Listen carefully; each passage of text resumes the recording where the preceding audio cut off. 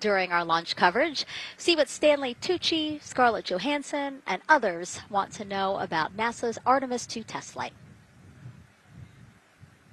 Plus the surprise of a lifetime as kids marveled at the rocket and spacecraft rolling to the launch pad.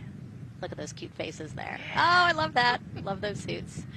And we'll show you how the astronauts will eat, sleep, and go to the bathroom while in space. Keep in mind, the Orion spacecraft is about the size of a 6-person tent. Yeah, not super big, but, you know, it's 10 days with your 3 best friends, so I think it's manageable for sure. But, you know, every ounce counts when you're trying to get to the moon. And as we continue to look into the suit-up room here, a fist pump for some of the folks in the crowd there by Victor. Why don't we take a look around the center here? We know that there are some folks who are already getting ready to check out the team here as they drive across KSC to their launch pad. Look at that. Oh, that's so awesome. That's a great crowd. They're waiting there in front of the vehicle assembly building. So actually, they're just down the road from us. This is a good crowd, as Nicole said. Oh, there they are. They just got their cue. Oh, now? Let me wave now. Oh, yeah, they are excited. That's amazing. So all of these folks, content creators that are getting behind-the-scenes access as part of NASA's NASA social experience here. So as you can see, very excited. The crew will get into their convoy and drive past them here pretty shortly. Yeah, what an amazing way to share the Artemis story, right? By inviting these social media experts out to share the story as they drive by. All right, again, let's take a look at the clock. 4 hours, 58 minutes and counting from the opening of today's 2-hour launch window. So why don't we check back in with Daryl with the launch team. Megan and Nicole, and inside Fire Room 1, I'm listening to Launch Director Charlie Blackwell Thompson greet the Ascent crew who just came on console over there at Johnson Space Center. So good to have the mission control team jumping on with us. So far, the launch team here in the firing room has had a really good morning. Really smooth tanking that kicked off at 7:30 a.m. this morning. They got to all stages replenish just before 1 o'clock p.m. Eastern time, and it was an incredibly smooth tanking. That's great as we look here watching the crew and also with an eye on the rocket. Weather, of course, we've talked a little bit about that. It's favorable overall, 80% go for our 2-hour window between 6:24 p.m. and 8:24 p.m.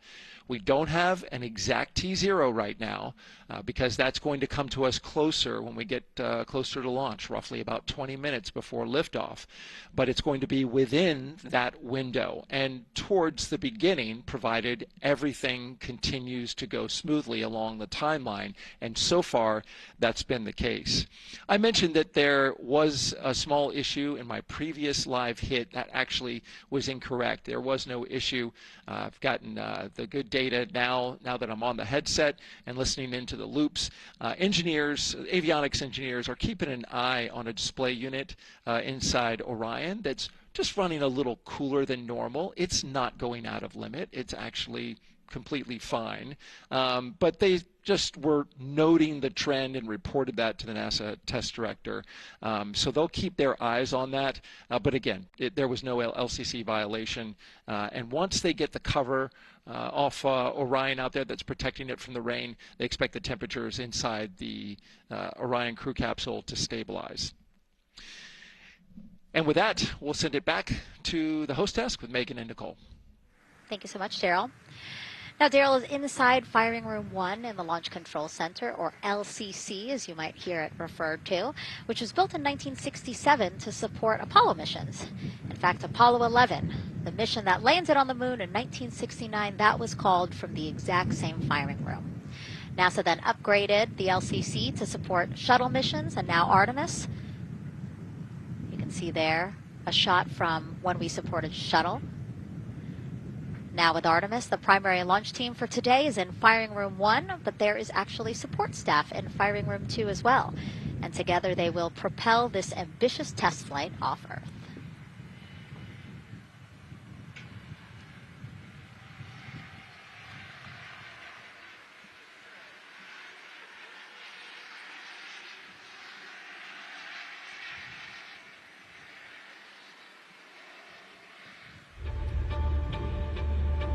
We're going back to the moon because it's the next step in our journey to Mars. We need to go explore the moon. There's vast regions of unexplored areas with the coldest, darkest places in our solar system.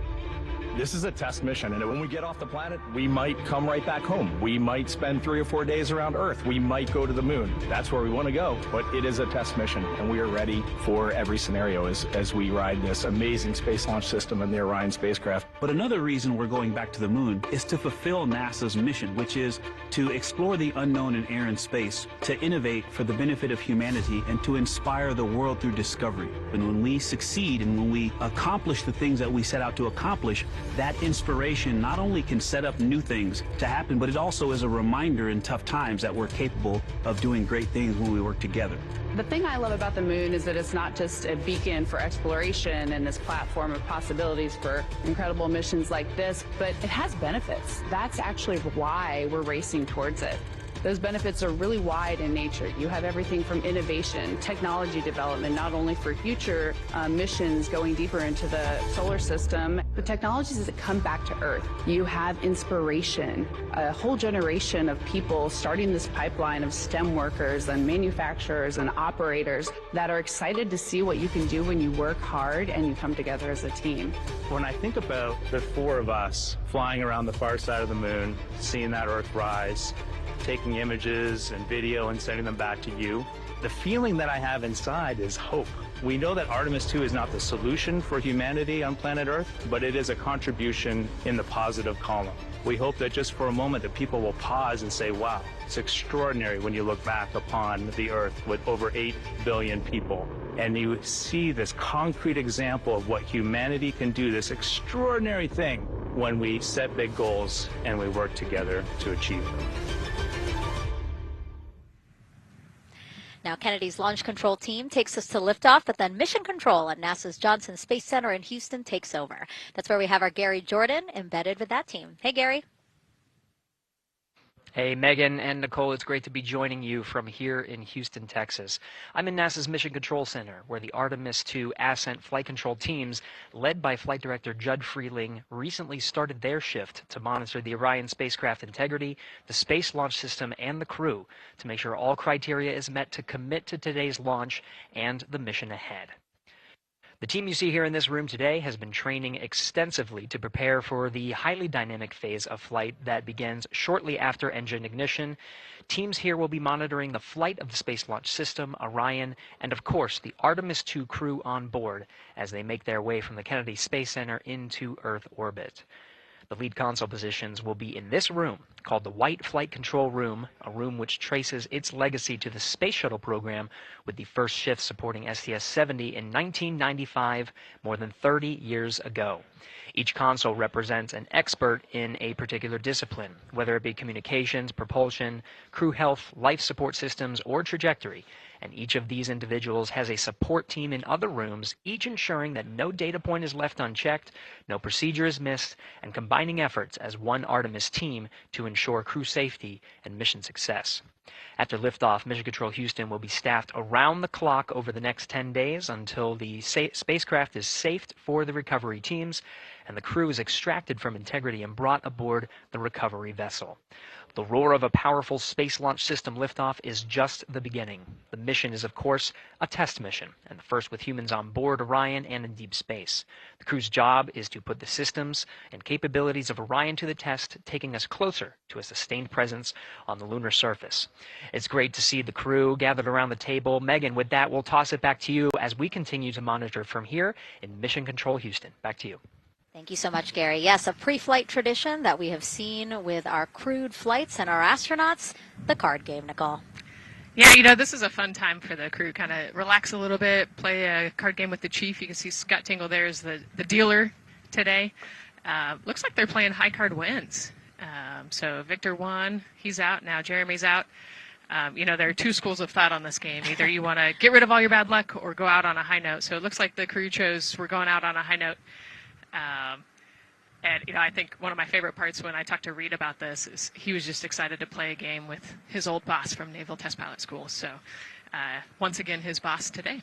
Yeah, and I love this part of the tradition because this is when, again, you usually see them like, yeah, laughing, but very focused still. But when they get to this table, laughs, high fives, smiles, just really a brief moment of levity in what can be and will be a very long day for them. Yes, you know, it's a long day. There's a lot of preparation that goes in today, and so they're just, I think, at least for us, it was a nice brief moment of some relaxation, a couple laughs, you know, a moment to take a few deep breaths and reflect on the mission ahead, and then, you know, get some high fives as well. And so with their bad luck dispelled, some good luck from Scott Tingle, it seemed like there, right? Yes, definitely. It's actually a really fun tradition. You know, I think that card game is more steeped in tradition than anything else. Every crew has played that same card game.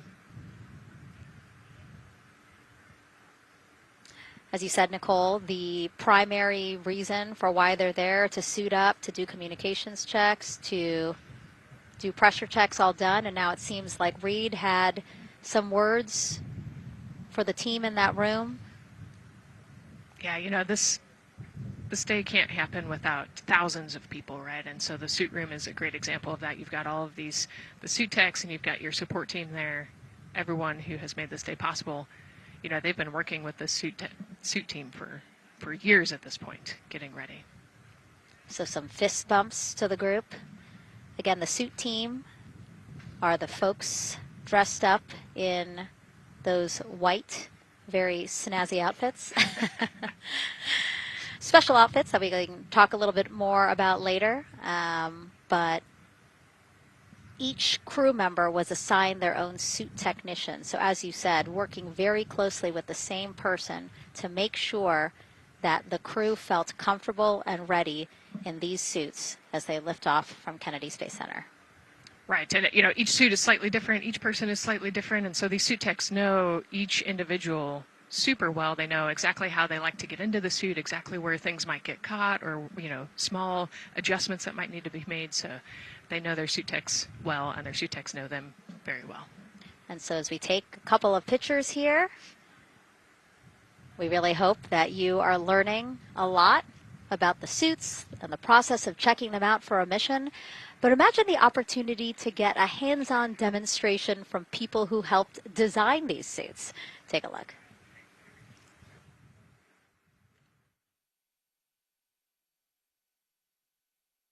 Does anyone want to try on one of the gloves? I love showing the kids the suit. I love how excited they get about space.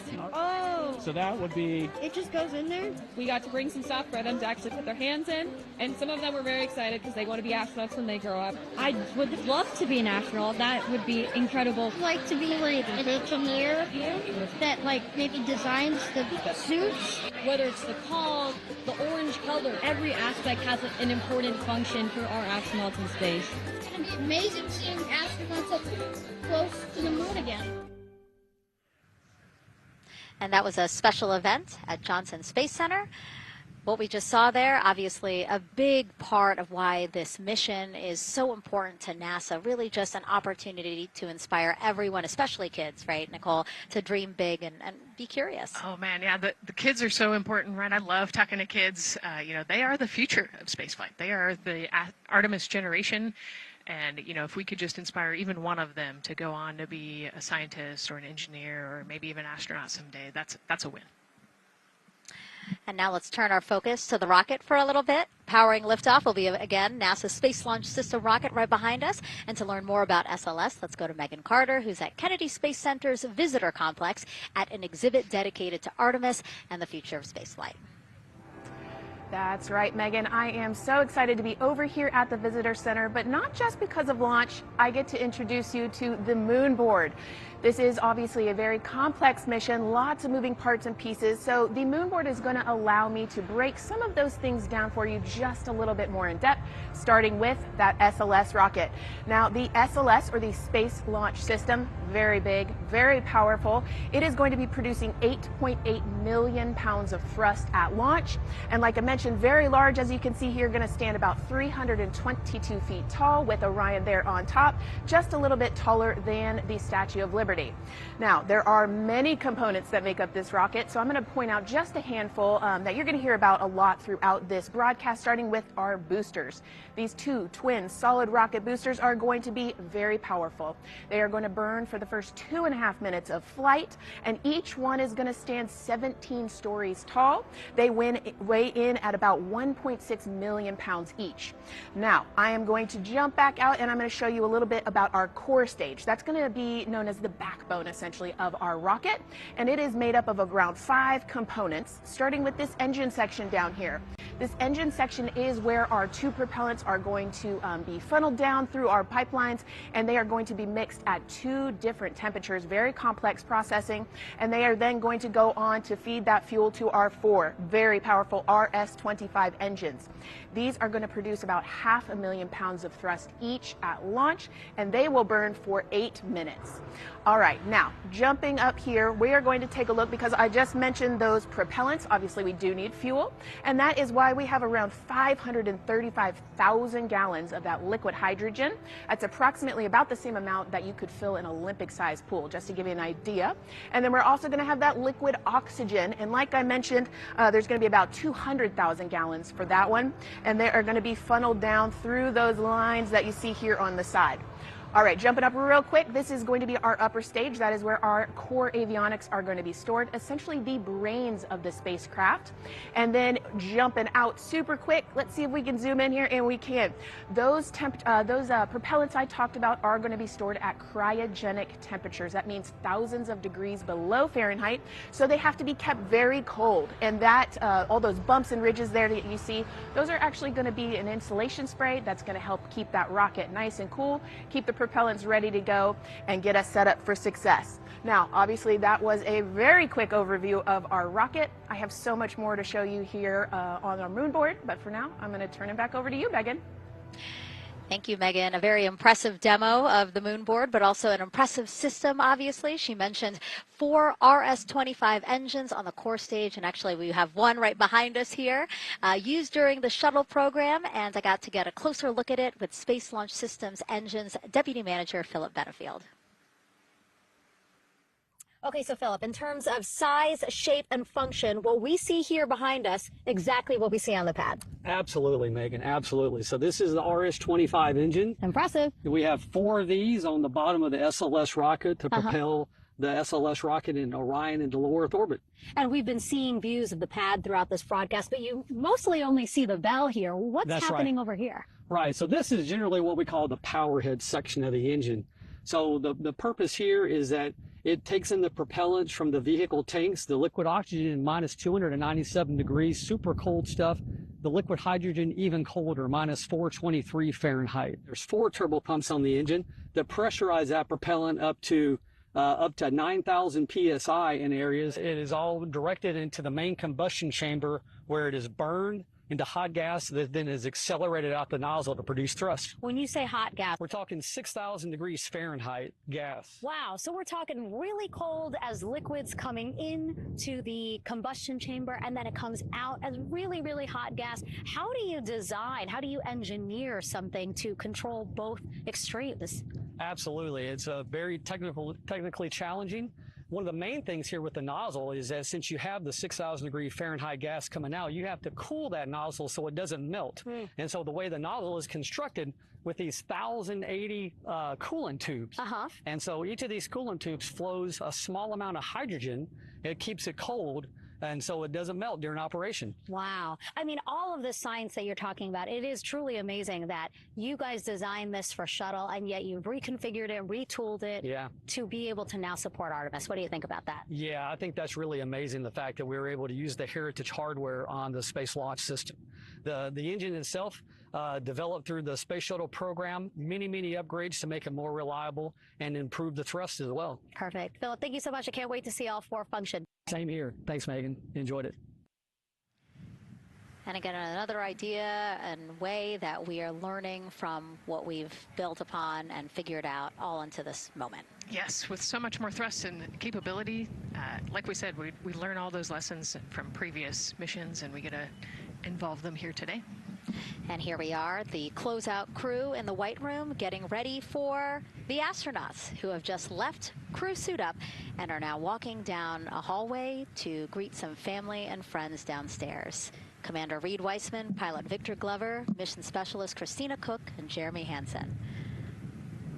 Looking excited, ready. Now in that elevator to take them 3 floors down. Thumbs up, one more photo, one more photo. Oh, nope, a couple more people in that elevator.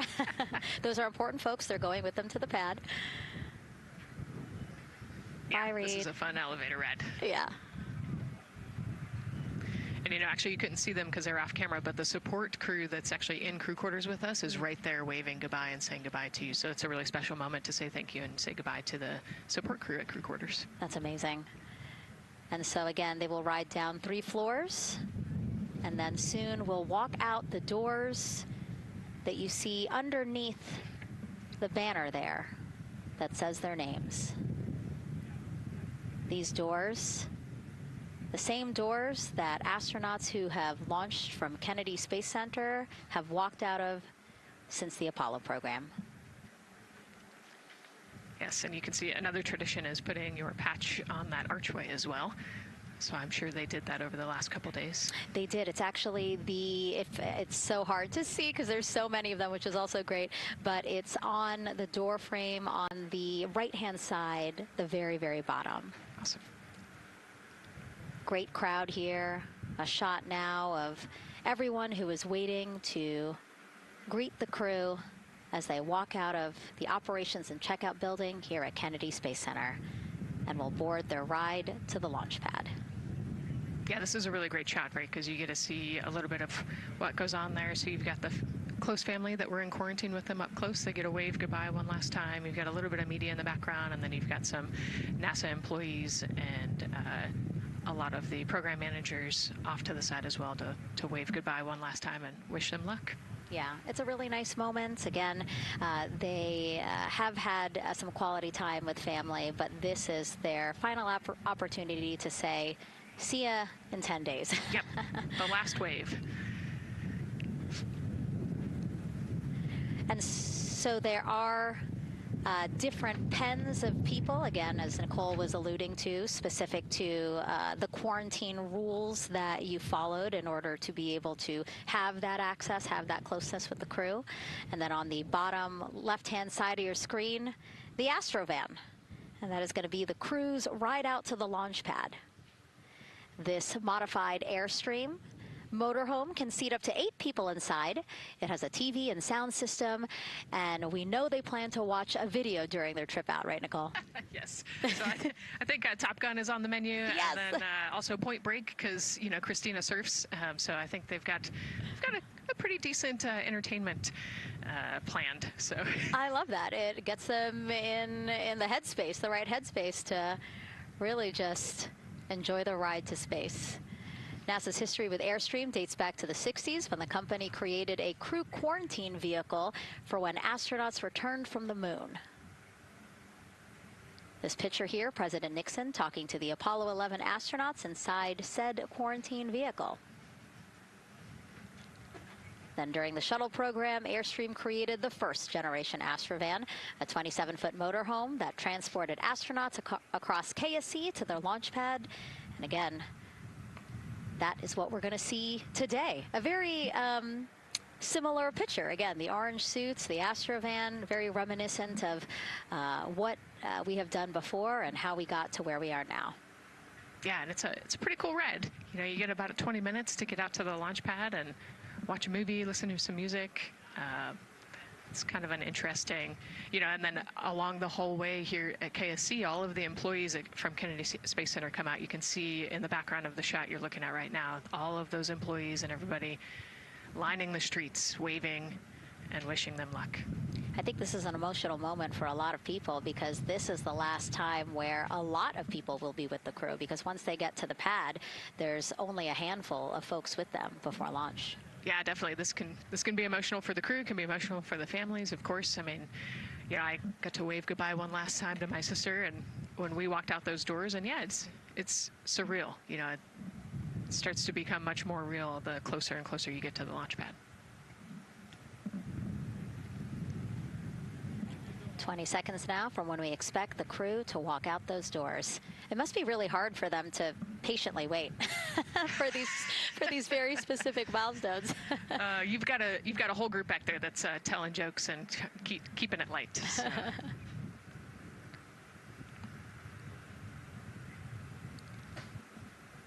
And here they are, NASA's Artemis II crew.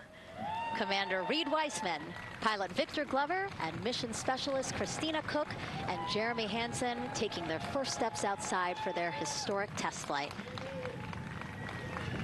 To a wonderful applause from the crowd. They're looking really excited. Some and big really smiles. Ready. I love that. Out here. It's a great day for us. It's a great day for this team. A few words from Reed. Great day for us, the team, he said. Thumbs up, more thumbs up. Of course, a lot of pictures. We hear some camera shutter clicks back there. I love the energy of this crowd. Let's go. And so now the crew walking over to each of their pens. The first people closest to them, of course, their family members who got to quarantine with them, correct? Yes. Yeah, so the ones that are close and waving, those are the immediate family, so spouses, partners, kids. And we're trying to give them some privacy so that they can have their conversations with their family members. Christina there, she has her husband. Victor has 4 daughters and his wife, they're there. Reed, his 2 daughters are there. And then Jeremy, his wife, 2 daughters and a son. You know, when you were standing in their shoes, Nicole, when you flew for Crew 10, what were you kind of talking about? Like, did you really think about this moment and what you might want to say? You know, they've all already done their real goodbyes, you know, in person. And so this is more just kind of, again, that last chance to wave, last chance to get one smile. You know, you see Christina there smiling. So this felt much less heavy and just, you know, waving and maybe cracking a joke or something, saying hi. So this was a really, really great moment for our crew. Reed's 2 daughters there. Reed spoke about when he told them that he was selected to be the Artemis II commander. And he said he was worried. He's a single dad, didn't know how they would react. And actually, he said he was overwhelmed by their support. He woke up the next morning with cupcakes baked by one of the daughters, moon cupcakes. Yes, I love this story. Moon cupcakes the next morning. Like, how awesome is that, right? Everybody needs their support system, and clearly he has that in his daughters. Christina said she took a bike ride with her husband and wanted to tell him when the moon rose, but that it was too foggy. But she said he was still very excited and happy for her. Yeah, the moon's still out there. A close-up now of, again, Commander Reed Weissman and Mission Specialist Christina Cook. To the right of your screen, as we pan left, we have pilot Victor Glover.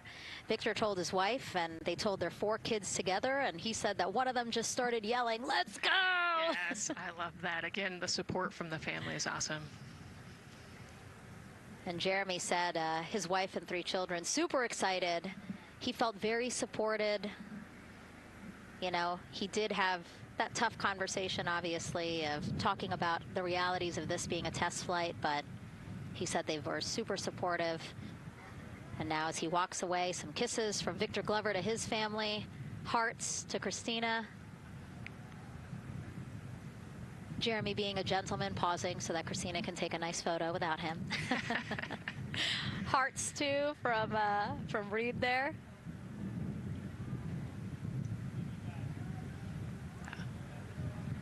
Hearing Victor saying, "Love you guys." Saying that to some of his crew members there. Woody. Some more applause from the group. Quick wave to some of the NASA program managers, and I think Norm Knight's out there, the FOD Flight Operations Director.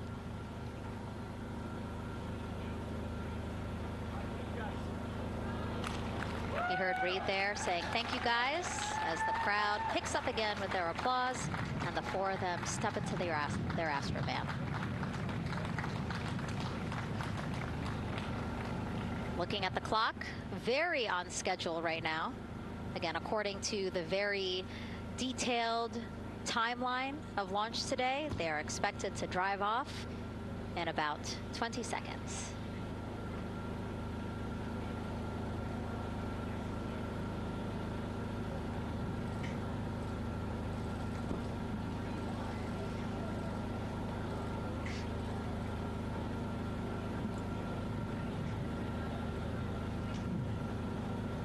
So far, we're marching toward the launch smoothly.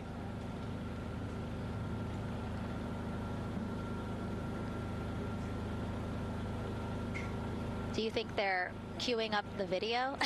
Definitely. And that's why they haven't left yet?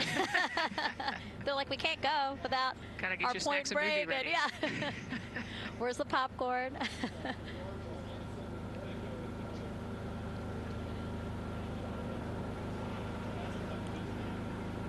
Again, good on the timeline. Of course, they do have these very specific milestones, but this is not one that has to be completely stuck to the second and the minute. Yeah, we will make up that time easily. They will get a full security escorted ride out to the launch pad. It's a quick trip, 15, 20 minutes.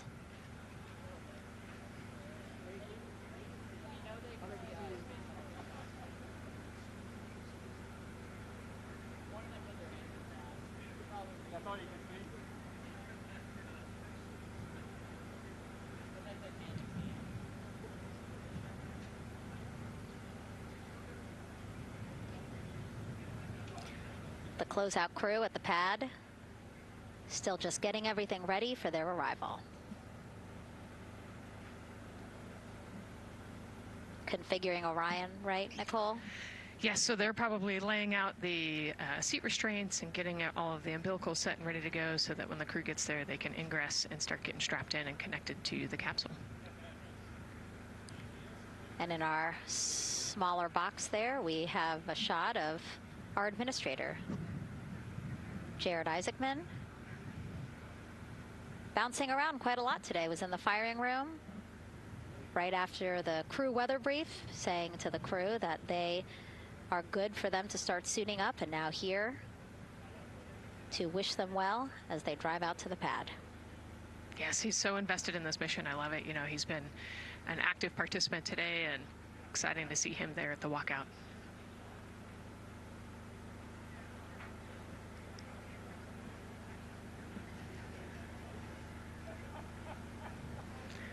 So in the van, they're probably getting hooked up to the portable cooling systems as well. So that would be my guess on the slight delay here, making sure everybody's situated, connected to cooling, and ready to go before they take off. Right, because the orange boxes, we didn't talk about it when we were in the suit-up room, but if anybody noticed, there are these orange boxes, and that's what provides the cooling to those thermal garments. And so those boxes have been staged inside of the Astrovan so that once they got there, they can connect up again so that they're cool and comfortable on the way out. Right, so they were off cooling from the walkout, you know, said hello to their families and the 80-degree weather here in Florida today. So it can get really warm in the suit quickly if you're not careful. So you want to make sure everybody's comfortable before we drive off. And then when they get to the pad, of course, and strapped into Orion, then they don't have any need for those cooling boxes anymore. They will get that cooling through Orion, through the different lines and umbilicals that they'll be connecting to there. Yep, that's exactly right. The Orion capsule and its environmental control system will take over once they're connected to the umbilical.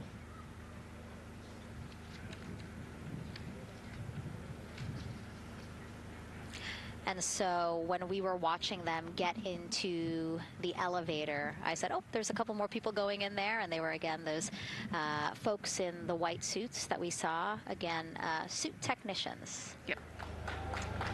And there they go. And off they go. Reed, Victor, Christina, and Jeremy now on their way to launch pad 39B, where they will fly to the moon, something no human has done in over 50 years. They may also set a new record as the farthest humans have ever been from Earth, a record set by the Apollo 13 crew almost 56 years ago today. We still hear cheers as they drive away from the operations and checkout building here at Kennedy Space Center. Now, while the crew make their way to the pad, let's get to know each of them even better. First, Commander Reed Wiseman. The moon, to me, it's the thing that connects me together with all the other humans in my life. I remember being a little kid lying in bed at night and just looking out at the moon in whatever phase it was in, and I was thinking, man, my friends that live like 20 miles away, they can probably look out and see that same exact moon. And then when I was in the Navy and I would look out at the moon and I'd be halfway around the planet, and I would think, man, my brother can see that moon where he is, and he's halfway around the planet from where I am. To me, it's a connection of life on Earth. We can all look up and see that moon, and it's always changing. The moon is never the same 2 days in a row. I love that. My name is Reed Wiseman. I'm the commander of NASA's Artemis II mission around the moon. I grew up in a little town just north of Baltimore, Maryland, about 20 miles north of the city. There was a National Guard base nearby my house, and there were A-10 aircraft that would fly over every now and then. I just would look up at them and be like, man, I want to be up there. I want to go do that. And then my brother went to the Naval Academy, and I would go every year and watch the Blue Angels fly during commencement, and that just started to grow and grow and grow. For a while, I wanted to join the Air Force, and then I realized Navy flies as well, and they fly from ships in the middle of the ocean, and that was it. Like, done deal for me. That is exactly what I wanted to do for my career. Flying is freedom to me, especially when you're in a jet aircraft coming off of an aircraft carrier in the middle of the Pacific Ocean. Nearest land is over 1,500 miles away. So when you come off of that aircraft carrier, you are truly just alone with yourself out there. It is a magical experience to be out there all by yourself in an aircraft over the Pacific. It's free. I think anybody who accomplishes something that they set their mind out to, there's no one thing that does it for them. It's a combination of everything. I mean, the way my parents raised me, the way my brother and I, the way our relationship developed over time, my friends, being in the marching band, going to college, setting my own course, learning how to live on my own, being mentored along the way, being, kept on the path to success, but being given the freedom to, make excursions and fail every now and then and regroup and carry on. I think all those things come together in the end to get you where you are. I've had to overcome, I'm a human being. I've had to overcome a lot of fears. I'm pretty scared of heights. I joked about that on the International Space Station, but it turns out I'm only scared like at the edge of a building. When you're up on the International Space Station, even though you're 250 miles up, I never had that feeling of falling or that I was, at risk up there. I just kind of loved the feeling of floating and looking down at Earth. There have been challenges all throughout my life. By far, the biggest challenge was losing my wife in 2020 to cancer and now raising two daughters who are grown up now, but that's been the biggest challenge by far I've ever had to face. It is not easy. Being an only parent, trying to work a full-time job, and raising two kids is something that I think about every single day. I'm very proud of the work I've done. I haven't always done it well, but I've always shown up and tried as hard as I possibly can. And now Artemis II pilot Victor Glover and his journey to this history-making moment. I do wonder what it's going to be like when we are really far from Earth and can see it. The sensation of being so far away from everything that you know. I had that sensation on the space station the first time I got to sit in the cupola for a really long time. So I can only imagine what that's going to be like from 200,000 plus miles away. My name is Victor Glover, and I'm the pilot for NASA's Artemis II mission around the moon. When I was in 4th grade, I was 10 years old, and that's when the Challenger accident happened. And it helped me understand how the general public felt about the astronaut corps, right? Like, these are the people that we want to be, and that just gave me an easy thing to strive toward. The biggest fear that I've had to overcome in my life is doubting myself.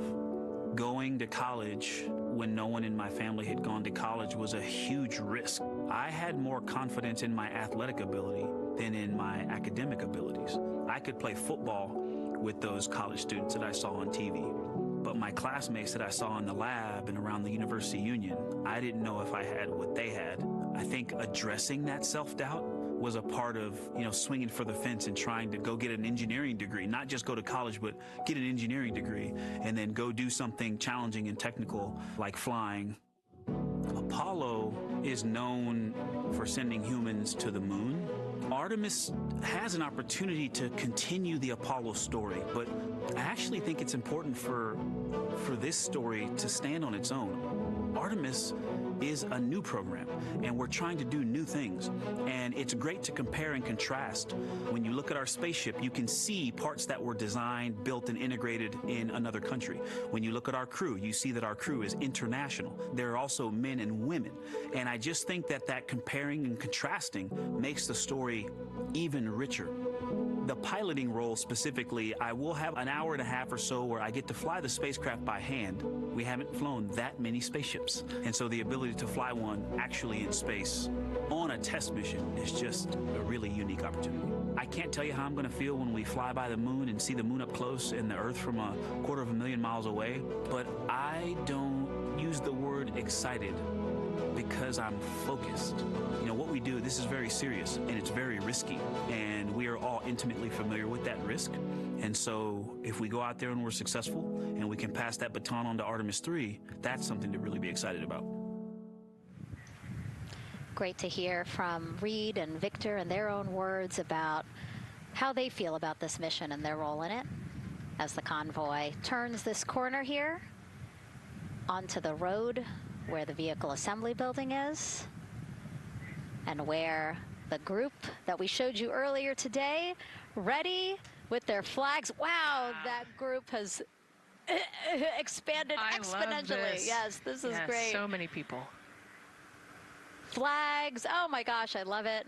Oh, this must feel so special to the crew to see all of these people here to wish them well. Yes, this is heartwarming. Look at how many people there are. Everyone is so excited about this mission. Signs, people have made signs. I feel like the Astrovan has slowed down a little bit, you know, to really take in the moment. Wow. That's amazing there. Again, crowds continue going as we are now passing the historic vehicle assembly building. This is where the Space Launch System rocket was assembled and stacked with Orion. Its history, of course, goes back to the Apollo days, but today it is home to the Artemis missions to the moon and beyond. Gosh, still people lining the route. Yep. I love that. I do too. It leaves me kind of speechless, you know, just to see all the support, all of the people who want to know that they're thinking of them, they're with them, and the fact that this crew specifically has always said we are going for all by all. This must be really special to them. Yes, and that's just here on Kennedy Space Center. Imagine the rest of Florida right now. Yep. Mission Specialist Christina Cook, who holds the record for the most consecutive days in space by a woman. Let's take a look at what she has to say about this mission. I tell a story, which is one that my dad told me before the Apollo missions when he was just a very little boy. He was looking up at the moon with his mom, and his mom said to him, "Don't worry, Ronnie, we'll never get there." Fast forward maybe 70 years later, it's his daughter that's actually going there. And I think that long arc is something that we can all learn from. The idea that the seemingly impossible becomes possible if you just believe in it and are willing to work hard and come together to achieve it. My name is Christina Cook, and I'm a mission specialist for NASA's Artemis II mission around the moon. When I look back at my dreams as a kid, I definitely never thought I would actually get here. I was very pragmatic. Even though I'm a dreamer, I knew that the odds were way against me again, so I might as well do something I'm loving in the meantime. I definitely loved science and math in school and, you know, did pretty well in those things, but I also loved being active. I was always outside. I loved things that made me feel small. I loved looking at the night sky, oftentimes between the pine tree branches, or I loved the ocean. North Carolina also has mountains, and when we go there, I just loved the vastness of all of those things. I loved how they made me feel and what they made me think about, and the vastness of the universe and how much out there was to learn. I'm drawn to exploring. I'm drawn to challenges that involve both mental and physical, and I'd much rather be solving problems wearing a whole lot of equipment and in a harsh environment, and that's just something I've carried with me ever since I was a kid. Thinking about the fears or challenges that I've had to overcome, there are just so many. I mean, basically, it's just been, that has been the journey. I always say to people, do what scares you, and that means I have to follow my own advice. So doing what scares me meant Getting on a plane and going to the Antarctic, getting on a plane and going to study abroad in Ghana, applying to become an astronaut, opening the EVA hatch in the airlock and going out of it into the darkness, strapping myself onto a rocket. And so for me, I think that no matter what the challenge, recognizing that if people believe in you and you believe they believe in you, the challenges seem always a little bit easier. To me, the moon, it represents history. It is a witness plate. Everything that's ever happened to the moon is still written on the moon. Every single person has looked at the moon their entire lives. We see the same moon. That's something really special. It's just the epitome of a symbol of something that's in each of our hearts, but that's also represents exploration and reaching.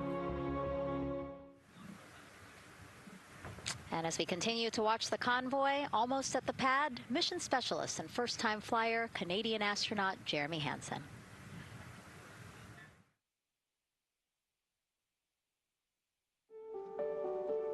I have this very distinct memory of seeing an image of an astronaut standing on the moon. It's burnt in my brain because I went back to it so many times in my childhood, and I would look at that image, and I know it had a huge impact on me that humans had walked on the moon. My name is Colonel Jeremy Hansen. I'm an astronaut with the Canadian Space Agency, and I'm a mission specialist on NASA's Artemis II mission around the moon. My elementary school years, I grew up on a farm outside of London, Ontario. I spent as much time as I could with my dad on the farm. I learned the value of hard work, for example. If I wanted to go to work with Dad, it was going to be a long day, and I was going to have to not complain, or I wasn't going to get to go the next day. I had a treehouse. I had a vivid imagination. And I changed my treehouse into a spaceship. I made all these dials and controls. I had circuit breakers for switches that I found in the barn. And I was exploring space in my imagination. The most important thing I did to get to where I wanted to go in life, which was flying fighter jets and eventually becoming an astronaut, is I shared those desires with other people. And it turns out, just like you don't go to the moon on your own, if you could, I would have done it a long time ago in my treehouse as a kid. You have to go as a team. I think the biggest impediment to achieving my goals was, of course, myself. And I think that's a common human experience. There are many times where just little things would get in my way, and my immediate interpretation of that was, well, now that goal's out the window. You know, people must have lifted me back up, and somewhere in the back of my head, that persistence came through. And I think that's a common human experience, to doubt ourselves. I've come to this, I guess, realization that I believe that we all have gifts to contribute, and the goal is to figure out how to use your energy towards adding positively to humanity's existence on this planet. But I love it when humanity sets big goals, like sending humans to the surface of the moon with an eye to eventually going to Mars, because when we do that, we can bring together genius from not just even in one country, but around the world. I've also learned from my indigenous mentors that they refer to the moon as Grandmother Moon. So you've probably heard of Mother Earth. They use Grandmother Moon because Grandmother Moon is responsible for the water in their community, just like the moon moves the water around the planet, affects the tides. And I think that's a really beautiful thing for us as we go back to the moon, to think about all the different cultures around the world and how they view the moon differently. And that's really neat because we all share that same moon in the night sky. What's really neat, too, was that drive to the launch pad, that point of view to see what the crew is seeing as well, as their Astrovan rides up the pad slope and are now on the surface, about to walk up to their vehicle. Yeah, you know, we talked about how tall this rocket is earlier. Wow. Look at that. Yeah, look at that point of view, yeah.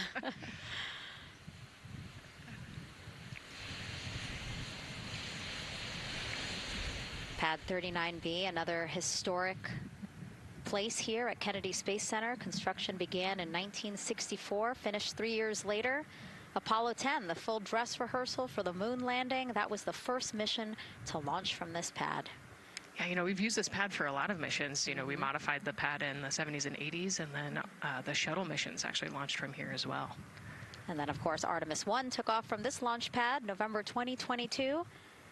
And now here we are about to see the Artemis II crew get out of the Astrovan and make their way up the mobile launcher to the 274-foot level, where they will embark on their first crewed test flight of the Artemis program. You know, I think that button in the elevator actually says space. When It you does? hit it. Yeah. Really? At least on 39 Alpha it does. So I imagine it says something similar here. Again, let's take a look at the clock as we wait for the crew to get out. 4 hours, 10 minutes and counting until the top of our 2-hour launch window today. Let's head back across the street to Daryl, who's following the launch team every step of the way. All right, thank you, Megan and Nicole. And here inside Firing Room 1, we had a nice moment. The launch director, Charlie Blackwell-Thompson, NASA's first female launch director, standing up from her console, taking her cell phone and snapping photos as the Artemis II crew that she had just given the go to leave the astronaut crew quarters, driving by and, of course, going up the causeway until they got there to the pad. And now we see them coming out of the Astro van there and getting ready to ascend the launch tower. Well, we got a weather brief before they went out to the pad, and of course LWO gave a go. There could be some rain out there at the pad. It's already rained out there already. If you're in the area and you're watching right now, well, certainly you know that there's some rain in the area. There's going to be spotty showers that are going to be coming ashore here, and we expect that throughout our rest of our countdown. But we also are getting forecasts that there'll be some clearing as we get closer to our launch window. Big wave from Reed Wiseman there, and a thumbs up as the crew goes into the elevator to ascend the launch tower to go up to the level where they'll walk across the crew access arm and get into the white room. One of the things that you're going to start to hear now is from the crew themselves. We're going to be airing the Orion to Earth loop, which is the communications that's going between that crew and the launch team here as they walk them through configuring their various consoles as well as getting ready. A nice moment here, and I'll just pause to just look and see as the crew walks across the zero deck, as they call it, which is the deck that's right there even with the engines, and they're taking a moment to go over there and stand up and gaze up at the 322-foot tall SLS rocket. This was part of the plan for the Artemis II crew, and potentially a rocket that could help them make history to go farther from Earth than any crew has before. The farthest distance from Earth when they launch will be roughly around 248,000 statute miles.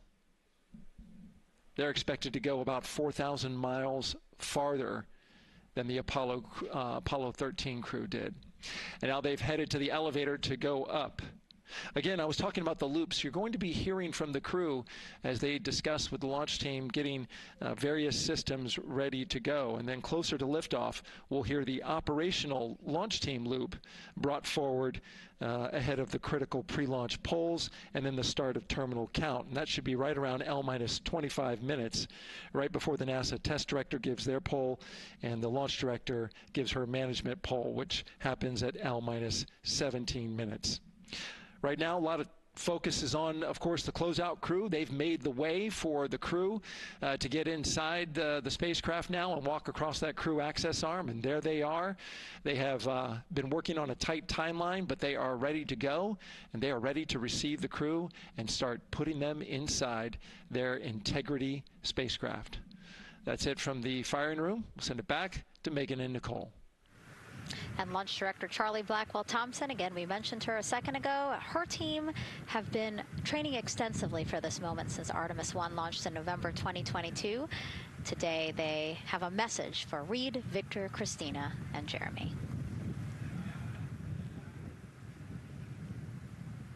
Today, you carry the work of thousands and the hopes of millions.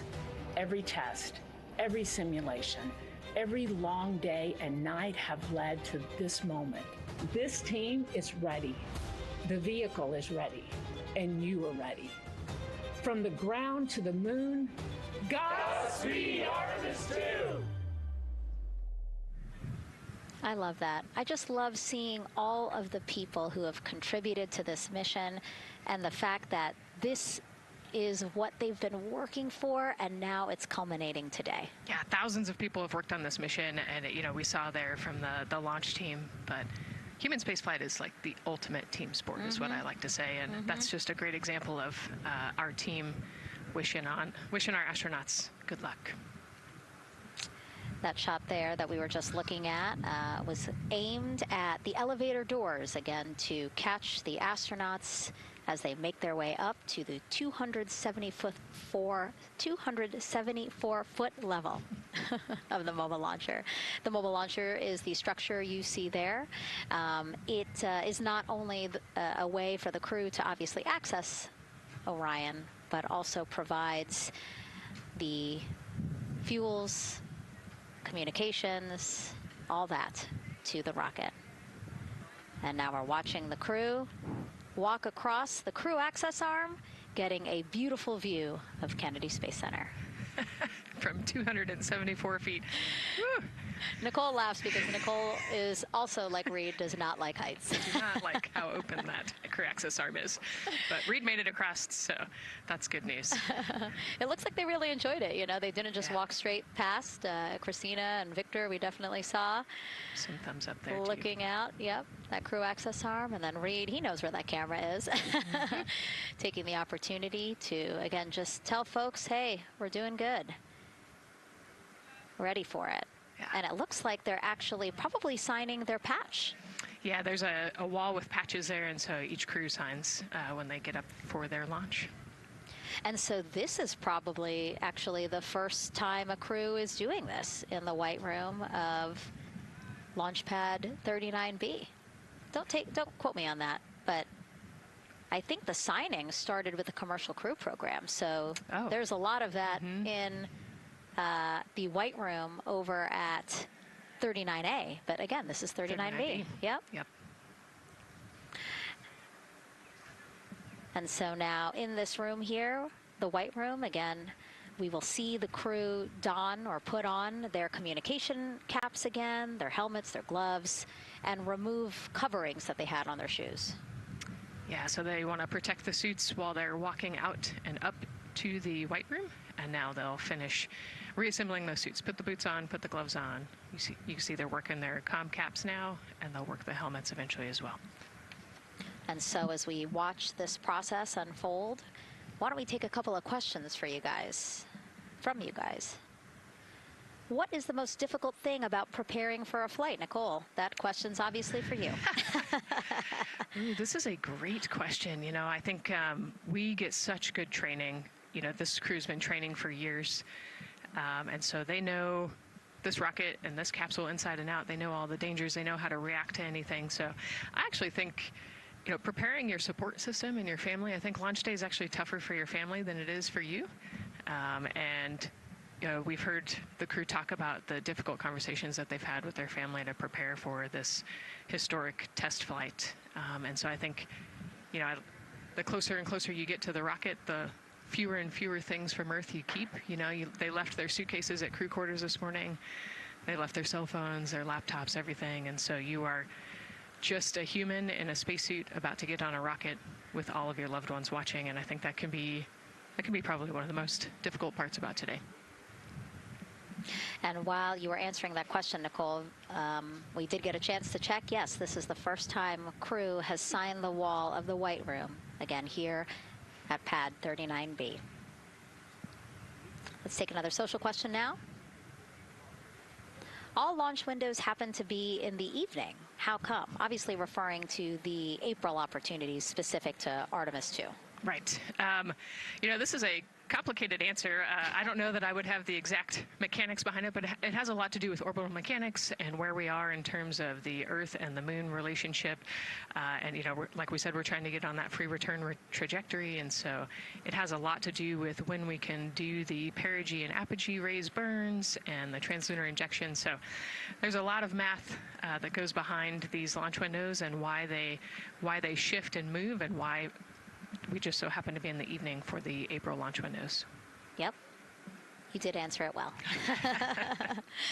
All right. And before we asked you guys a question. Who would you take to the moon with you? Would that be a bestie, a pet, family member, or seasoned astronaut? Overwhelmingly seasoned astronaut. So Nicole, you and I are going to the moon. Was that your answer as well? That was totally my answer. Again, like I thought my husband would not like that answer because he'd want to come along too. But I think if asked, he would also say seasoned astronaut. So that's fair. Yeah, like we said, there's a lot of training that goes behind it. These guys can react to anything that comes their way, and so yeah, if you don't have all that training, maybe you do want someone that's a little bit more experienced. Yep. So correct answer, everyone. And now we have another question for you. What do you want to know about living in Orion?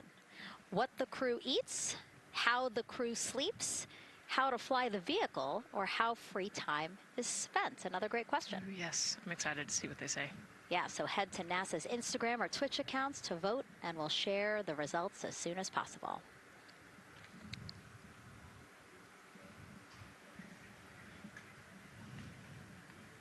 And while you're doing that, remember to also sign up to be a virtual guest for this mission.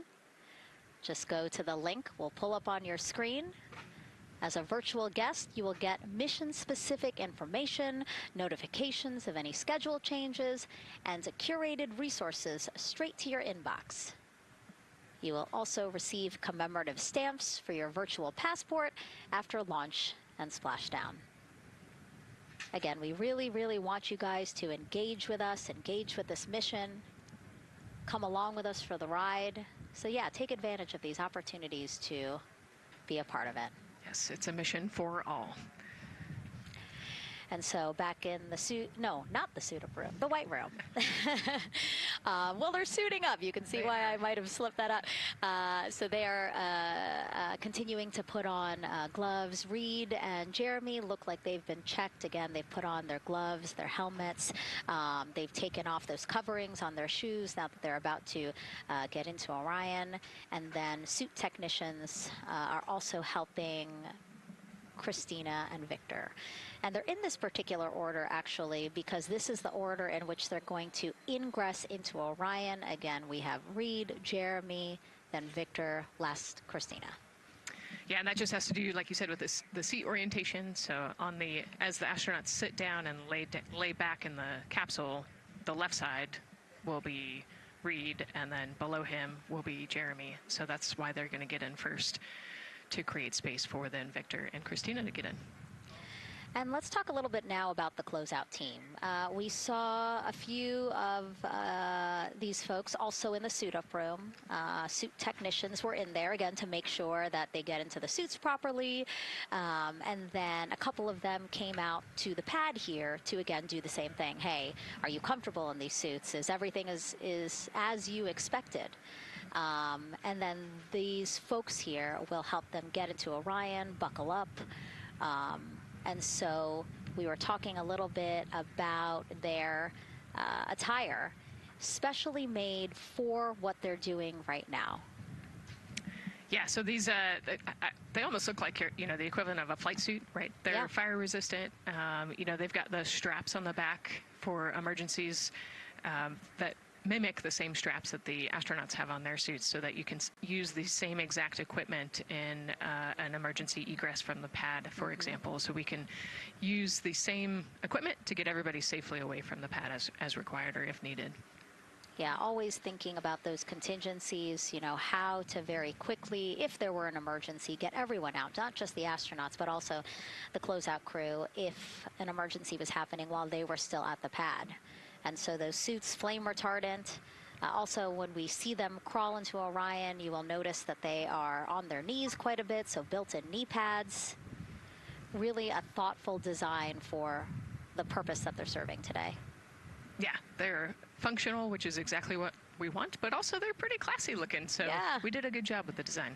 I was going to say, they actually look like, the outfits that car racers wear, right? Yeah. And then when I said that to the lead of the closeout crew, he's #1 if we do see him, Taylor Hose, he said, well, actually, we are kind of like a pit crew, like they're very quickly moving through the operations so that not a lot of time, not more time is spent at the pad than is needed, because this is a fully fueled rocket, Nicole.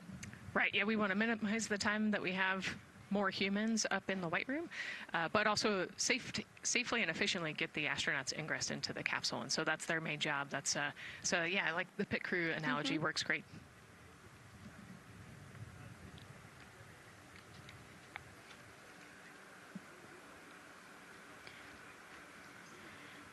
And so, Nicole, as we get ready to see them ingress, I know you'll be, again, an invaluable source as we talk through this part of the launch countdown, because you've been inside a mock-up of the Orion spacecraft. And I know that because you texted me a photo that you took, this selfie in the mock-up, and little did you know I was going to put it in this broadcast. Yeah, this was actually a really wonderful opportunity. Last week, our flight control team at Johnson Space Center hosted an open house of the Orion mock-up there in the space vehicle mock-up facility. And so I got to spend some time in the capsule with some of the flight controllers who are actually sitting on console right now and talk to them about everything inside the mock-up. So you can see I've got a bump cap on. It's like a small hard hat. There are a lot of, metal corners and things, and we are still squishy humans at the end of the day. And so they want you to be careful while you're moving around in there. But I got to see, how the crew will ingress. I got to look at the umbilical and the seat straps, and I got to see, the emergency equipment and the stowage and the toilet. I got to see it all. Got to talk about everything. It was pretty cool. It was a really great time. Michael and Bruce were great with me. They answered all of my questions. Yeah, because it's really good to be able to give that perspective because, and as you guys will see, yes, we do have cameras inside Orion and we'll of course take you in, but it doesn't give you a true feeling or idea of how big the space is, how things are configured. Again, like when we see them go in, they're actually on their backs. Yep. So, again, it's just hard to really get a sense of the inside there, but Nicole is going to really help walk us through that. Yeah, you said they're on their backs, and, you have to somehow get there, and so they're actually going to almost barrel roll onto their shoulder to get onto their backs and their feet up on those leg rests. Actually, Andre's holding on to right there. You can see Andre number 2's inside getting everything ready for them.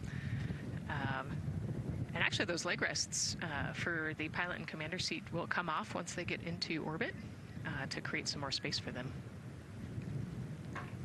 And it looks like we're getting ready to ingress here. Yep, thumbs up from Reed. Everybody configured with their suits, and so in we go. They actually get inside by walking backwards. That's the easiest way to get in, right, Nicole? Yeah, so he will step down right over the flywheel or the exercise equipment that they've got in there. We'll talk to that in a second. And then you actually step down right on top of the toilet area backwards. You can see him going now. Oh, and he's already turned around and walking in. You can see Dre's protecting his helmet and his visor there from all that metal. Yeah. It's a tight squeeze. But they've done this a lot, so Reed's already all the way across the capsule. Yeah, that was fast. Impressive, Reed. Impressive. That's why you're the commander. Oh, a heart there from Jeremy again. Yep, Canada. Yeah. Canada is about to get into Orion. And so you mentioned Dre. Why don't we talk a little bit about him? So that was NASA astronaut Andre Douglas. And he is actually one of the backup crew members for the Artemis II mission. He trained alongside the primary crew and will step in and if any of the 3 astronauts are unable to fly. Yeah, Dre's actually a classmate of mine, so fellow fly. Oh, yeah. Yeah, so we've worked very closely together. It's exciting to see him in this role. Yeah, Virginia native, selected as an astronaut candidate in December 2021. He completed his training in March 2024 and was subsequently named as the Artemis II backup crew member just months later in July. Before joining NASA, Andre worked at the Johns Hopkins University Applied Physics Laboratory, where he specialized in spacecraft systems engineering. His work focused on the systems that help spacecraft know where they are and how to get where they need to go. So obviously critical for missions to the moon. Yeah, he's a wicked smart guy. He's got like 15 degrees, I think, or something. Oh, my. So. And so now here we are back inside Orion, where the closeout crew, each one with either Reed or Jeremy. So it looks like Andre is with Reed. And this is a camera shot of behind Reed's head. So Reed, while Andre is buckling him in, it's a 5-point harness, Reed was configuring his control panel. Yeah, the displays. We're getting the displays ready so that they can monitor all of the systems and monitor the launch as they go. Christina there signing the wall.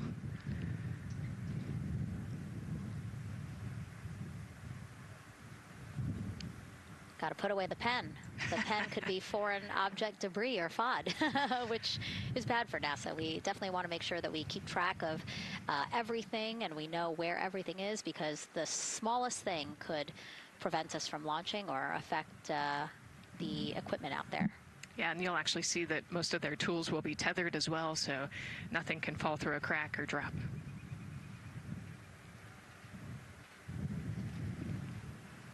And so as soon as Jeremy and Reed are good to go in their seats and connected to their communication umbilicals, as Daryl had said before, we will start hearing the loops, the audio mission loops, specifically Orion to Earth 1, which is the communication loop that the crew communicate on to the different teams supporting launch today.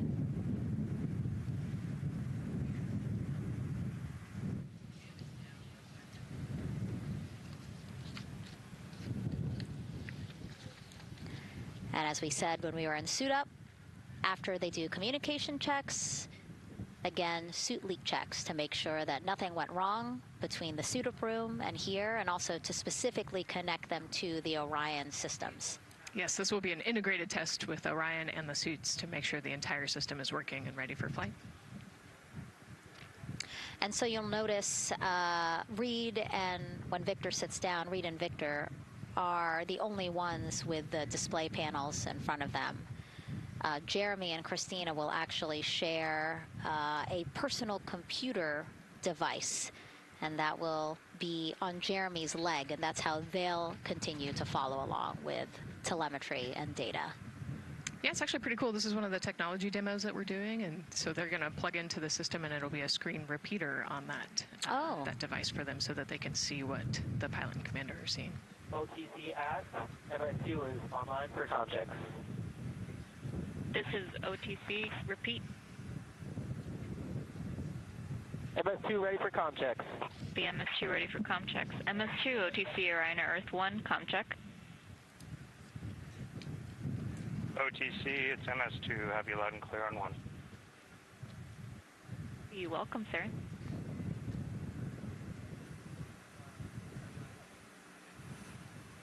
And so that was the Orion test conductor speaking with Jeremy Hansen, again, mission specialist 2 for this mission. So his communication check over, you heard him say 1, Orion to Earth 1, has been completed, a successful test.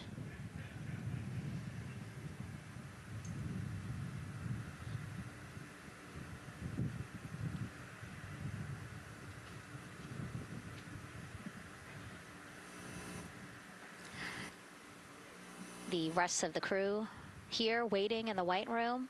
Again, as Nicole was saying, a little tight there for all of those folks. So Christina and Victor will wait until Reed and Jeremy are done getting buckled in. Yeah, I think 4 astronauts and 4 suit techs would be a tight fit in that capsule. Yeah, I mean, take a look at Bill. He's number 3 there, that the suit technician there. He is kneeling where Christina will be in order to get Jeremy situated.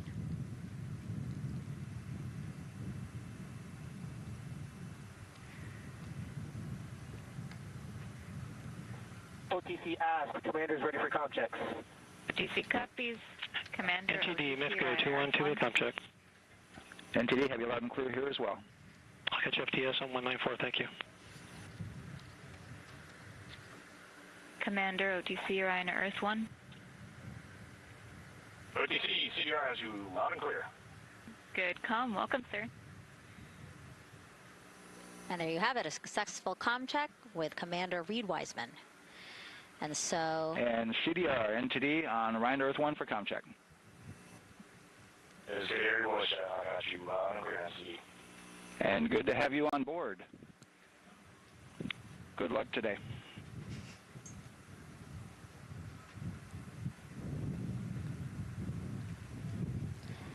And so now these two closeout crew members will finish up what they're doing here. Again, Nicole, walk us through what is happening here. They're connecting umbilicals, is what we said. Yeah, they're strapping them in, so they're getting their restraints connected. It's a 5-point harness with a quick release, and then they're connecting the umbilical, which has actually 4 different connections. So it's got the air in, air out, the water for cooling, and then the comm as well, the communication cable. So they're going to make sure that all of those connections are good to go, make sure the crew's receiving the cooling and the air, and then we heard the comm check as well. So they're just making sure the umbilical connection was good to go, getting them strapped in and ready, and then they will move on to Victor and Christina. And so while we wait for that to happen, why don't we get another check of the launch countdown milestones with Daryl and the launch team?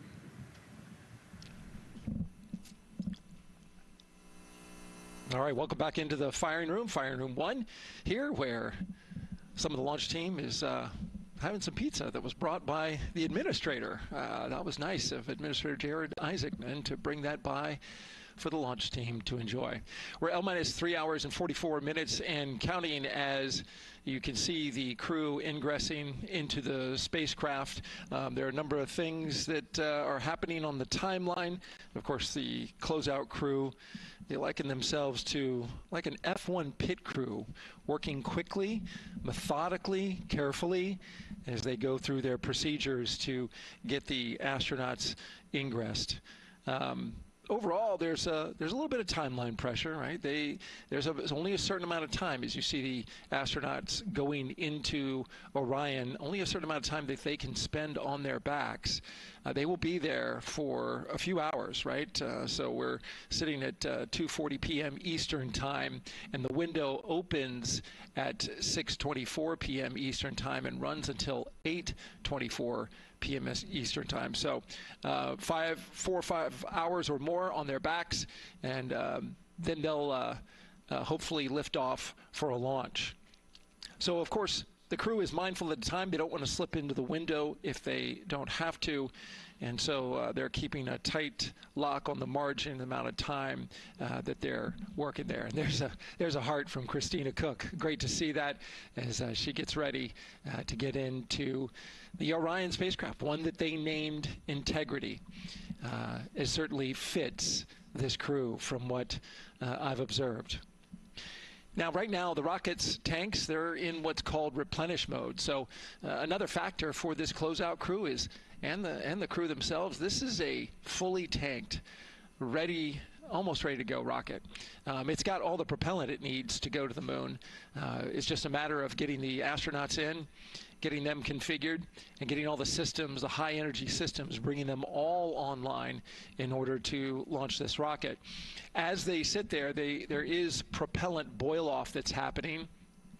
All tanks are at 100%, but the propellant, which is liquid oxygen and liquid hydrogen, those two propellants are minus 423 for hydrogen and minus 297 for the liquid oxygen. They are boiling right now. They've been boiling the entire time and they've been in the tank. And that is vented out, as you can see. When we look to a wider shot of the rocket, you can see the venting and the little wisp of clouds that are coming out from the top of the rocket in the middle part of the rocket. And that is because just like you boil water on your stove, those propellants are boiling. Of course, their boiling point is much lower than water, and so it doesn't take much for them to boil. But just as if you were to leave your pot of water on the stove and just leave it there, what would happen? Well, it would completely boil off, and all the water would be gone. Just basically turned into water vapor inside your house. Well, it's the same case here. So we are continually replenishing the rocket with propellant, liquid hydrogen and oxygen, running from those propellant lines that you see there going into the rocket. So that continues to go well. Overall look from the launch team here, this has been a very smooth countdown so far. The cryo tanking went exceptionally well. And the launch team is really in a good mood right now. Cautiously optimistic, understanding that with a system this complex, you can have something unexpected happen.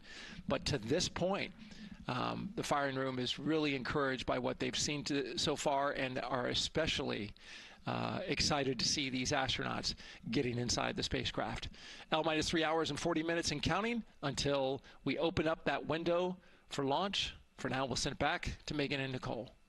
Thank you, Daryl. And, you know, he mentioned that the crew decided to name Orion Integrity, and it was not something they came to easily. You know, they really wanted to put in a lot of thought, and what they came down to is integrity is a value that NASA embodies, and also individually they felt like integrity is something that speaks powerfully to them. Yeah, and I think the other part of integrity, you know, it just represents the humility and the professionalism behind the entire team that built this rocket and got us here today. And so it's a fitting name for this capsule. Yeah, like I said, I think the crew said it took them a little bit to decide on what they wanted, but I think they made the perfect choice. I agree. And so as the countdown to launch continues, we are reminded that this is an agency-wide effort to make today's launch attempt possible. We invited people across our NASA family to wish our crew a safe journey. Go Team Artemis! Go Team Artemis! 3, 2, 1, blast off! Have a great flight. Godspeed. We'll get you around the moon and home. If I had a message for the crew, be safe, to have fun, to remember that we're all down here rooting for them. I want to wish my friend and former student, Victor Glover, and the entire Artemis team best wishes and a successful flight. Have fun. Take some really cool pictures. Can't wait to see you when you get back. From the Earth to Sky team, connecting NASA science to public lands, go Artemis. We will see you in the Pacific, and you can count on us being there. Greetings from NASA Langley's historic gantry facility, where Neil learned to land on the moon and Orion learned how to swim. We are with you all the way to splashdown. Let's go fly from the Orion Human Engineering team. Woo! Like a full moon, your future is bright. Have a safe journey from the multimedia team in Cleveland, Ohio. We hope to see you guys back safely in San Diego, maybe singing some karaoke. Yeah, right, maybe. He knows exactly what he wants to do. After he's like, yep, karaoke. I love that people submitted videos. You know, this is something that we actually asked as part of the broadcast. We were like, you know what, I think it'll be really fun. And the overwhelming amount of people who wanted to record something for the crew was really heartwarming.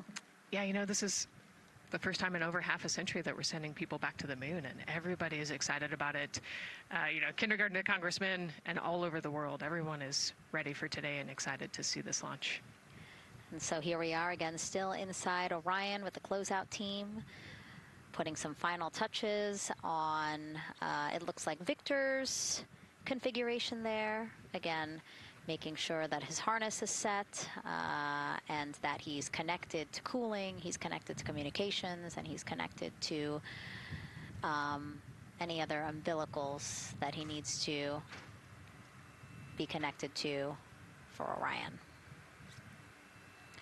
Again, we are sharing so much information with you, and we hope you find it educational and fun.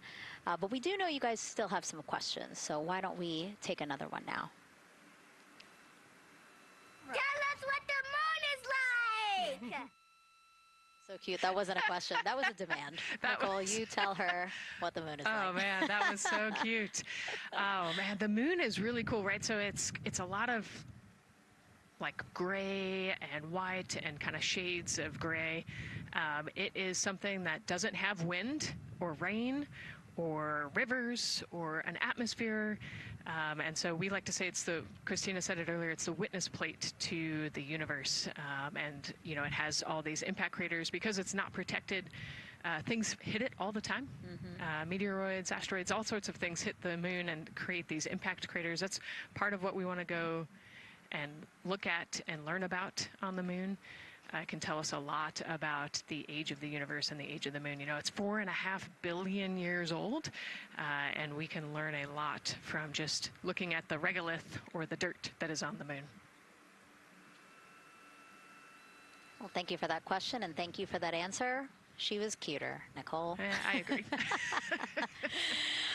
And then earlier today, we wanted to ask you, what do you want to know about living in Orion? And we told you to pick between what the crew eats, how they sleep, how they fly the vehicle, and how free time is spent. And the winner, most of you wanted to know how to fly the vehicle. And we are going to be doing that. Yes, we are. You know, that's a great question, and actually part of what we're going to go do. So the rocket is fairly automated, right? There's a countdown, and the whole system knows when it needs to ignite the engines. But we are going to do some manual piloting throughout this mission. Once they launch and they separate from the ICPS, they're actually going to do a rendezvous and proximity operations demonstration. So what does that mean? They're going to take that portion of the rocket and they're going to try to fly closely to it. And so they will actually take manual control of the Orion spacecraft and try to get nice and close to the other portion of the rocket that had just separated. And so you can see actually a little bit in the view that you have right now. So on for Reed, the left-hand person, his right hand, there's a kind of a joystick, if you will, on the right side, and then on the left side there's something similar. And so they've got, you know, translational and rotational hand controllers in order to command the rocket in different axes. Yeah, it's really exciting. I mean, Victor said it himself, like one thing that he's really looking forward to is piloting Orion manually. So we'll get to see that during our continuous coverage. Again, we are covering this entire mission. We started with tanking, and we will go all the way through splashdown, so you will see what Nicole was just talking about, that proximity ops demonstration, where the crew will pilot Orion manually. And so, speaking of their 10-day mission, why don't we take a closer look at the crew's home away from home for the next 10 days. Here's Megan Carter again from the KSC Visitor Complex. All right, thanks, Megan. Yeah, it's getting real out there, so I am going to bring you back to the moon board so I can show you just a few things about the Orion. Obviously, it is going to be very compact, sitting up there on top of the SLS rocket. Very compact, like I mentioned, over 355,000 pieces. So let me show you a couple key components, starting with these three fairing panels right there. When the rocket blasts off, obviously it is going to get very fast. MS1 It's going to NTD get on Orion Earth 1 for comp check. windy, and so we have these three fairing panels in place to help protect our astronauts. I am also going to take you into a little bit closer look and talk about the LAS, or the Launch Abort System. This is the one piece that is going to be in place to protect the astronauts should something happen to go wrong in the first few minutes of launch. They can actually hit those abort motors, and these can activate within milliseconds, basically faster than you can even blink, and that is going to pull the crew and the crew capsule away from any danger. Now, obviously, we hope that those are not needed, and if that is the case, then about 3.5 minutes into flight, the LAS and those fairing panels will actually activate and jettison away. They'll fall away from the rocket, because at that point, the crew can actually abort the spacecraft safely by themselves. Now, we've talked a lot about the crew capsule right here. This is where they are going to spend the duration of their flight. We're going to talk a lot more about that one in just a little bit, but for now, let me jump down here to the service module. This is the one, we're going to think of this as the powerhouse for the spacecraft. It's pretty much going to provide them with almost everything that they need for the entire mission. Temperature control, removing the carbon dioxide, providing them with oxygen, so much more. You can also do course corrections and things like that. So, super quick breakdown, but as you can see, all of these components together are going to make the spacecraft one that is built not just to fly, but to protect, sustain, and bring those astronauts home. All right, lots more to come, but let's see where we are with the crew. Back over to you, Megan. Hey, thanks so much, Megan. A lot of useful information there, and we did want to point out that you did hear over and the PLT NTD on Orion Earth 1 for comp check. NTD PLT, I have you loud and clear on OE1. And I have you the same. Welcome aboard. And so, again, we are now hearing mission audio loops, specifically the Orion to Earth 1 loop, the communication channel for the crew. Successful comm checks by both Victor and Christina. CDR, OTC Orion to Earth 1. CDR. Yes, sir. Configure ARS to shoot mode per EPROC 10.1.1. Crew ingress and vehicle pre-launch config. Step 1. 10.1.1 crew ingress and vehicle pre-launch config. Step 1. Going in work now. And so see, now we are privy to some of the countdown procedures that the team is asking for the crew to do. Yeah, so they're going to work through some of these procedures and finish the ingress portion, as you heard in that procedure. So this is where the crew is going to start building their nest, if you will, running some procedures, getting the capsule ready for humans to be on board. And now look at the clock, 3 hours, 30 minutes and counting until the opening of our 2-hour launch window, and we are pretty good on time. We are as we are expecting in terms of when ingress will be wrapping up soon. And so now let's bring Gary Jordan, again, our commentator inside of Mission Control at Houston. Gary, let's check in with you about mission preparations. Hey, Megan, thank you. Yes, we're following along here in Mission Control Houston. OTC copies. And we'll stand by for those comm checks.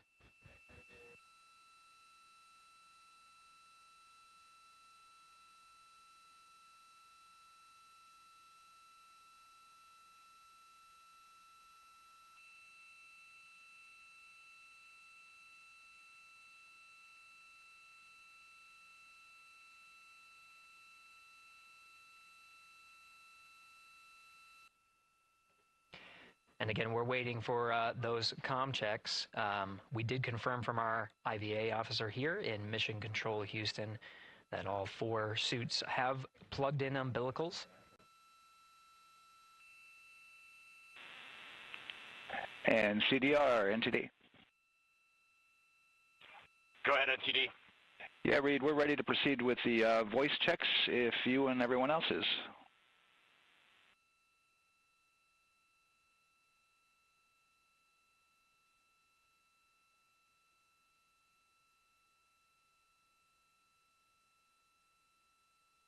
NTD, integrity crew is ready for voice checks. I copy that. And integrity for the entire crew, comm check on Orion to Earth 1. CDR. PLT. MS1. MS2. Good comm check by all. NTD moving to Orion to Earth 2.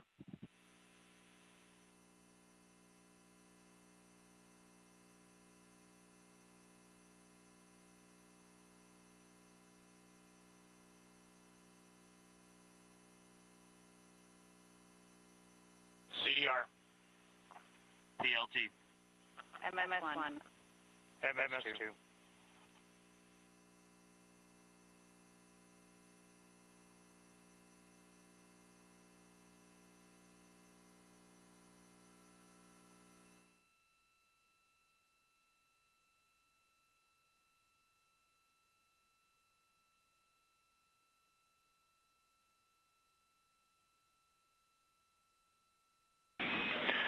Integrity Houston on Orion to Earth 1. Voice check for the entire crew. CDR. PLT. MS1. MS2. Houston has all 4 crew loud and clear on OE1. Stand by for 2.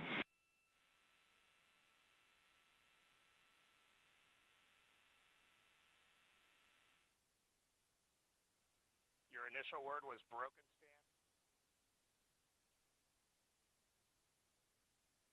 MS1. MS2. 4 crew loud and clear on OE2. We'll use 1 for the default. Houston out.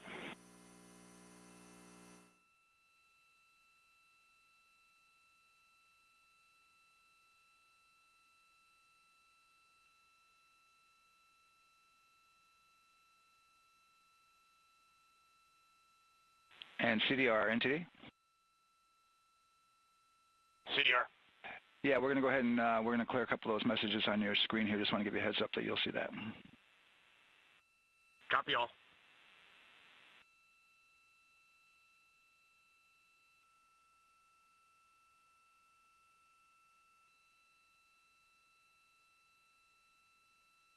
CDR, OTC, Orion Earth 1.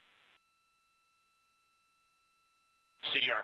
Yes, sir. Perform crew suit leak checks per 10.1.1. Crew ingress and vehicle pre-launch config, steps 2 through 4. Annunciation of LCC O-ARS-001 will occur. 10.1.1 crew ingress and vehicle pre-launch config, steps 2 through 4. Going in work now.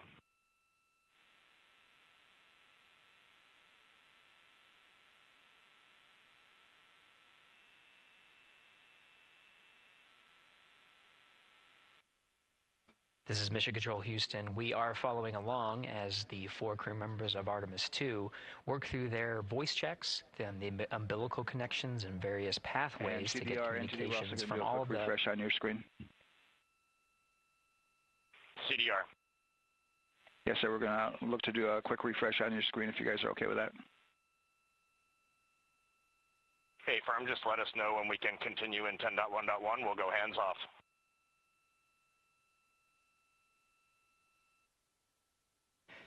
.1.1 referring to the procedures that they have through the various phases of ingress and some of the checkouts needed to prepare for today's launch. Here in Mission Control Houston, the IVA or Intravehicular Activity Officer will be confirming the leak check status and watching as the suits pressurize to once again confirm that the suits are in a good configuration ahead of launch. Of course, for the teams here in Houston, launch is just the beginning. The first flight day is jam-packed with activities.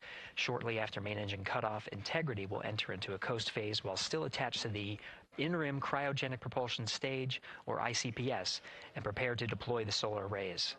With power being generated, Integrity prepares... Go ahead, MTD. With that refresh, and you got to go to proceed with your 10.1.1. Picking up 10.1.1, step 2.3 through 4.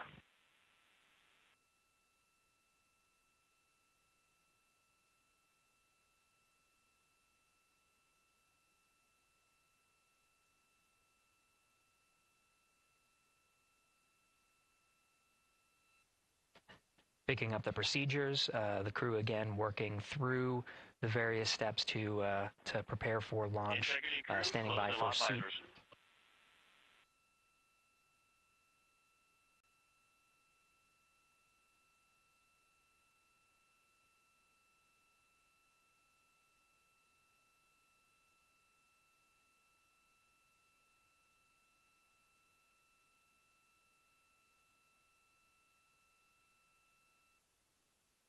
This is Mission Control Houston. With visors closed, the pressurization tests can commence. We'll stand by for word of a good leak check on all 4 of the crew member suits for the Artemis II mission. Again, this is the very beginning of a very busy flight day for our 4 crew members. After launch, they have a series of burns to prepare for. The first major burn being the Perigee Raise maneuver that allows them to continue in low Earth orbit, and the next being the Apogee Raise burn that puts them in a high Earth orbit. This is an orbit that takes them around the Earth for nearly a day, 23.5 hours to be precise, and allows the teams, including the astronauts and the flight control teams, to check out critical systems ahead of committing to the next day's translunar injection. But before they even call it a day, Integrity will separate from the ICPS, and the crew will command.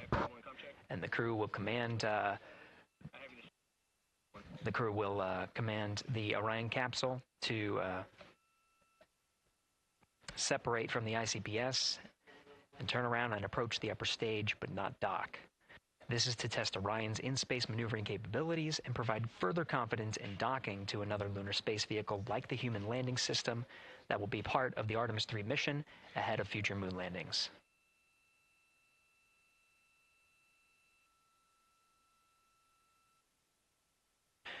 These are just a few of the highlights of the very first of 10 flight days as we await for confirmation of good leak checks inside the capsule integrity. And there's a lot more to this mission. A reminder that this is, of course, a test flight. The purpose here is to demonstrate procedures, systems, and life inside Orion on a mission around the moon for the first time, and give further confidence in the capabilities that are charting a return to the lunar surface.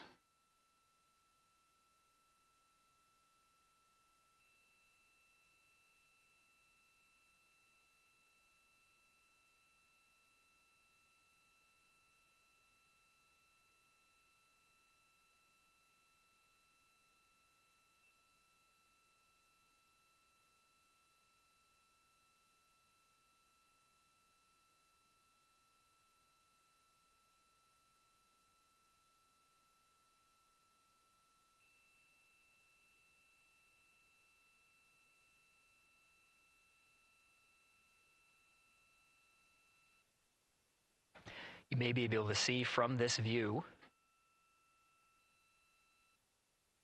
the suits themselves inflating. This is, again, a pressure check, verifying that the suits are leak-free ahead of the Ascent portion of today's flight. How you see the crew now with visors down will be the configuration of their Ascent all the way through core stage separation, about a little more than 8 minutes after booster ignition.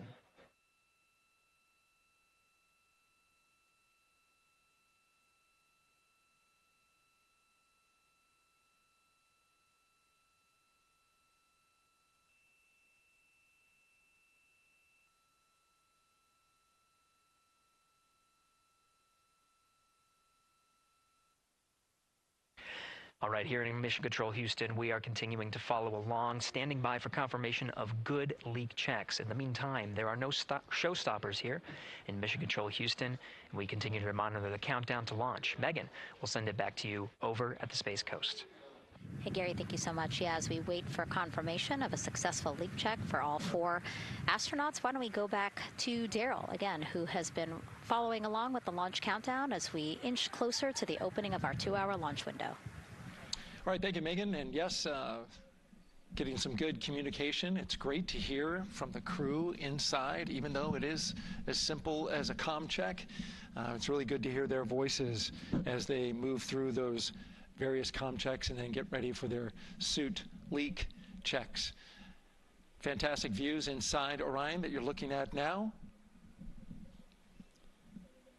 Give you an update on the weather outside.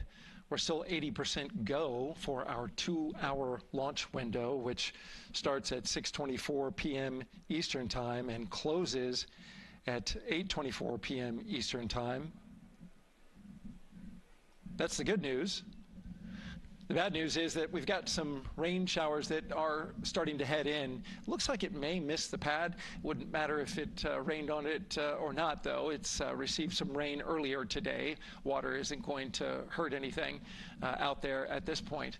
But the rest of the area might be getting a little bit wet, which may include the hostess, so keep an eye out for that.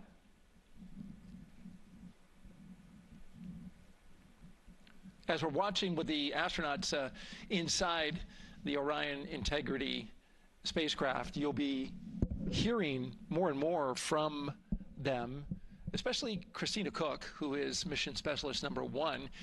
She not only is going to be making history. All crew, visors open, suit loop leak check complete.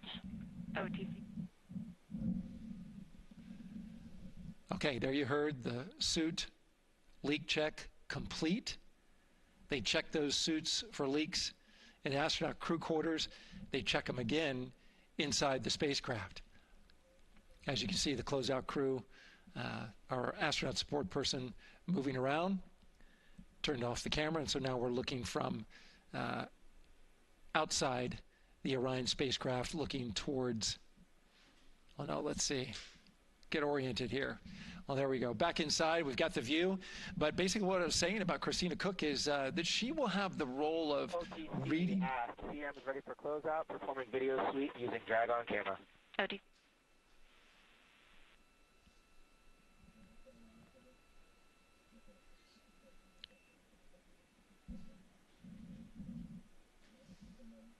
she will have the role of reading out a pressure reading that tells the team that... and CDR or NTD?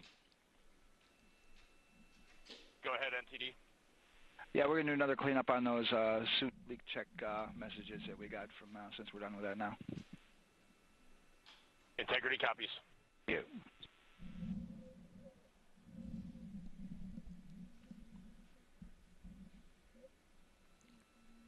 And that's communication going between Orion Commander Reed Wiseman and NASA Test Director Jeff Spaulding.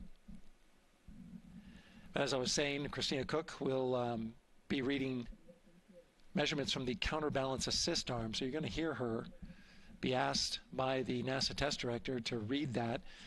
That CBA, counterbalance assist arm, it's mechanically latched by the closeout crew using tools, but there's a hydraulic assist. It's pneumatically opened and closed, rather, with a pressure assist that helps open it up. Not only that hatch, but also the last hatch. There's 2 hatches there that we'll see that will be closed, but this is in case of an emergency out there at the pad. If the crew, for some reason, needed to exit quickly, then they would exit the spacecraft by pulling that lever, which would open both hatches. Those hatches are heavy.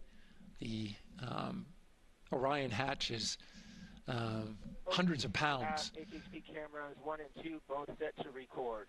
ATC copies.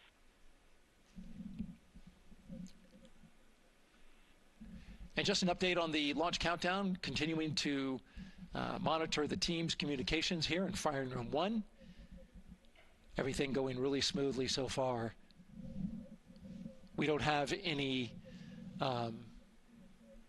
significant open constraints to launch at this time, so we continue counting down. And for now, we'll send it back to the host desk with Megan and Nicole. Thank you so much, Daryl. And so we heard some of the communications over Orion to Earth 1, and it sounds like we are now moving into the hatch prep and closure phase.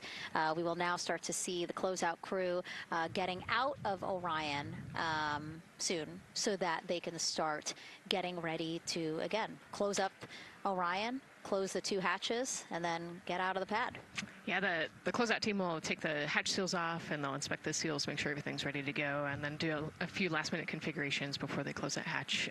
And then, like Daryl talked about, then Christina will have a role in looking at the CBA there. So. Yeah, you might have heard them say over the loops again that drag-on camera. So basically, it's a camera that they can move around, and you might have seen it in a couple of our shots already. But they will take that camera and literally go and inspect the seal that. There's 2 seals, actually, 2 seals that go around the entire area of the hatch just to make sure that everything looks good. And that camera feed is being directly shown to NASA teams who need to monitor that. Yeah, they want to make sure there's not a single hair or piece of dust on those, make sure that there's no damage and everything's ready to go so that the seal, they will do a leak check on this hatch seal as well.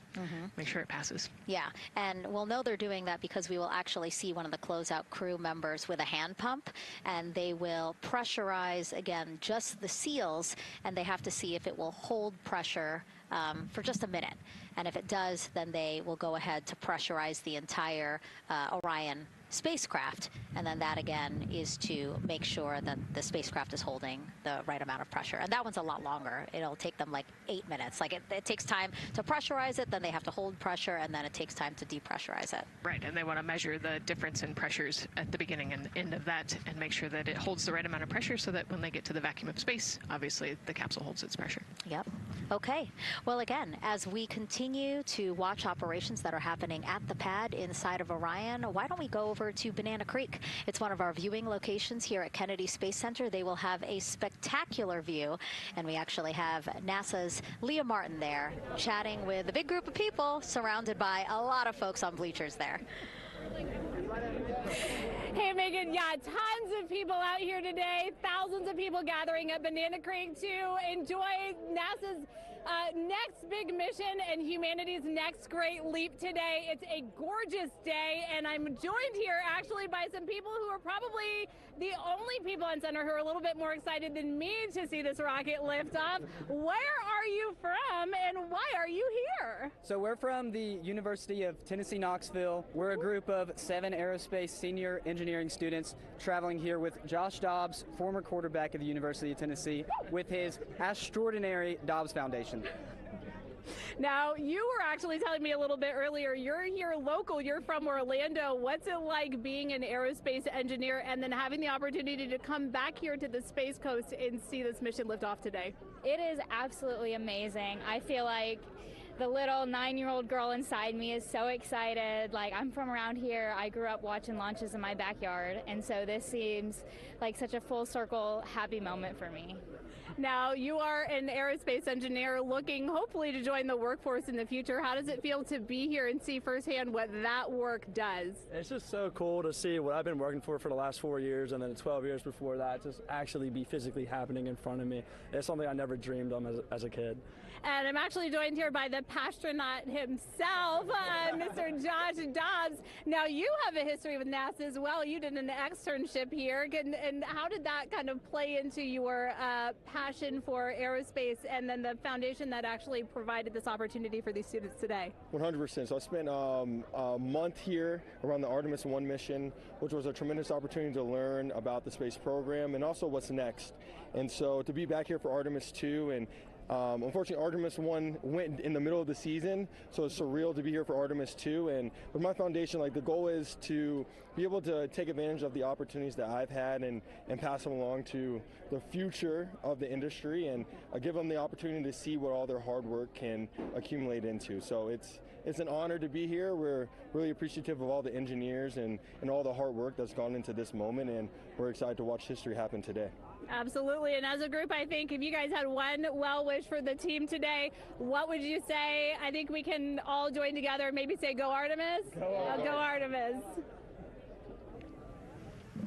That was a fun interview, and again, just so neat to see all the people who are here. I mean, still hours before liftoff. Not even hours before liftoff, but hours before a 2-hour launch window. So people just really committed to being here and seeing it in person. Yeah, you can see the Banana Creek is already buzzing. Yeah. There behind Leah. You could hear the chatter in the background. It's an exciting time. Yeah, you could tell that it's a lot louder than we noticed because we just have very good mics. But, you know, she's obviously yelling over a huge crowd there. So super fun, super exciting. And yes, I hope that we all get to see liftoff here shortly. Okay, so as we know, Victor, Reed, Christina, and Jeremy will have their hands full during their mission. So for some of their test flight objectives, let's go back to Megan Carter at the moon board. All right, as we have seen from those camera views, their capsule is very compact, obviously. So let me show you a few cool things about this piece. The Orion capsule is going to only be about 16.8 feet in diameter and a whopping 10.5 in height. Think of it about the same cubic feet as 2 minivans. So obviously every piece of that capsule has been planned with purpose. And a really great example of that is going to be these seats that we have seen that live view of. Now, these seats are going to be out for launch, re-entry, and splashdown, but in between, they are stored in between to give them more room for daily activities and things like that. While they are on board, obviously they are going to have a lot of things to do. One of those is going to be to manually fly Orion, as we've discussed, but they also have several other objectives as well. And they are going to be doing lots of system checkouts, checking out the service module, making sure everything is working correctly. They're also, like I said, going to have a chance to manually fly. Now, this was taken during one of their training simulations, but as you can see here, they will have advanced flight displays, hand controllers, touchscreen interfaces, so much to work with and practice with as well. Now, while on board, they will also have the ability to eat those shelf-stable meals that are designed specifically for microgravity. I think I saw somewhere that one of their meals is going to be mac and cheese and brisket, so that makes the Southern in me very happy. All right, but they are going to have also some time to look at some things like power and propulsion. They will have 3 key propulsion systems that are going to help power Orion as well. And speaking of power, I want to bring you back to the service module real quick because I wanted to point out these 4 solar panels. These are going to take about 18 minutes to unfold like giant wings, and they're going to stretch 62 feet from end to end, and these are going to help power the service module and in turn provide what the crew needs for their journey. So as you can see, spacecraft is built specifically for what we need and to guide them and get them home safely. All right, back over to you, Megan. Thank you so much, Megan. You know, it's taken thousands of people many years to get to us to where we are today. Let's meet some of the people of Artemis who've made this flight test possible. I am the Artemis Launch Director. I'm the Orion Crew Survival System Manager. I am the Artemis II Chief Training Officer. I'm the SLS Launch Integration and Mission Operations Lead. I am the Recovery Director. And I'm Boeing's Core Stage IPT Leader at Kennedy Space Center. And I am the Artemis II Entry Flight Director. And I'm the Closeout Crew Lead for Artemis II.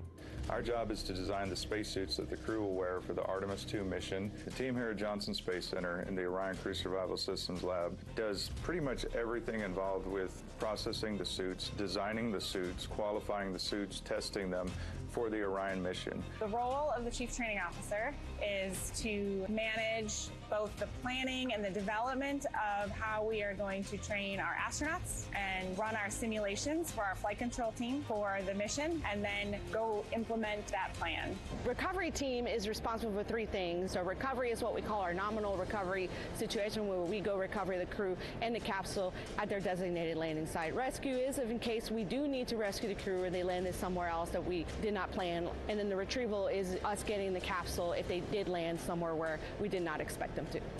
My job on SLS is to manage the operations architecture on the SLS program. One of the specific things that we do is support launch operations. It means a lot to be a part of this Artemis team, to show the next generation and seeing what may come.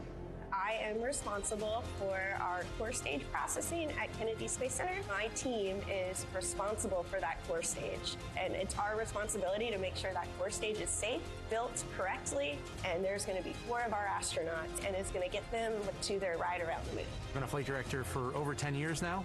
I worked on the Artemis I mission, and after that mission completed, I was assigned as the entry flight director for Artemis II. I can't wait to see the hatch open after splashdown. That's when we know that our mission will be complete and the crew will have safely returned to the moon and back to Earth. Closeout Crew is responsible for getting the astronauts up to the white room, getting their helmets and gloves on, getting them into the vehicle safely, connecting all their umbilicals, making sure they're ready to go for launch, and then closing the crew module hatch. The reason we do this is to expand mankind's knowledge. If I can be a part of that, doing anything, I want to do that. The launch director role really is to step back and kind of take that big picture view of launch. How are we doing on any NCs? How are we doing on our timelines, our procedures? Artemis II is a beginning. It's going to inspire a new generation. It's going to uncover science. It's going to serve as a pathway to places that we have never been before. And to meet more people of Artemis, you can head to the link we're going to put up on your screen there. Just, again, really nice to see all the faces that have put in the work, the time, the hours, the dedication to get us to today. Yeah, so many professionals that worked so hard on this mission. And what was really fun to see is, you know, we interviewed Taylor Hose, closeout crew lead, as he said, and that's who we are now seeing inside of the White Room as they are getting ready to close out Orion and close one of 2 hatches. We have the side hatch of the crew module as well as the launch abort system hatch, correct? Yeah, the astronauts are in the capsule. They're ready to go, and now the White Room is very busy as they're getting ready to close both of those hatches. That's a great shot right there where you can see them. Almost looks like they're doing that hatch seal inspection that we talked about.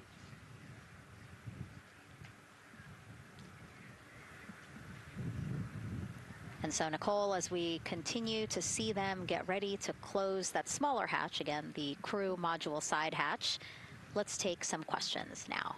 Sounds good. A lot has changed since Apollo, and I have a few questions about what's next. What part of the moon are we exploring through Artemis, and what are some of the key points that NASA needs to consider when planning missions like this? Were you expecting to see Scarlett Johansson? I think that took you. Yeah, I mean, took you aback. We've talked about this, but everybody has an interest in this mission. You know, it's humanity trying to explore and go back to the moon. And I love this question. You know, what part of the moon are we going to? You know, eventually we want to get to the polar regions, the South Pole specifically.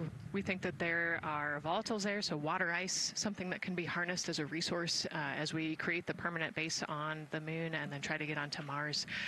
But getting to the moon is a tricky mission. You know, we're going further than we have in a long time, and you know, on the International Space Station we're 250 miles from the Earth, and so we're pretty close. We resupply that spacecraft pretty often with cargo missions, but the further and further you get away from Earth, the more you have to think about the lack of cargo, the comm delay. You know, there's a communication delay the further away you get, and so there are different and unique problems as we continue to explore further and further out into the solar system. And there is so much to learn about the moon, so it's no surprise that yes, even though our goal is to have a moon base at the lunar South Pole, the lunar South Pole is not the main focus of this lunar flyby. So instead, the crew is going to be focused on observing the far side of the moon. So this is actually an animation of what teams expect the moon to look like if the crew launches today. So this is, of course, the side that faces the moon, and this is the far side of the moon, which when, again, the crew does their lunar flyby on flight day 6, we are expecting this will be their view. What an amazing view and an opportunity. Yeah, you know, there's so much to learn from this particular mission, because obviously we're not landing with this mission, and so they actually potentially could see the South Pole and kind of scope out what our landing regions look like in the context of the entire moon. But also they're going to see parts of the lunar surface that have never been seen before by the human eye, and so they're going to take these detailed notes. They're going to record themselves talking about what they see. You know, we do a ton of geology training as astronauts, especially this Artemis II crew. They did a ton of geology training working with scientists to learn how to pick out the unique portions that we want to go study. You know, what is the context of the moon? What parts of the moon look interesting and look different? You know, the impact craters that we talked about earlier. So really trying to take all the pictures, take all the observations, write down, talk about their observations, and record as much data as we possibly can for the researchers back here on Earth.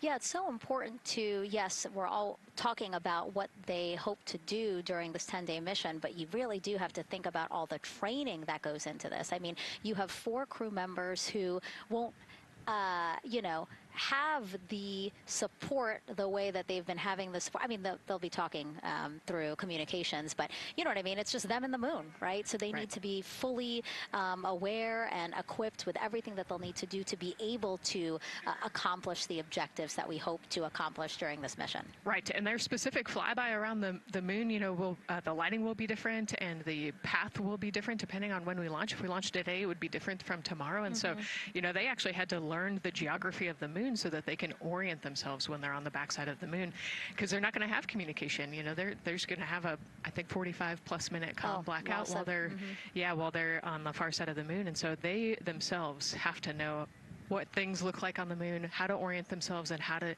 get the data that we're looking for. Yeah, really ambitious mission. Excited to be here at the start of it. All right, so another check of the clock, 2 hours, 57 minutes and counting to the opening of our 2-hour launch window for Artemis II. This pivotal test flight comes 250 years after America began its journey as a nation. As we celebrate that milestone, a special live performance now of our national anthem by singer Ann Wilson.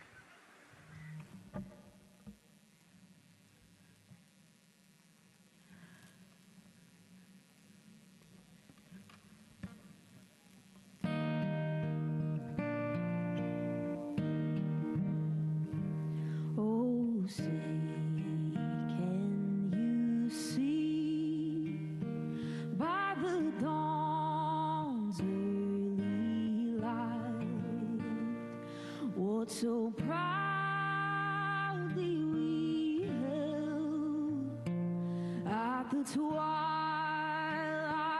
last gleaming, whose broad stripes and bright stars through the perilous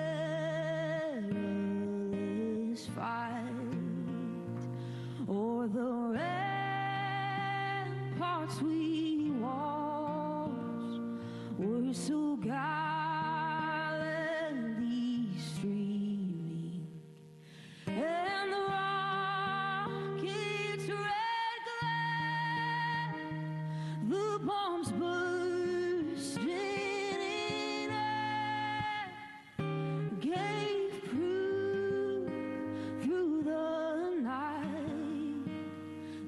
that our flight was still there. Oh, say does that star-spangled banner yet wave o'er the land of the free and the home of the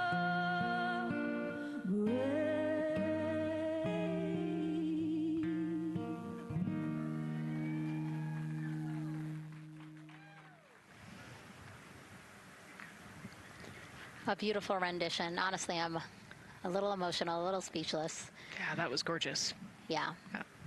I mean, again, we are a nation of explorers, a nation of curious minds, and to see us again 250 years after our Declaration of Independence was signed to when we are trying to return to the moon for the first time in more than 50 years, really powerful. Yeah, leading the way back to the moon.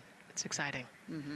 And that's so important to us. You know, we do want to be the leaders in exploration, but we definitely know we can't do that alone. You know, we often hear NASA leadership say that, you know, this is not something one nation can do. This is something that is a collaboration of nations, and that's why we have European countries. We also have Canada, again, joining us on this ambitious test flight. Yeah, of course, you know, it goes back to the old proverb, if you want to go fast, you go alone. If you want to go far, you go together. And we want to go far. We want to get onto Mars eventually, and so we're going to get to the moon first, and you can't do that alone. So thank you again, singer Ann Wilson, for that beautiful rendition, again reminding us of what it is we are trying to accomplish for all, by all. We are now back inside the White Room with the closeout crew. Again, backup astronaut Andre Douglas, number 2 there, just outside in the White Room, which is right outside Orion there, with the crew seated comfortably inside. As you can see, they've dimmed the lights a little bit. The crew has the opportunity to set the ambiance, if you will. They were given the opportunity to adjust the lighting as they see fit, again, just so that they can get comfortable. It's kind of like when we are on a plane and you get the opportunity to... Sure, yeah, you don't want the bright lights in your eyes. Also, you want to be able to see the screens well, or see the, you know, the tablet on Jeremy's knee well, so they're going to adjust the lighting to what makes sense for the mission. And we saw in that very quick shot there, our best camera view of the 2 hatches is actually that drag-on camera, like we were saying, that kind of moves around. So sometimes it's hard to show that. So there you have it. You can see that the closeout crew has closed the side hatch. And so right now, that's a panel that they have to close out in order to then close the next hatch, which is the launch abort system hatch. And so, Nicole, can you just quickly, again, talk to people about the 2 hatches, again, crew module first, and then the launch abort system hatch? Yeah, so the crew module hatch is the one they're working on right now. They just got closed. You can see he's torquing those bolts down. And that is the hatch that completes the Orion capsule. And then you have the launch abort system, which actually is kind of almost a shell that goes around the capsule and holds onto the capsule during launch. And it has its own separate engines that can pull the capsule away from the rocket safely in the case of an off-nominal data point. So it's actually looking at roll rates and attitude and thrust and all sorts of different data in order to make sure the launch is safe. And if it's not, then the launch abort system will pull the crew module away and get them into a splashdown zone safely.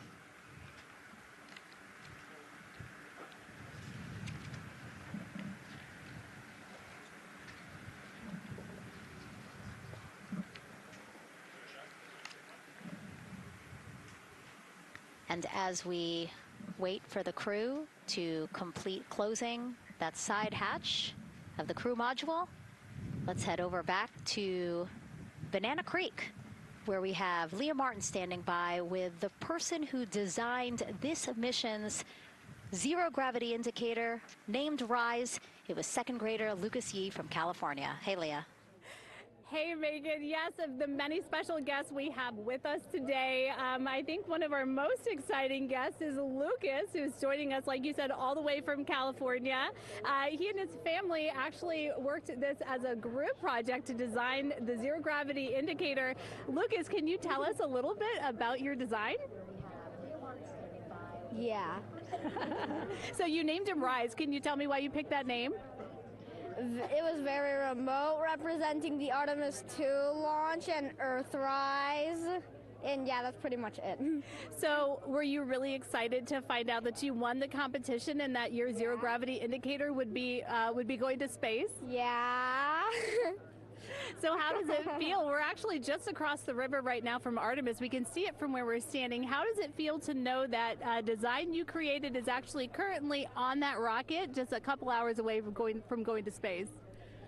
Really, really, really, really, really, really, really surprised and very happy. And very happy. Now, Mom, you were telling me on the way over here that it was kind of hitting you what was happening. Tell me a little bit about that. It's definitely very surreal to be here in person. That Commander Weissman said that it's for all and by all. That we couldn't have said it better. We're just very grateful to be here. Super, super excited.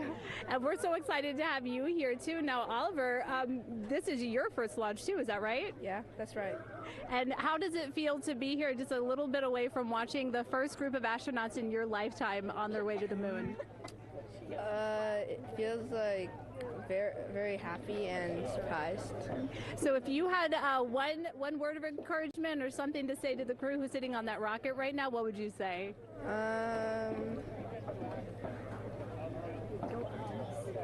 What? Go Artemis. Go Artemis. Thanks so much, Megan. I would say have a nice trip. Yeah. You would say have a nice trip? I did hear that answer. I would say have a nice trip. You know, Leah, that was a hard question. You know, it's really hard to come up with the spot what to say to the crew who's about to make history today. Yeah. And so the Artemis II crew, again, ZGI, zero gravity indicator. It's a plushie, a soft toy that is brought in to the spacecraft with astronauts so that it can be a visual indicator for when we have reached the weightlessness of space, right? Yeah, you saw a little replica there that Lucas had, and then in some of the views in the cabin view, you could see it swinging and hanging earlier. So I think actually Jenny was the one who installed it into the capsule. Oh, really? Yesterday, yeah. So. Oh, we have to unpack a lot here. We got to talk about Jenny, who we will get to here in a second. But then, yes, we will also go back into the capsule so that we can show you where the ZGI is now. But the ZGI was chosen by the crew after a contest where the crew asked for submissions. They got submissions from around the world to, again, design their ZGI that is going with them to the moon. It's kind of like any other road trip. You need clothes, food, a map, your favorite toy. Really. Except this toy has a job to do up there because this is a zero-gravity indicator. While not a scientific instrument, this safe and soft object tells the strapped-in astronauts that they've reached weightlessness. For Artemis II, the crew wanted a one-of-a-kind ZGI, so we asked you to come up with it.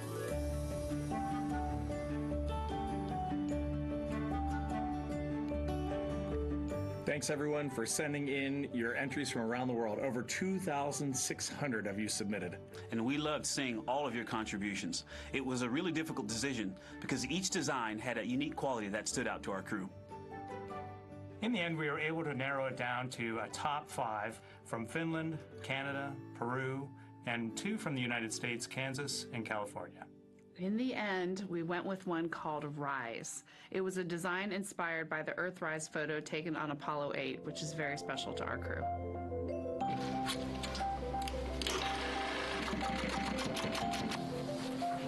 With the winner chosen, next came the task of bringing it to life here in the Thermal Blanket Lab at NASA's Goddard Space Flight Center. This lab specializes in custom materials to protect sensitive spacecraft equipment and is perfect for creating a ZGI that meets the rigorous safety standards of NASA. Because you have to be concerned with whether the thread's going to outgas or if it will hold up, if it's flame retardant. This is the Rise ZGI doll. All I have left to do is to close the opening here and hand sew the hat on, make sure stuffing is stuffed in there, and we have our pocket here for the SD card. And on that tiny SD card will be millions of names submitted to virtually join the crew aboard Orion. Got Rise. Not the real one, obviously, but this is a replica. I mean, so clever for Lucas and his family to design. Yeah, I love that he replicated the famous picture that we all love of Earthrise, and then I love that the bill represents the space in between the moon and Earth. It's just such a cute and wonderful way to represent this mission. Yeah, and again, Earthrise, very important to this crew. It harkens back to the picture that was taken by the Apollo 8 crew where they saw Earthrise, and so very appropriate since, again, now here we are going to see Earthrise again with this mission. Yep. So yeah, so this is little Rise here. And then you heard in that video that there is an SD card that is zipped inside with the real ZGI with the crew. So get this, more than 5 million people submitted their names as part of NASA's Send Your Name to Space campaign. And actually, Christina said that her niece and nephew's names are inside that SD card. How cool is that? Her nieces and nephews are going to go with her. Yeah. Love this. Love that people are engaging in such a cool way. And actually, if we take a look back inside of Orion, we can actually see the actual ZGI inside with the crew. As we said, the purpose of a zero gravity indicator is to show when we've reached the weightlessness of space. Now, I know that it's probably dark in there because, as we said, the crew decided to just dim it a little bit for them. But here again, as we see, Reed on your left, Victor on your right. Below Victor, or next to Victor, again, because they're on their back, it's a little weird. It's a little hard to explain their orientation. But between basically Victor and Christina is where Jenny Gibbons has placed the zero gravity indicator. And Jenny, who, again, Nicole just brought up, Jenny is one of the backup crew members. So we mentioned how Andre is the backup crew member for the NASA astronauts. Jenny is the backup crew member for Jeremy. Yeah, Jenny's one of our Canadian astronauts, and yeah, so she's been also helping with preparations for today and helping get the white room ready, get the capsule ready, and she's actually going to be a Capcom for Artemis II as well. Yeah, she's from Calgary, Alberta, completed astronaut training in 2020, mechanical engineer, combustion scientist, and actually before becoming an astronaut, she was an assistant professor. So again, another very well-accomplished person on the team. And I know the Artemis II crew has really enjoyed working alongside both Andre and Jenny. Yeah, actually, Jenny was our EBQ mentor when I went through our ASCAN initial training, so she helped us with all of our spacewalk training, which was kind of cool as well. Okay, and there we have Andre again, number 2, with the rest of the closeout crew team there. Why don't we get another check with Daryl and see how the launch countdown is going.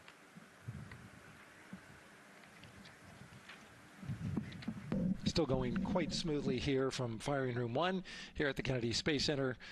Launch team working no major constraints to launch, which is great news. We did get an update on a weather balloon that the launch weather officer and his team released.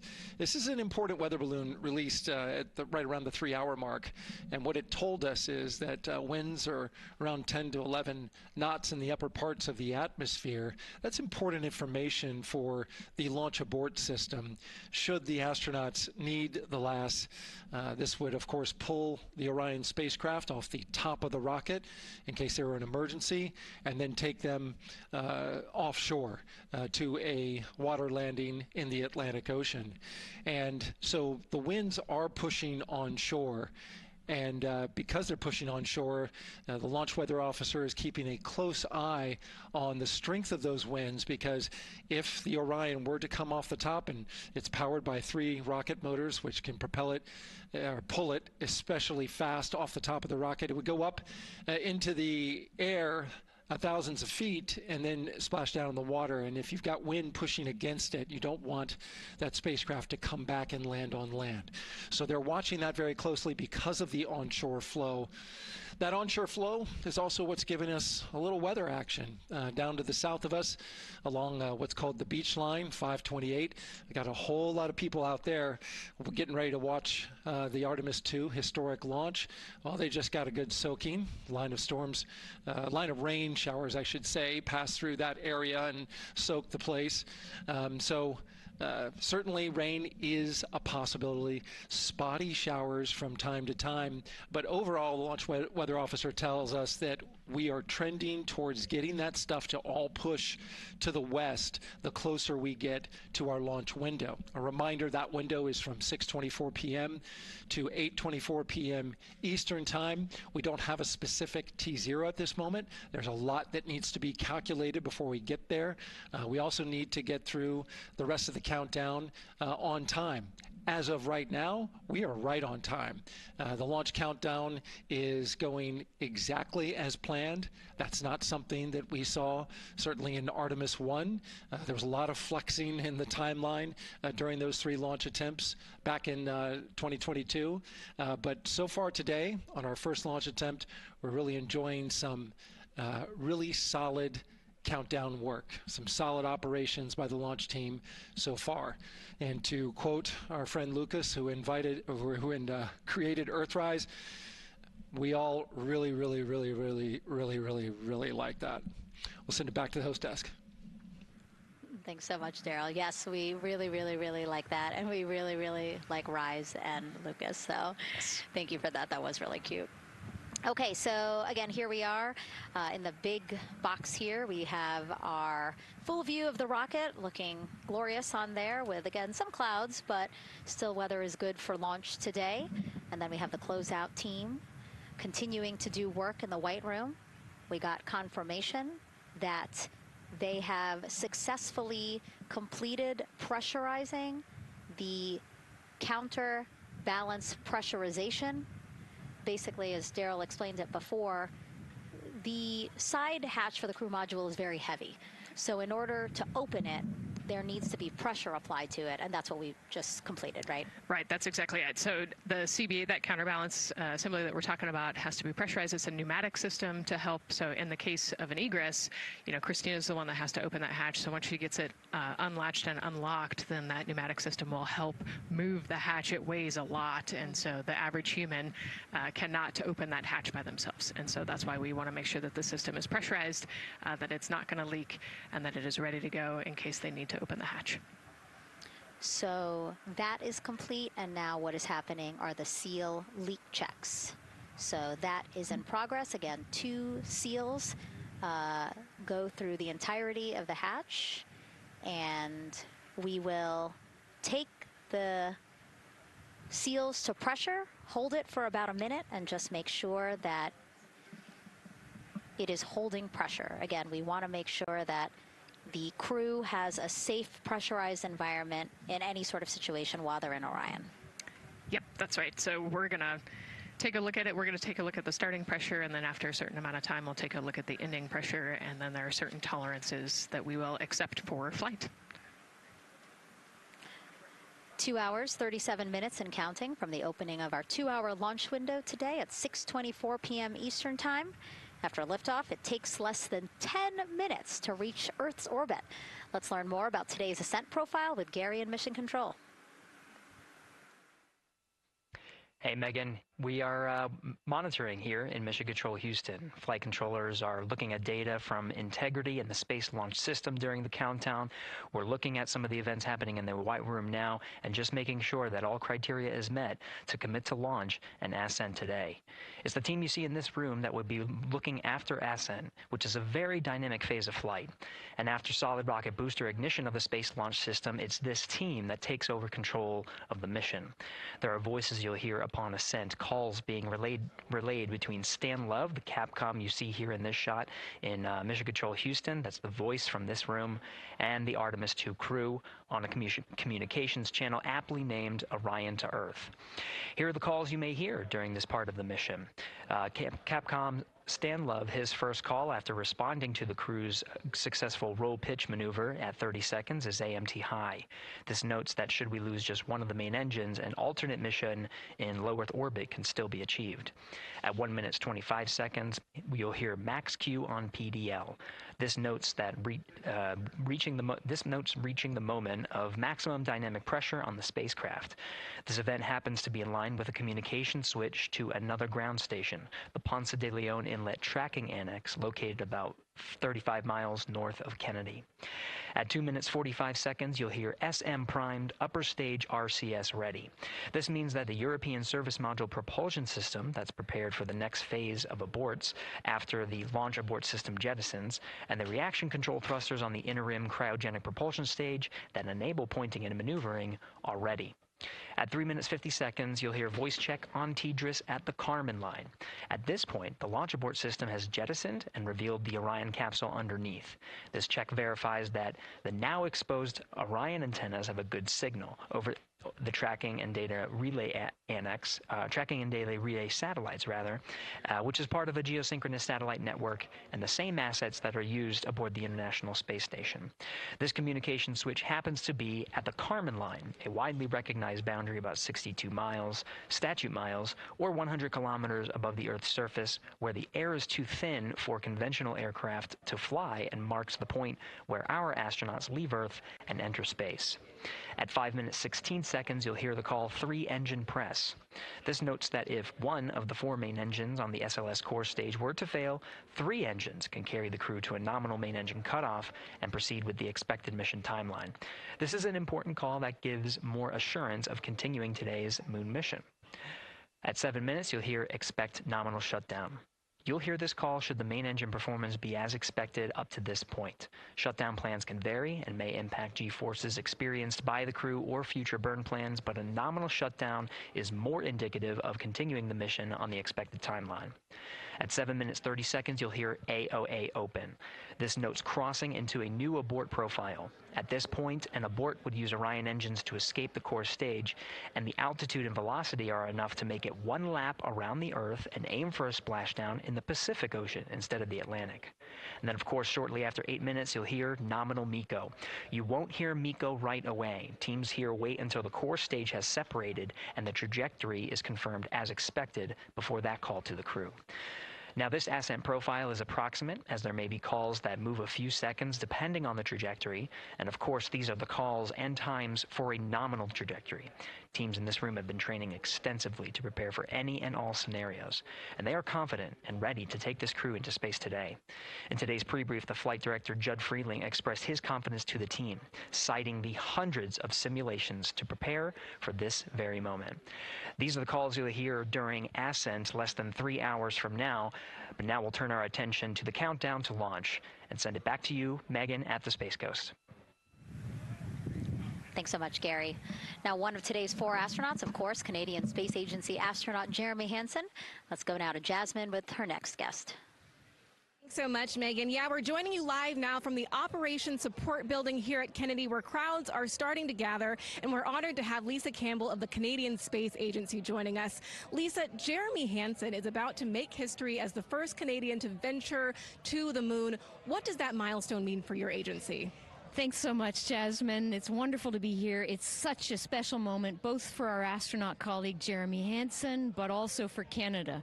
We're here because of decades of public investment in space robotics, in space collaboration, and so for our country, we're very proud. He's so ready. He's been waiting for this his whole life, preparing, training, and he's a wonderful example of Canada. Yeah, and that's a perfect way to capture Jeremy. He really has been prepping for this his whole life. This will be his first space flight. So what has it been like watching him become part of this Artemis II crew? Well, as I mentioned to you, I've known Jeremy since 2020, and he's a colonel, a fighter pilot, a father, and he really is a very dedicated, passionate human being. So both for him to realize this goal of being an astronaut and flying, he also is hopeful that witnessing that will raise awareness about the value of a space program, of the benefits here on Earth, of exploring the universe and our place in it. Wow, that's beautifully said. And really, this international collaboration has been going on for quite some time now. We've worked together in low Earth orbit and now going into deep space together. So why is it so important that we have these international partnerships? It makes us stronger. We can go faster and further together. Canada is one of the original signatories of the Artemis Accords, and Canada and the United States have been partnered for more than 60 years in space. Wow, that is phenomenal, Lisa. And this really is a team effort in many ways. We also have Jenny Gibbons. She'll be listening in on Capcom. What is her role going to be like? So Dr. Jenny Gibbons has been training all along as the Canadian backup with the Prime crew. Last night, she was in the Orion capsule checking out all of the communications, making sure all of the systems test out and work perfectly. And then she will be among the first lunar Capcom, helping the astronauts navigate during their mission. Wow, Lisa, that is so exciting. Any final words for the nation of Canada before today's mission? Just, we are so proud, so excited, and we can't wait to welcome Jeremy home. Fantastic. Lisa Campbell, thank you so much for being here today. Thank you, Jasmine. Of course. And with that, let's get back to NASA's Megan Cruz.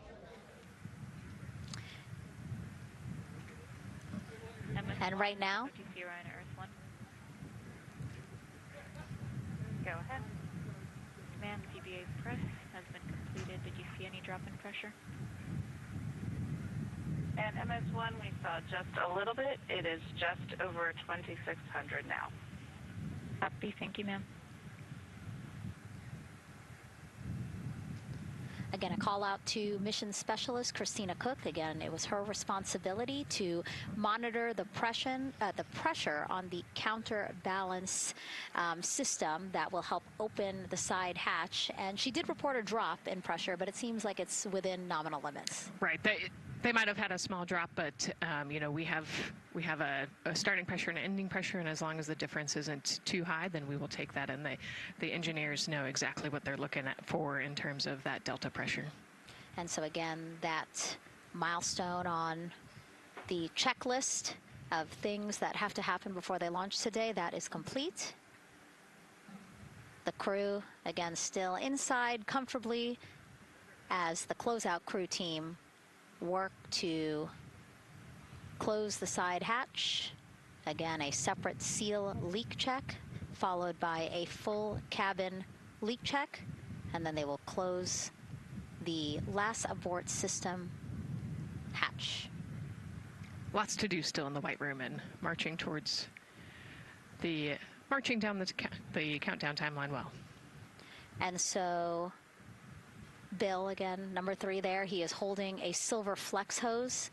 That hose is what will be connected to Orion in order to do that cabin leak check. So again, it does seem like we continue to march down through the milestones in this countdown.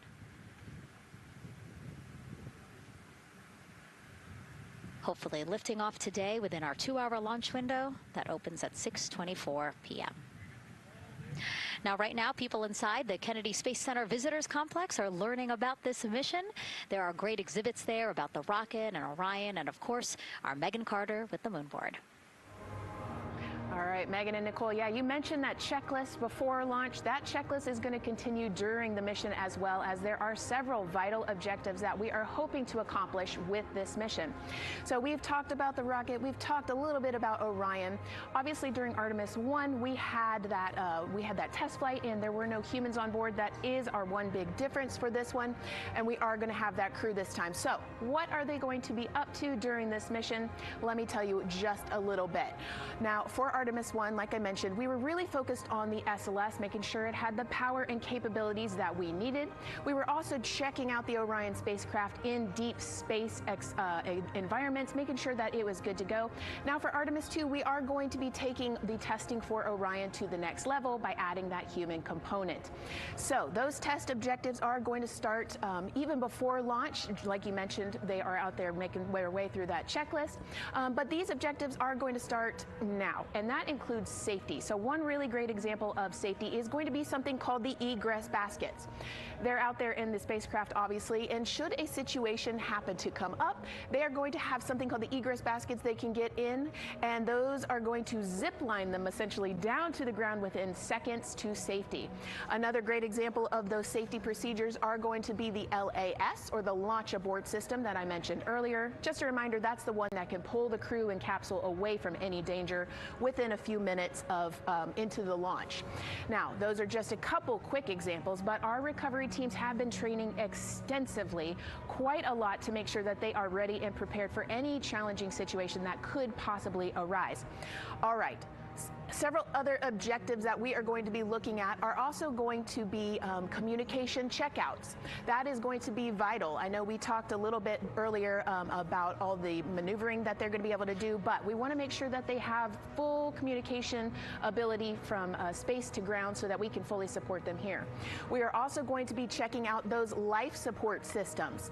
Obviously, we've talked a lot about the service module and what it is going to do for the crew, but we want to make sure that those life support systems are fully functioning, obviously, before we send them farther into deep space. That's going to be critical for them.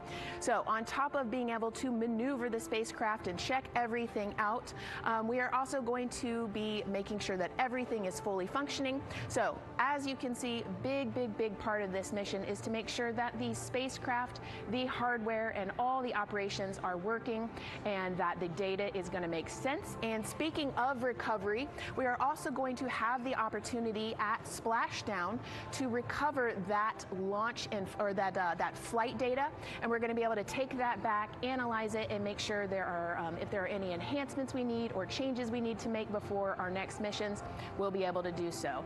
So lots to do. They're going to stay very busy, obviously.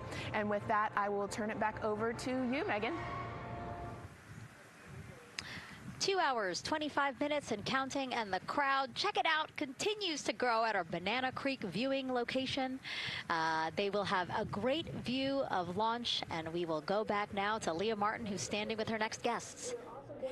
Hey, Megan, yeah, we're surrounded by thousands of people, some here local from the Space Coast, but we actually have quite a few people who have traveled a pretty far distance to be with us today. I'm actually joined here by a group from the International Space Station Ambassadors Program who have come from all over the globe. Saku, you're here from Japan, you've come now from Mexico, and then we have brother and sister Cosma and Jesco here who are visiting from Germany. You actually told me that you participated in the NASA Rover Challenge in Huntsville. How was that experience, and how is it kind of participating there in Alabama and then being here today? So it is an amazing experience because you meet so many young people with visions, with dreams, with ideas which inspire you and motivate you. And it's even better to be here now to see the SLS launch because we are going back to the moon, and that's what we're working for. Absolutely. And, you know, the Artemis missions, we talked a lot about the Artemis Accords and this being an international effort. You were actually telling me, Saku, that you're interested in becoming an astronaut with JAXA, pursuing your PhD to be able to do that. Tell me a little bit about that. Yes, actually, I applied for the Japanese Aerospace Agency, the astronaut selection like 2 years ago, and then I didn't make it all the way, but I'm still working on it, and hopefully I can be at the launch pad sometime, and then I hope to go back to the moon and Mars, and yeah, I'm working on it. Absolutely incredible. And Val, you're from Mexico. We were talking a little bit about women in space. This is a team who, you know, is predominantly made up of women. What is it like knowing that Christina is on that rocket right now, about to be the first woman to travel around the moon? I think that's such an amazing news. It's just so inspiring that we are taking the first black person and also the first woman to the moon. It's just the first step in humanity and a big step in equality as well. Megan, a lot of excitement here, not just in Florida, but from around the globe, and we're keeping our eye on that rocket, and we're ready to see it lift off. Thanks, Leah. Yeah, a lot of excitement, but also a lot of inspiration. Again, this is part of, or a big part of the reason why. 130.6. Good readback, aux 1 voltage, 131.3. I copy 131.3. Again, those numbers you hear, they're referring to specific steps in the launch countdown that the crew have to step through in order to get us to launch today. And so we were saying, yes, inspiration, a big part of why NASA does what it does. We want to go together and we want to explore together to learn more about ourselves and here on Earth. Yeah, humans, I think, naturally want to explore, and so going together, like Lisa said earlier, we're going to go farther and faster than we possibly can alone. And, you know, what a way to celebrate that today. Yeah. Going back to the moon in the first time in over half a century. And we have that great shot there in our small box of the rocket on the pad, and at the very top there, our Artemis II crew. Right now, we know that the crew has begun the closeout crew has begun doing that cabin leak check. So they are currently pressurizing the cabin, and it sounded like it would take about 6 to 8 minutes for them to get to pressure, and then they have to hold that pressure for 5 minutes, right? Yes, that's correct. Yeah, so there's quite a bit of volume. You know, we talked about it being a 6-person tent. I think it's 330 cubic feet. Don't quote me on that number, but you know, they have to pressurize that capsule, and then, like we talked about, take that initial pressure, wait 5 minutes, and take the second pressure. Yeah, and then it takes about 6 to 8 minutes again to depressurize the cabin. So this process will take a few minutes. Ascent switch configuration complete. OTC copies. Thank you. And then after the cabin leak checks, then they will finally close the last abort system hatch. So again, chugging along in the countdown, really excited to, again, continue to hear the crew's voice inside Orion, stepping through all the procedures. Yes, it's exciting to hear them making progress, right? It's all good news hearing the crew talk to the ground and working together to get to the launch. And what I think is really cool is that this is the first time NASA is going to have astronauts in low Earth orbit, but also in deep space at the moon. So here's a message from some of the crew aboard the International Space Station right now.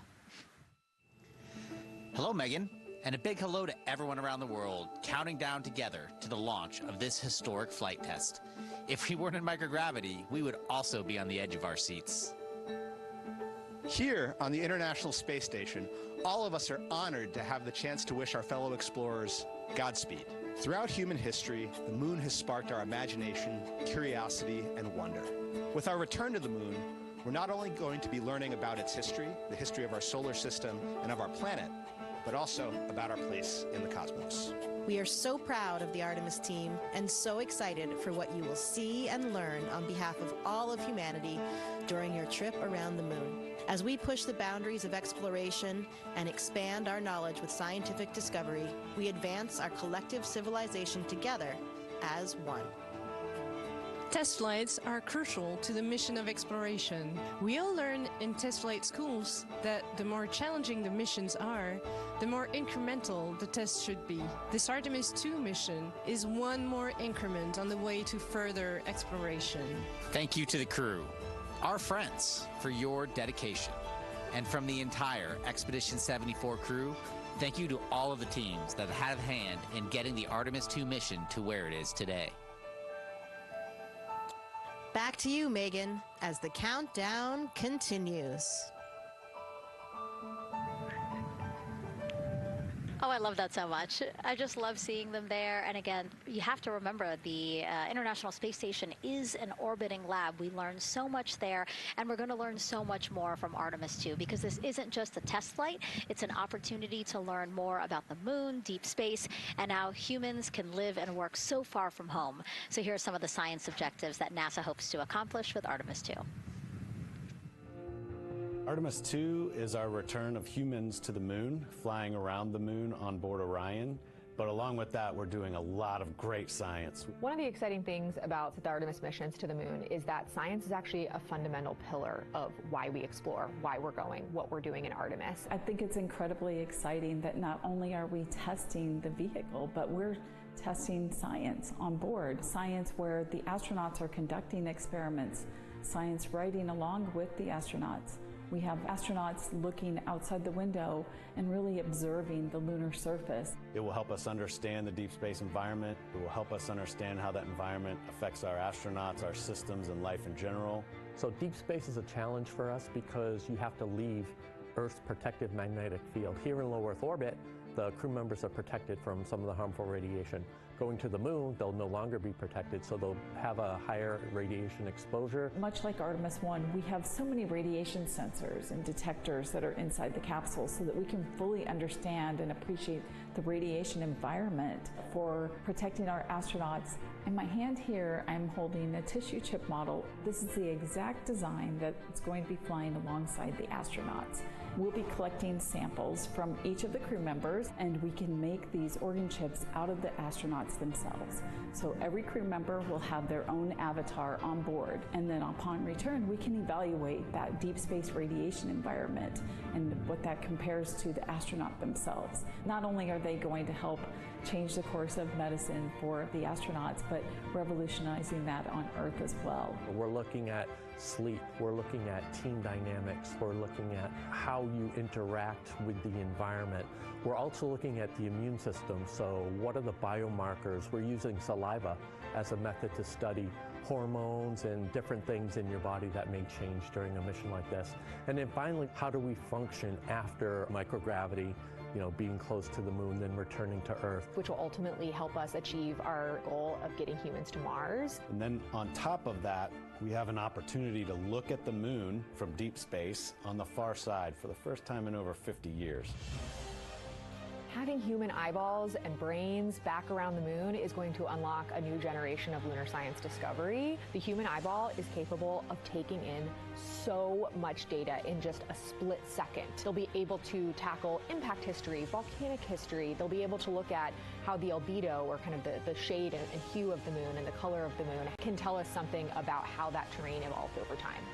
We're integrating science in ways that have never been integrated into human exploration before. We have a front room mission control flight controller position called the Science Officer. We have a brand new science back room where it's basically our brain trust of lunar scientists and geologists supporting the crews of the future. And Artemis II will allow us to really test how this works so that future missions are really set up for success. We'll also be deploying some CubeSats. They're small shoebox-sized spacecraft of their own. They're each provided by another country, one of our partners. As they conduct their research, they'll complement what we are doing at the moon with Orion. It is so incredibly exciting to be a part of this mission. It has been, really one of the privileges of a lifetime. I can see the work I'm doing benefit crew members right now and benefit the crew members in the future. So it's incredibly exciting and it's very rewarding. As this rocket launches humanity off of the Earth, we'll be setting the stage through our science to prepare humanity to leave Earth and explore the solar system. And what we learn during this and future Artemis missions to the moon will eventually get us to Mars. Here's Jasmine Hopkins again, now with Nikki Fox, Associate Administrator of NASA's Science Mission Directorate. Thanks so much, Megan. Yes, we're back on the balcony now, joined by Dr. Nikki Fox. Nikki, in this nearly 10-day mission, we are covering a lot of science, from CubeSats to tissue chips. What are you most looking forward to learning? Oh my goodness, I think for me the most exciting thing is actually being able to interact with the crew while they are flying, doing this historic journey on the far side of the moon. They are going to be seeing pieces of the moon that no human eyes have seen before, which is really spectacular. It's going to be an interesting trajectory. Some of it is in darkness. Then at the terminator, so in darkness they'll be able to look for like impact flashes and things when micrometeorites pummel that poor moon. And then at the terminator they can see shadows and interesting things, which kind of gives you depth perception. And then of course in the sunlit, picking out everyone's favorite craters. Also, if we launch today or tomorrow, they will see a total solar eclipse from the Orion capsule. How cool is that? That is very cool. We are thrilled for this Artemis II crew to be able to see the moon in a way that we've never seen before. What is so unique about that far side? Why are we going there?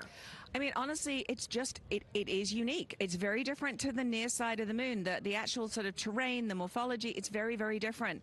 And so it will be very exciting to see that as we're going past that. Absolutely. And Nikki, you know, we are performing a lot of science at the moon this year, actually, not just Artemis II. Can you speak to the commercial lunar landers we're planning to send? Yes, we are very, very proud of our commercial partners as they take our payloads for us to the lunar surface. And very excited. Next one up is Blue Origin's Blue Moon Mark 1 going. It's got some science on it. It's got the scalps that went on the Blue Ghost, so we'll be able to sort of look at that plume as it's coming down onto the lunar surface, and then also the laser retroreflector that will be the array that's up there too. So even on that first test flight, packing it with science as much as we can. Wow, Nikki, so much science. It's hard to keep track of everything, but the unique thing about Artemis II is we're sending crew. Can you speak to the importance of the human element of science? Absolutely. I mean, we can program, like we do with our beautiful rovers on Mars, we can program them to do certain things, and it's what we think we need them to do. When you have an astronaut up there, they can make that sort of like really unique split-second decision. The thing I'm most looking forward to is when they think they're going to be looking here, is hearing one of them say, "Oh my goodness, look over there." And I think that's just incredible about how we do that. Also flying our tissue chips with the astronauts, our Avatar experiment. Here we go, Avatar. Wow, look at that. And that's got the tissue chips samples that matched to the crew, so we'll be able to monitor the effects of microgravity and radiation on that human tissue as we prepare for more and more missions to the moon for longer and longer durations, and then off to Mars. Wow, Nikki, so much science ahead of us, but first we have to launch. Thank you so much for being here today. Thank you so much. Go Artemis. Oh, of course, go Artemis. And with that, let's turn it back over to the countdown with NASA's Megan Cruz. Nikki is so fun. She has so much energy and so much passion about the science. And again, yeah, it's just so important to remember that so much science is happening with this mission. It's not just to test out the hardware and the life support systems. Yeah, you saw the science video, and then we talked to Nikki. Man, there's so much going on, right? We talked a little bit about the lunar observations that we're going to do, and then she talked about made a really great point about the human eye can pick things out that a camera or a robot can't necessarily pick out, and so that's why we're sending humans. But also, we're not just doing the lunar observations. The Avatar, like that's a really cool experiment. They took blood samples from the crew, and then they used those stem cells to make bone marrow and create those little Avatar chips, which is like impressive. Feels like scientific, sci-fi movie stuff. But we're going to look at radiation. We're going to look at all sorts of different scientific experiments. We got the little CubeSats. We're going to go look at space weather. Lots going on. Yeah, even collecting some of the astronauts' saliva. You can learn a lot about the body through the saliva. So just really a lot in a small amount of time in a small capsule. Yeah, scientific discovery. That's why we go back to the moon. Yeah. And so, again, her energy just so... oh my God, I can't find the word. So wonderful, awesome. Yeah. I don't know why I couldn't find the word. So anyway, yeah, just really again, thank you, Dr. Nikki Fox and Jasmine. And so Nicole, what about answering more questions? Let's do it. Okay, great. First one. What was the word I was trying to get at? No, I'm kidding. Let's have the first question up on the screen now.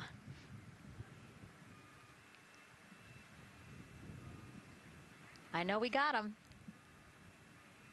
I see him being asked. And CDR OTC Orion Earth 1. Go. For your awareness, scrubber cycling is about to be restarted. Integrity copies.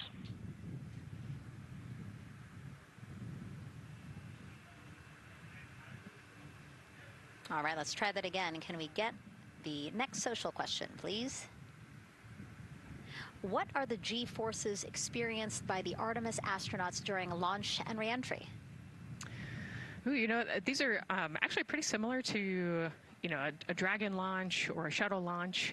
We have to accelerate to get out of the Earth's atmosphere, and then, we talked about the secondary burns that they will do to get away from Earth. But, for me personally, it kind of felt like we got slingshotted off the Earth is how I like to describe it. So, you get set back in your seat and the G forces are into your chest. CDR OTC Orion Earth 1.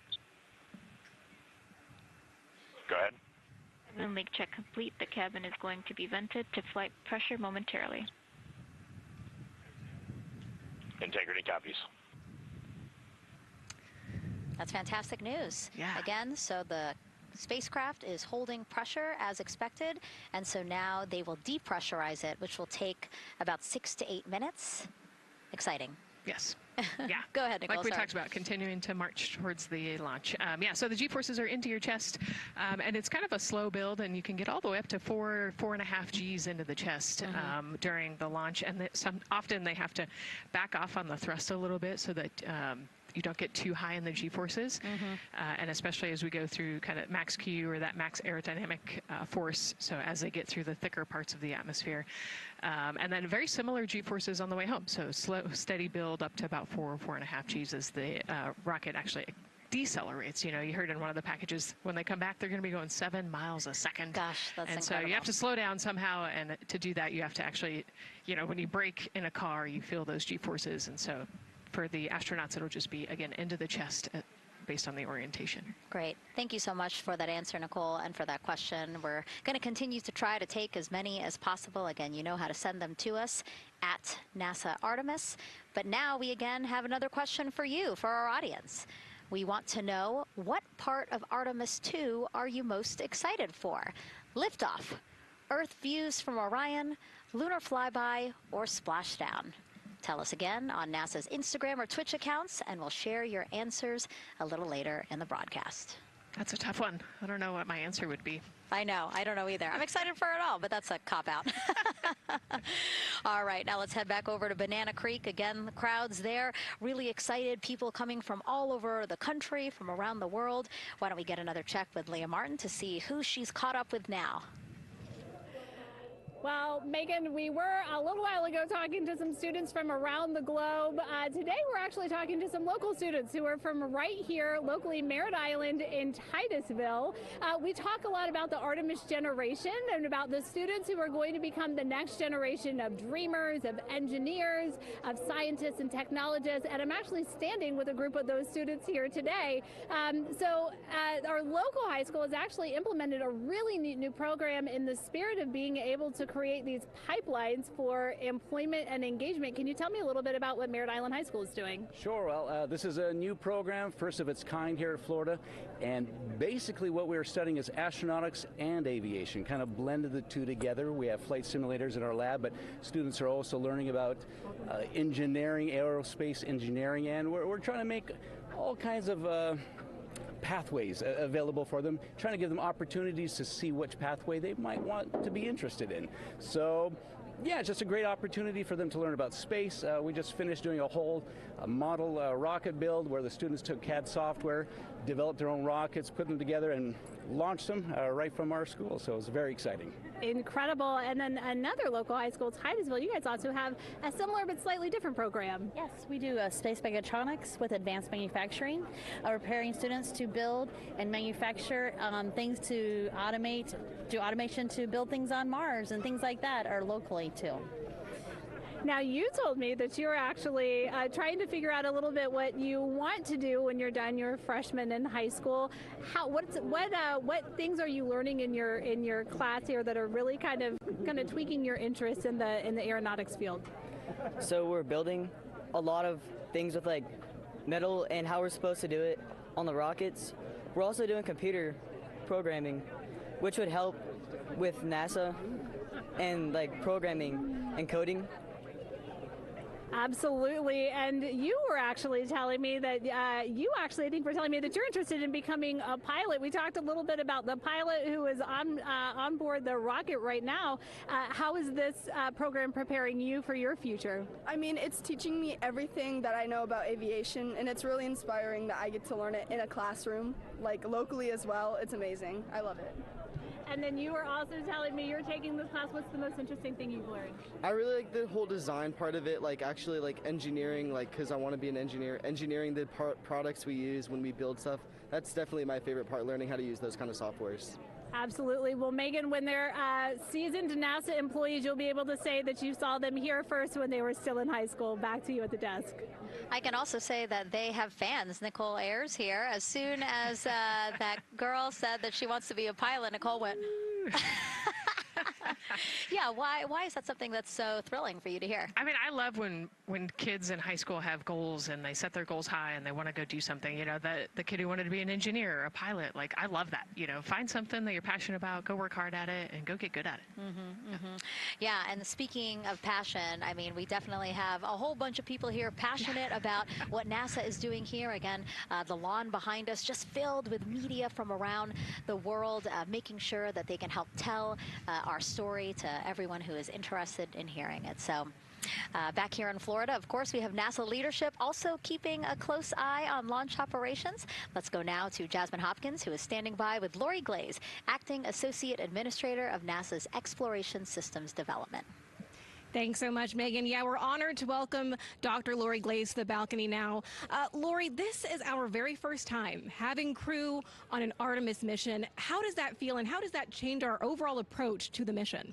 It's a really good question, and it really came home today when we were watching the crew walk out, and then we saw them get into their van and go out to the pad, and we've been watching them getting into the crew module.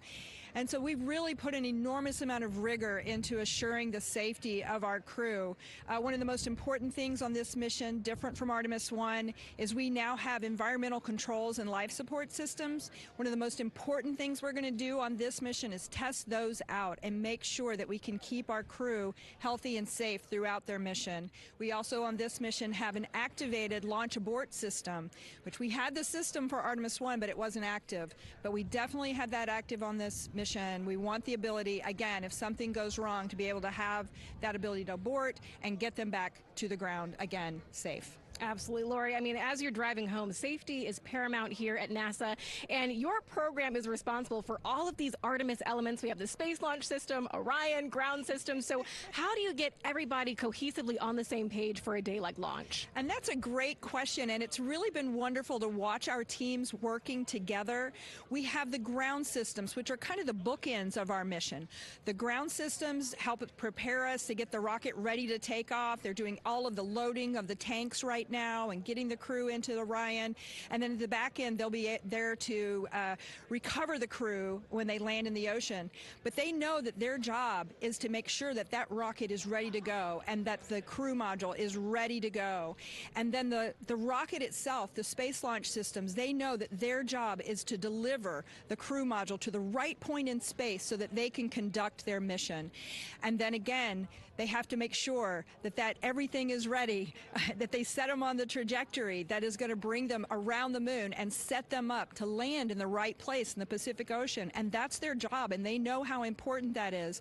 And they have to work closely with Orion, which again, they also have to work with all the other teams to make sure that everything's working together. And then on top of that, our flight operations teams, all the people on the ground, they're all working together. They know this mission doesn't work unless every single part of the mission works. Right. Lori, there are so many things that have to work together today. We can't wait to see what happens next. Thank you so much for being here. It's my pleasure. Thank you. Of course. And with that, let's take it back to the countdown with NASA's Megan Cruz. Yeah, and speaking of the countdown, 1 hour, 59 minutes and counting until the opening of our 2-hour launch window at 6:24 p.m. Eastern Time.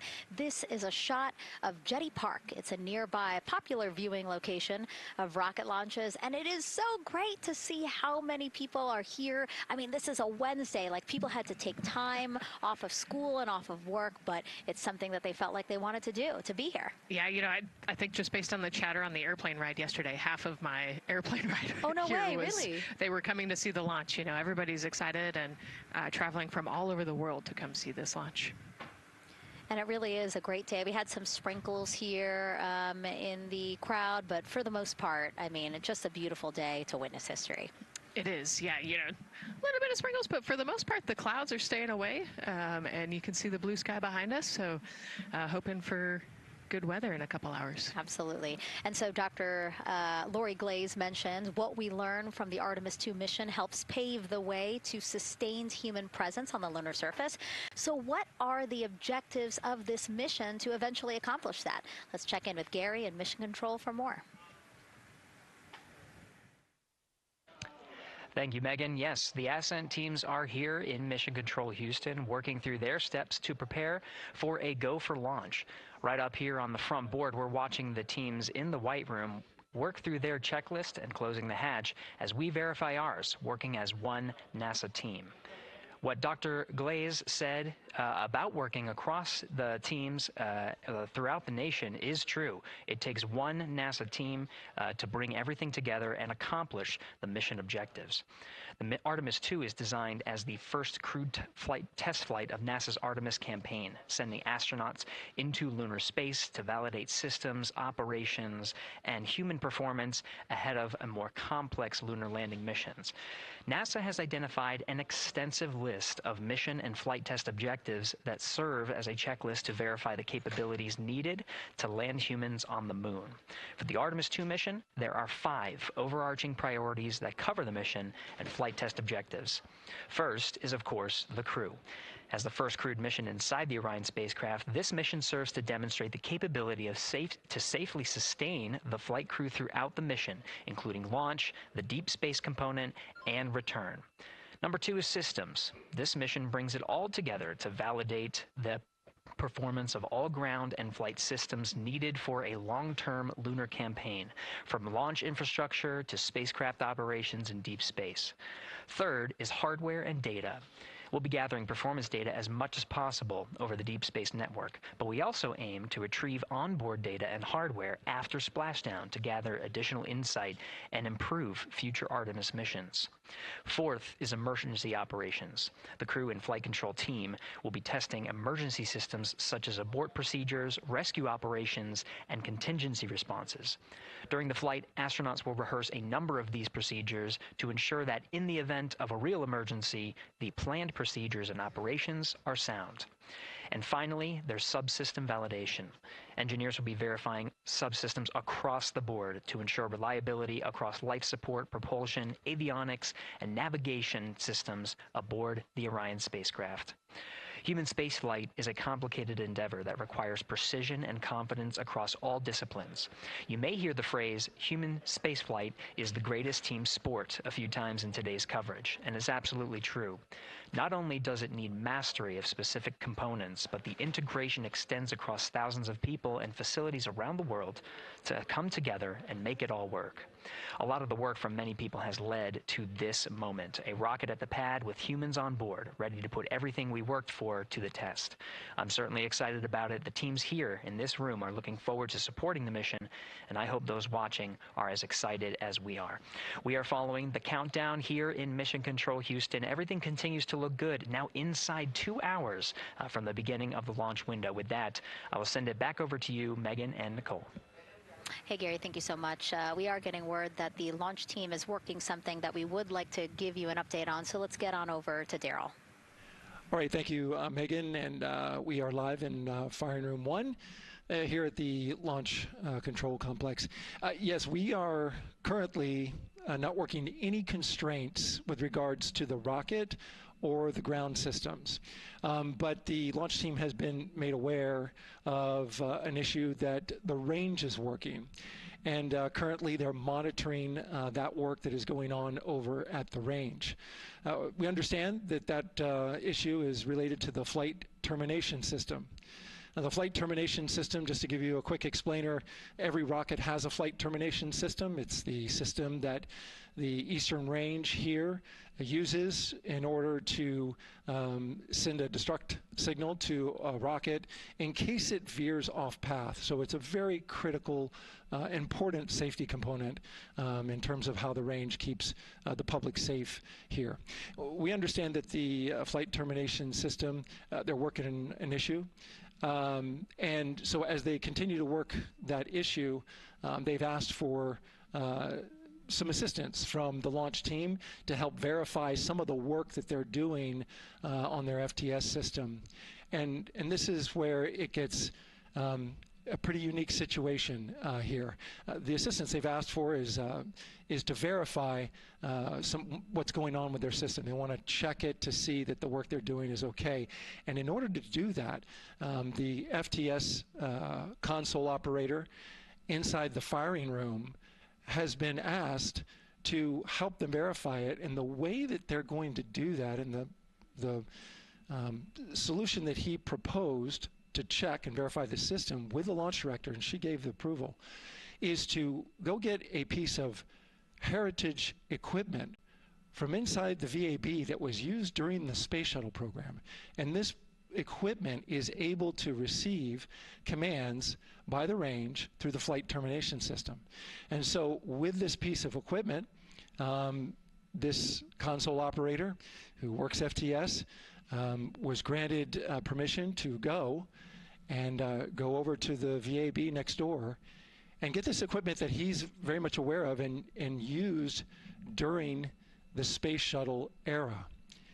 And so that is in work right now. The bottom line of all this is, at this moment, the range is no-go.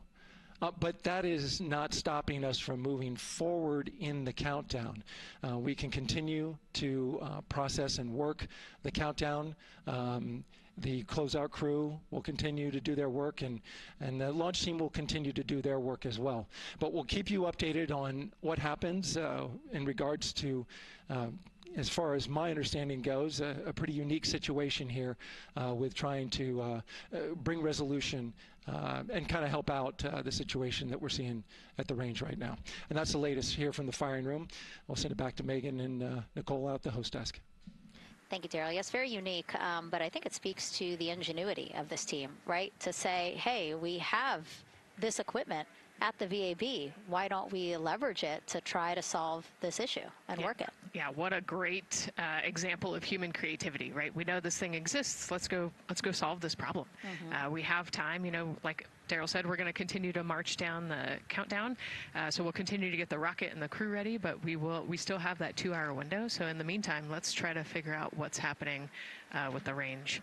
And speaking of the range, what is the range for people who might not watch rocket launches with us often? Sure, yeah. So anytime that you launch a rocket, you have to clear the airspace, right, in the launch corridor. So where the rocket's flight path is going to go, you have to make sure that that whole airspace is clear. And so we actually have assets, you know, the Space Force helps us out with this one, but, you know, we want to make sure that there aren't airplanes in the way and there aren't other, you know, maritime assets in the way or things like that. So that there's a whole group of people. We talked to, actually, Gary said it great, right? It's a huge team sport, and so there's a whole group here on the ground that is monitoring that launch corridor to make sure it's clear and ready to go. And so if they're having issues, then we definitely can't launch this rocket. We don't want to launch blind into a corridor that we can't see. Yeah, because as Daryl said, I mean, it is very important, the flight termination system, needing to activate it in case of an emergency. So yes, something that we will closely be monitoring throughout the countdown, and hopefully again won't be an issue, that they can fix this issue by going to the heritage hardware that's in the vehicle assembly building. Right, what a great idea. Okay, so again, under 2 hours from the opening of our 2-hour launch window, 6:24 p.m. Eastern Time. The crew, as you can see there, inside of Orion, relaxing, getting updates from the team, but also just getting in the right headspace for hopefully launch today. Let's learn a little more about each of them now. The moon, to me, it's the thing that connects me together with all the other humans in my life. I remember being a little kid lying in bed at night and just looking out at the moon in whatever phase it was in, and I was thinking, man, my friends that live like 20 miles away, they can probably look out and see that same exact moon. And then when I was in the Navy and I would look out at the moon and I'd be halfway around the planet, I would think, man, my brother can see that moon where he is and he's halfway around the planet from where I am. To me, it's a connection of life on Earth. We can all look up and see that moon, and it's always changing. The moon is never the same 2 days in a row. I love that. My name is Reed Wiseman.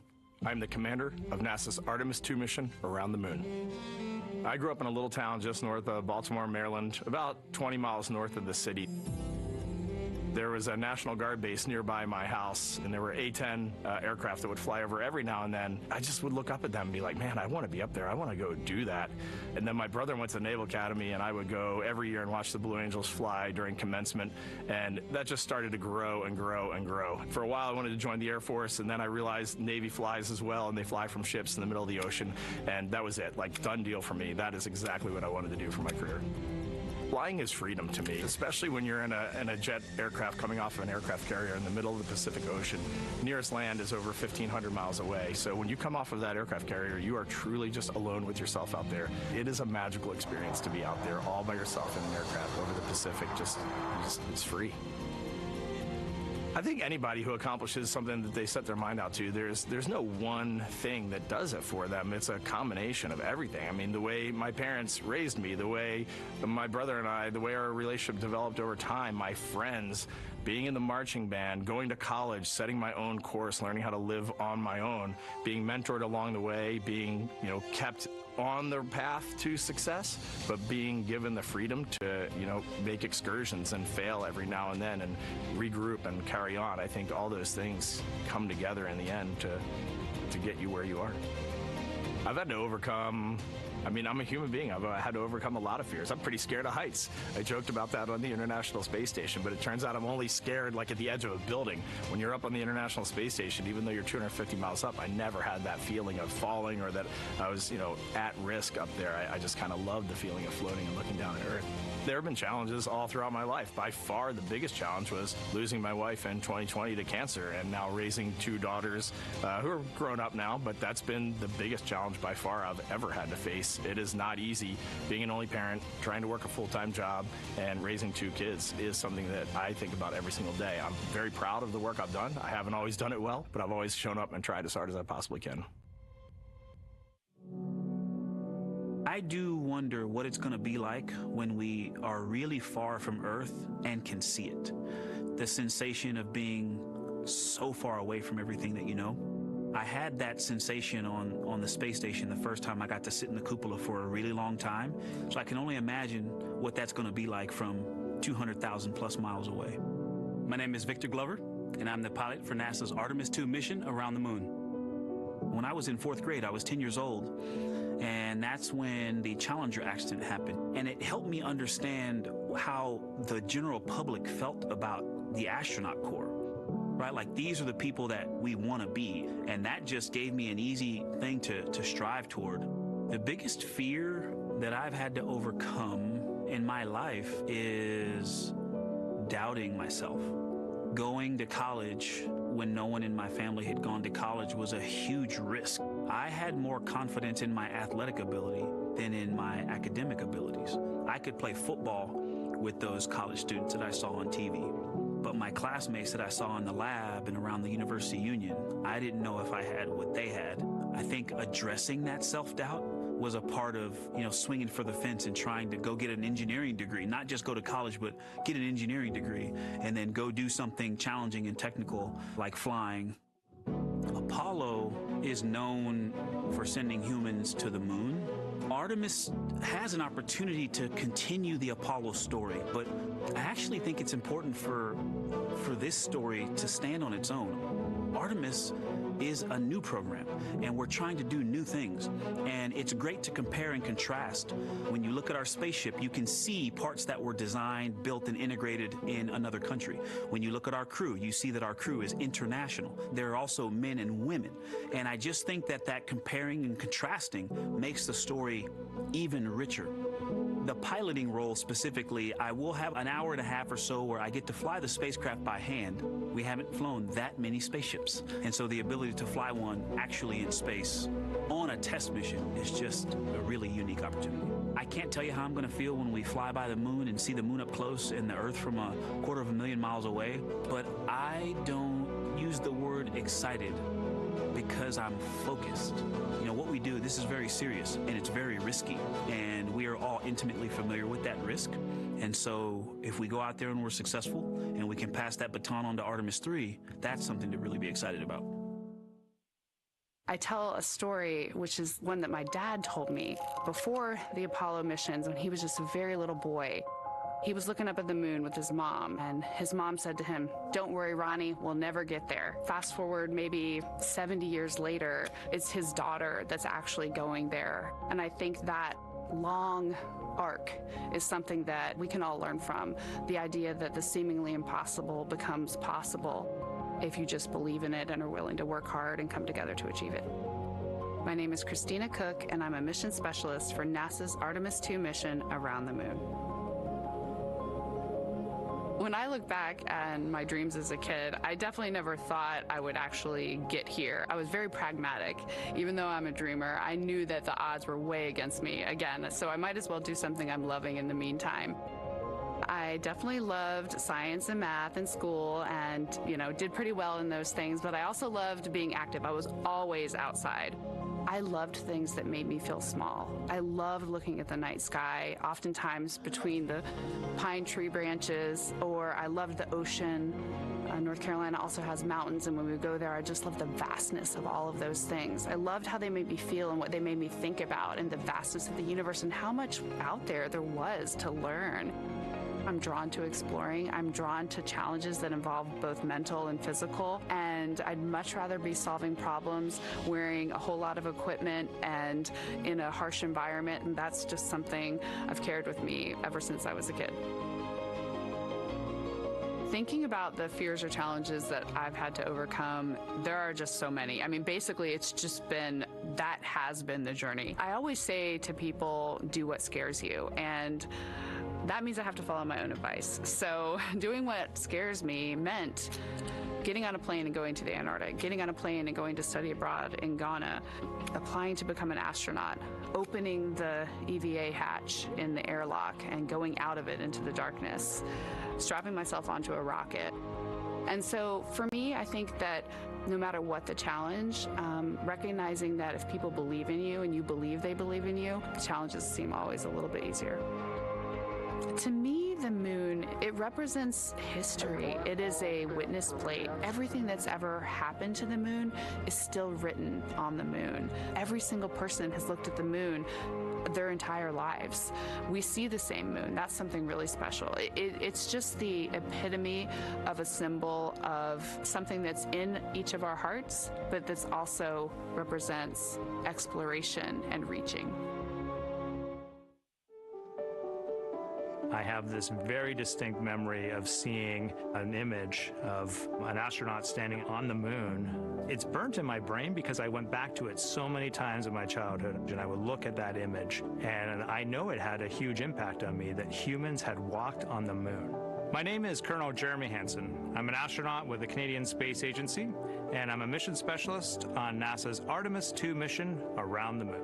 My elementary school years, I grew up on a farm outside of London, Ontario. I spent as much time as I could with my dad on the farm. I learned the value of hard work, for example. If I wanted to go to work with Dad, it was going to be a long day, and I was going to have to not complain, or I wasn't going to get to go the next day. I had a treehouse. I had a vivid imagination. And I changed my treehouse into a spaceship. I made all these dials and controls. I had circuit breakers for switches that I found in the barn. And I was exploring space in my imagination. The most important thing I did to get to where I wanted to go in life, which was flying fighter jets and eventually becoming an astronaut, is I shared those desires with other people. And it turns out, just like you don't go to the moon on your own, if you could, I would have done it a long time ago in my treehouse as a kid, you have to go as a team. I think the biggest impediment to achieving my goals was, of course, myself. And I think that's a common human experience. There are many times where just little things would get in my way, and my immediate interpretation of that was, well, now that goal's out the window. People must have lifted me back up, and somewhere in the back of my head, that persistence came through. And I think that's a common human experience, to doubt ourselves. I've come to this realization that I believe that we all have gifts to contribute, and the goal is to figure out how to use your energy towards adding positively to humanity's existence on this planet. But I love it when humanity sets big goals, like sending humans to the surface of the moon with an eye to eventually going to Mars, because when we do that, we can bring together genius from not just even in one country, but around the world. I've also learned from my indigenous mentors that they refer to the moon as Grandmother Moon. So you've probably heard of Mother Earth. They use Grandmother Moon because Grandmother Moon is responsible for the water in their community, just like the moon moves the water around the planet, affects the tides. And I think that's a really beautiful thing for us as we go back to the moon, to think about all the different cultures around the world and how they view the moon differently. And that's really neat because we all share that same moon in the night sky.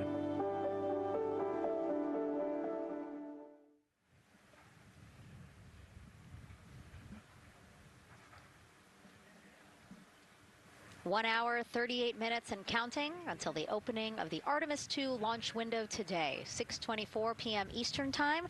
And we are looking at the rocket and Orion out on the pad, historic launch pad 39B here at Kennedy Space Center. What a great view, Nicole. Yes, it is. You know, we can see the clouds out in front of us, but they are to the west.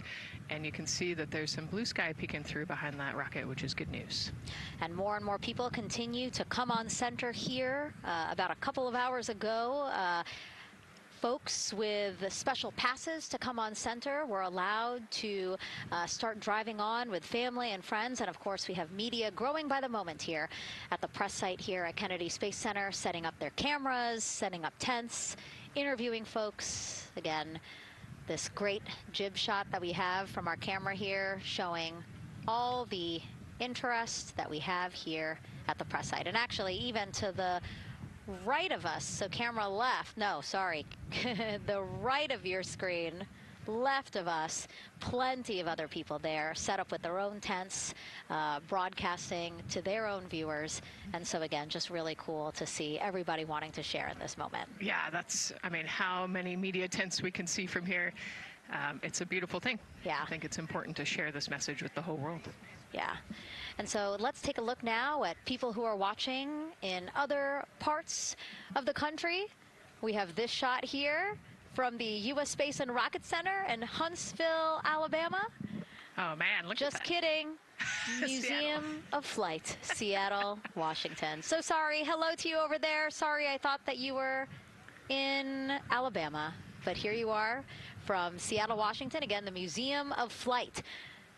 They must have had a special event to bring people there to watch, as well as a special event here. Now, correctly, the U.S. Space and Rocket Center, Huntsville, Alabama.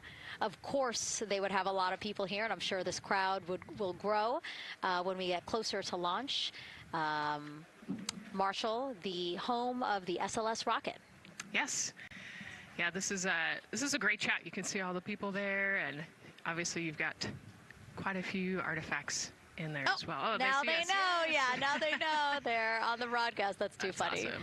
Hey, listen, it's all right. We can sit. We can sit and chill until we wait for the opening of the window. No, there they are. Yeah. Everybody's excited. Thank you guys for showing us your excitement. I know deep down it was in there. It's just that you felt like sitting at the moment, and that's all right. There's a little delay. Yeah, that's all right. Well, thanks so much to those supporting these watch parties and bringing them to us live here. Actually, our video paths are taking quite a circuitous route to be able to bring those live views in from Seattle as well as Alabama, but we're glad that we can be able to share it with you in the broadcast now. And so why are we going to the moon? Why does NASA want to build a moon base there? Here's Megan Carter again with our moon board. All right, thank you, Megan. Yeah, so we are right around that hour-and-a-half mark, hopefully for that launch. It's going to be very exciting. So they are going to have a few days to be around the low Earth orbit, and then they'll be heading on to the moon. So yes, let's talk what will be happening. Why are we going to the moon? So obviously this is not going to be a landing, as we've discussed. They are going to be coming with 4,000 to 6,000 feet around the moon's surface, and this is going to connect us directly to our past. Those Apollo missions did have 6 lunar landings, and the Artemis campaign is looking to build on that past by going back to the moon, staying longer, and then going farther. So how are we going to do that, and why? We have obviously talked a little bit about that lunar South Pole, and we are focused specifically on the far side of the moon for this one for a specific reason. You might have guessed we're going to be looking for some resources especially, and that's going to be water or water ice. That is going to be giving us some really critical pieces for future missions. And as you can see here, we have identified 9 potential landing zones. So this is going to be a critical objective for our crew. Depending on when they launch, it will determine what is going to be visible, but we do have these 9 landing zones right here around the Shackleton crater. And as you can see here, a lot of that area is deep and dark, and that is where we are going to be looking for that water ice, because that is obviously going to give us not just water to drink, but as we know, that can actually be converted into our propellant potentially, that hydrogen and oxygen. So that is going to make the moon a critical place for that moon base, because we want to think of it essentially as a backpacking trip. If you have your tent and your hiking boots and your camping stove and all your gear, you don't want to take that out and be on the trail for the first day and then try everything out. You're going to test things out a little bit closer to home before you go out on that adventure. And that kind of goes for us as well.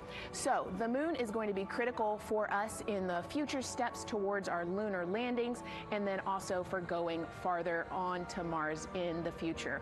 It's going to set us up for that deep space exploration, and we can't wait to see what they see once they get to that flyby. But for now, we are, like I said, getting closer. So I'm going to turn it back over to you, Megan. Exciting stuff. Again, the idea of accomplishing a moon base, like as we've been saying, sometimes things just seem like science fiction, and it's amazing that we're making it science fact. Yes, yeah, we're going back. We're going to scout it out, and then on the future Artemis missions, we're going to put boots back on the moon for the first time in over half a century. But we're going to stay, and we're going to learn from the moon, and we're going to, you know, as Megan talked about, the water ice, and harness that resource, and, you know, not only learn from the moon about Earth and about the solar system, but also figure out how we get to Mars from the moon. And so what we're seeing now, back inside the White Room with the closeout team, they are removing basically fixtures that protected the crew module hatch while they did work around it, right, Nicole? Yep. Yeah, so anytime that you're moving around and working, there are some sensitive sensors and parts of the crew module that we don't want to kick or bump into, and so it's easier to just put a guard up while you're working in there and then take it down later. And so this is a visual cue for us that the team is getting ready to close the last hatch, again, the launch abort system hatch. Can you tell us about what the LAS is? Yeah, so launch abort system, this is, you know, we have the crew module, and then what sits out on, basically on top of the crew module is the launch abort system, and it has its own motors, so that we'll arm it about 5 minutes prior to launch, and then it stays with the crew module until about the Kármán line, so that 100-kilometer point in space. Once the crew could safely get to orbit, it will actually be jettisoned, and the crew module will then be exposed. So this is just a safety mechanism that stays on the outside of the crew module, and then as they monitor the attitude and the thrust and all sorts of the roll, all sorts of different data points to make sure the crew is safely getting to orbit. And once they are safely to orbit, then we will get rid of that launch abort system. And it looks like they're putting all these parts that they're removing from around the crew module hatch into a bag, because they have to take this out with them once they leave the pad, right? Yes, yeah, we don't want anything left up there in the White Room, and especially because that crew access arm will move away from the capsule and the rocket, and so we want an empty White Room, no FOD like we talked about, so that we can have a safe launch. And this orange tube that you see on the right side of your screen, that had been inside the crew module providing breathable air to the crew. And now again, with the crew module closed and them getting ready to close the second hatch that has been removed and is out of the way, so again, the closeout crew can continue to do their work. Yeah, that's just a duct to provide some cooling air and some breathing air to the crew and the closeout crew while they're in there. That's actually a good point, yeah. And so as we continue to watch the crew prepare to close the launch abort system hatch, why don't we take a look at the crew's mission patch? Now, crews have designed their official mission patches since the Gemini 5 launch in 1965. Reed, Victor, Christina, and Jeremy, they really wanted to play on the abbreviation of Artemis II to all, signifying not only the second major flight of the Artemis program, but also a mission to explore for all, by all. The crew chose the iconic Earthrise photo for a reason. It was taken by the Apollo 8 crew in 1968, the first crew to ever fly around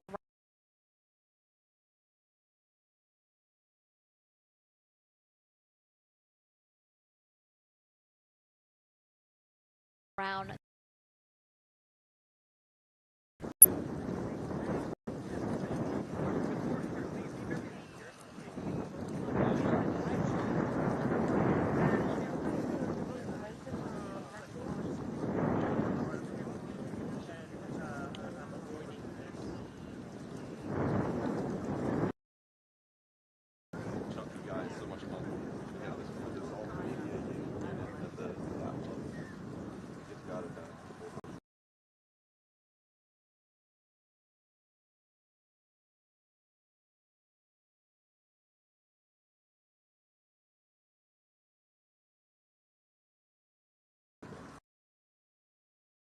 We have Christina in your upper right hand, nope, sorry, Christina in your upper left hand corner.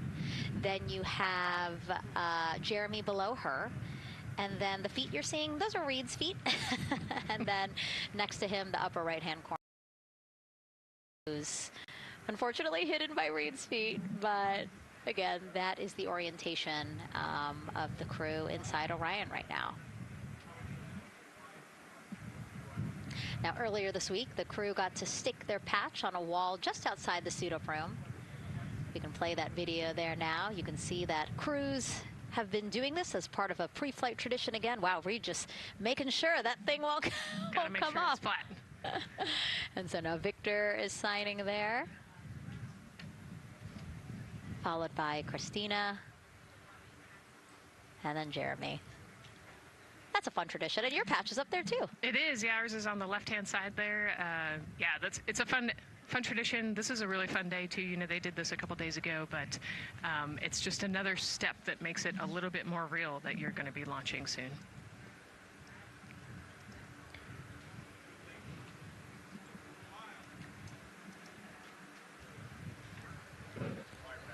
Again, we talked a little bit about this before. The basically like a computer there on Jeremy's leg, a way for him to just check out the data, see some of the data that also Reed and Victor are getting to see, but in those much bigger displays for Orion. Right, yeah, it's basically a tablet on his leg, and it's actually plugged into a cord nearby that allows him to have a screen repeater so he can see what they're looking at. And it looks like he's taking notes. Can you talk a little bit about what that is? It's part of, all of them have like a little procedural book, right? Right, yeah, so they have what we call a knee board, and they'll have blank pages to take notes on. They might have a cue card or procedures, or they can be kind of custom built to what each crew member wants for their knee board. This mission, of course, built by people and companies in all 50 states, as we've been saying throughout the broadcast, and with our international partners as well. Let's take a look at some of the people playing such a big role in today's test flight. What we're doing here is a collaborative effort of hundreds of thousands of people. This is about the parts, the hardware, the software, the services, all coming together to make that mission possible. My dream for this space program is that we would not just push the boundaries, but that we push them together. And liftoff of Artemis I.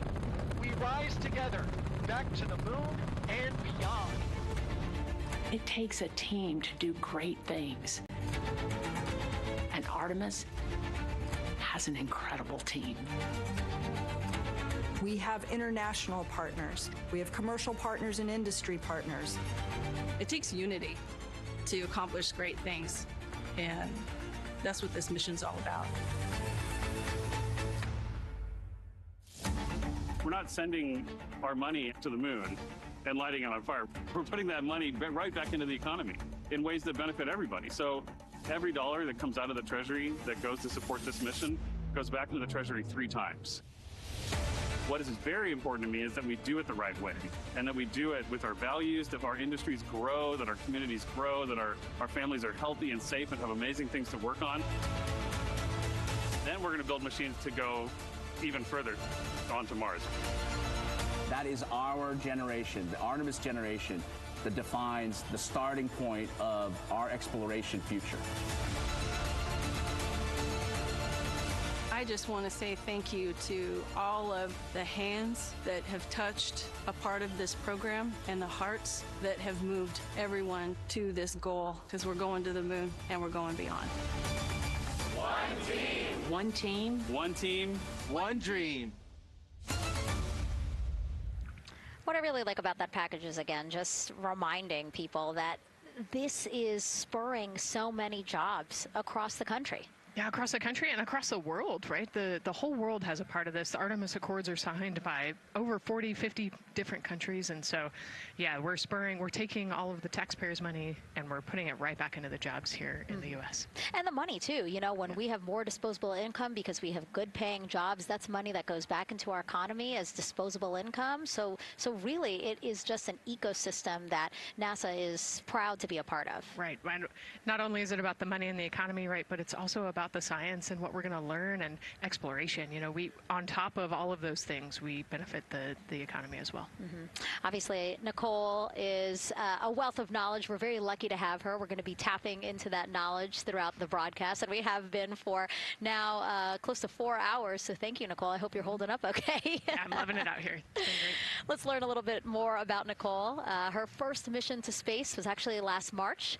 She launched from here at Kennedy Space Center as pilot of NASA's SpaceX Crew 10 mission to the International Space Station. And what a beautiful launch that was. She spent 148 days in space conducting science experiments that could benefit us on Earth. For example, one studied the physics of liquids, which could help researchers deliver medicines more effectively. She also conducted an almost 6-hour spacewalk to help upgrade the orbiting lab's power system. Nicole is a lieutenant colonel in the U.S. Air Force and flew one of its most advanced aircraft. She was born in San Diego, California, and is a twin. That's a cute photo of the two of you. Oh, that one too. Young explorers, yeah. Yes, yes. That's so great to just see how far you've come. Again, I think that speaks to what we've been saying. Like, you know, just if you're passionate about something, go for it and see where that takes you. Yeah, I think that's a great example. You know, I was a serious little kid with really high goals and, you know, just kept working hard and never got bumped up the path and ended up here. And, you know, I think it's a testament to the human, like we talked about, you know, if you're willing to work hard, be a good team player, you can really get anywhere you want in life. And that's what I love to talk about. Christina has mentioned similar things. And so it's been kind of a theme for the day. Yeah, definitely a theme for the day, a theme for the team. The team has said the same, the crew has said the same sort of things. So absolutely, Nicole, thank you so much for being here. And hopefully only a little bit more until launch today. Hopefully. So today's Artemis II test flight will mark only the 7th time NASA astronauts will launch on a new NASA spacecraft designed for crew. And then controlling the flight will be Mission Control in Houston. Our Gary Jordan is inside with flight controllers. Hey, Gary. Hey, Megan, you are right. This is a significant milestone, and we may be putting the names of a few more astronauts in the history books today. The Artemis II crew is set to launch today. Will join a select list of humans to fly in a spacecraft for the very first time. And Artemis II, like missions before it, is a test mission. During Ascent, the crew and the teams here in the room are prepared for a variety of scenarios. Some of these will be called out directly by Capcom Stan Love during Ascent, and some are a little more subtle. These calls can be split into 2 categories: alternate main engine cutoff or MECO targets and aborts. First, there are 2 alternate MECO targets, or AMTs. These note milestones to give flight control teams and astronauts an idea of what would happen after that moment should the core stage lose one of the main engines. First is AMT low. You won't hear it called out by the crew or Capcom, since this happens right at liftoff. If the core stage loses one engine at this moment, an abort once around option could be made at main engine cutoff, meaning the crew could target a splashdown in the Pacific. The second is AMT high, which will be called out by Capcom's Stan Love around 22 seconds. After this moment, if the core stage loses an engine, we can still pursue an alternate mission in low Earth orbit to accomplish some of the test objectives. And at about 5 minutes, 16 seconds into the flight, you'll hear the call 3-engine press. This is a good moment. After this point, if the core stage loses an engine, we can still make a nominal main engine cutoff and pursue a moon mission as expected. Again, these MECO targets give the flight control teams and crew an idea of what lies ahead should one main engine be lost, but assumes we are otherwise continuing to a main engine cutoff target. This differs from an abort, where the Orion capsule separates from the Space Launch System prior to the planned separation time. There are abort options at every moment that integrity is attached to the Space Launch System, from the pad to more than 3 hours into the mission. During the first 8 or so minutes of powered flight, there are 3 abort options. First is the use of the launch abort system, which you see at the very top of the rocket, and here in the White Room where the hatch is open and teams are working to close it. This particular abort capability can be used from here at the pad through roughly 3 minutes and 22 seconds into the flight. Next is an untargeted abort splashdown, or UAS. This uses Orion's service module engines to escape the SLS and becomes available immediately after the launch abort system jettisons. Third is an abort once around, or AOA. You'll hear a Capcom Stan Love call AOA open around 7 minutes 30 seconds into the flight. This also uses the service module engines, but the burn profile is a bit different to aim for a splashdown in the Pacific after one trip around the Earth. NASA's expedited recovery teams are staged off the coast of San Diego to get to the crew and integrity quickly for this abort option.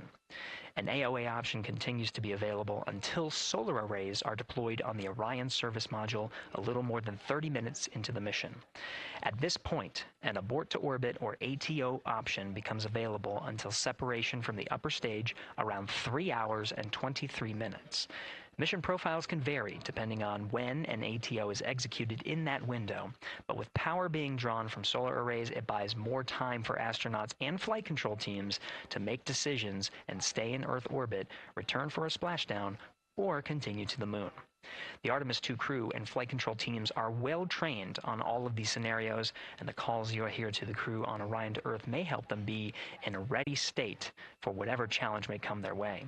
At this time, we're not tracking any significant issues here in mission control in Houston, Texas. That would be showstoppers for today's launch. We're continuing to, of course, monitor the countdown along the way and make sure all systems are go for when we reach T0. With that, I'll send it back to you, Megan, at the Kennedy Space Center. All right, we are ready for another reading if you are ready over there. Yes, sir. CBA is steady at 2,600 PSI. All right, copy that. And you know, the more times we ask you to do that, the closer we get to launch, so that's a good thing. Copy. You heard it there from NASA Test Director Jeff Spaulding. The more that they keep on asking her how the pressure is holding in the counterbalance assembly mechanism is a good thing, because it means we are getting closer to launch. So that's amazing news over the loops that we just heard on Orion to Earth 1. Again, that communication channel with the crew. But now I want to get back over to Daryl with the launch team. He has an update now on the flight termination system that the team was tracking. All right. Thank you very much, Megan. And we're getting an update now from the launch team as we speak.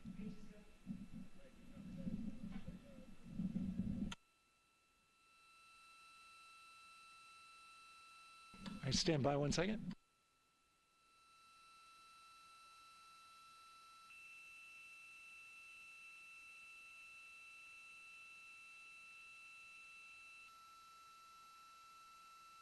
Okay. Sorry about that. We're just getting an update, in fact, about what I was about to report out on the range. And the good news is the range is go. So we reported that they were working to verify their equipment regarding the FTS system. And they asked for a little of that verification work to be done by one of the FTS engineers here in the firing room. He went out to the VAB to get some legacy hardware to help out with it. But in the end, this is a fix that the range had come up with to get clearance, to clear the range rather, and to as well work the FTS system. And so now they are go. Again, the range is go. That is no longer a constraint. And so you combine that with the fact that the rocket and the ground systems here also working, no constraints. clear board here is great news. So again, the range is green, and we're continuing to work through the countdown. We got a weather update that came in to the launch director from Launch Weather Officer Mark Berger. He reported out that there's still a little bit of feisty weather activity that's happening up in the Titusville area. That's the city neighboring the Kennedy Space Center. Those showers had passed over Kennedy, and then now they're currently over in Titusville, currently still within that mile kind of constraint of flight through precipitation rule. But we're still far enough from the window that it looks like it won't be an issue. And in fact, we're seeing some good sunlight now breaking through onto the launch pad. As you can see, it's actually shining on the other side of the rocket here, but to the west we're starting to see some of that clearing that was forecast. And so the launch weather officer held his forecast for 80% go for flight during our launch window tonight, which, as a reminder, is 6:24 p.m. Eastern Time until 8:24 p.m. Eastern Time.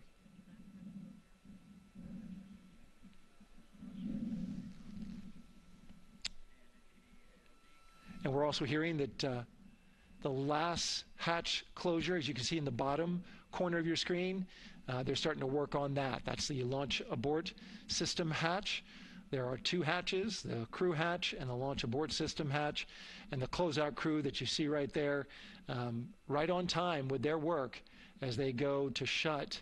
And you can see it in motion right now, that launch abort system hatch. That's the latest from the firing room. We'll send it back to the host desk. Thank you so much, Daryl. Great news all around. And yes, we did just see them close the last hatch. And now we are looking at a live view of Banana Creek.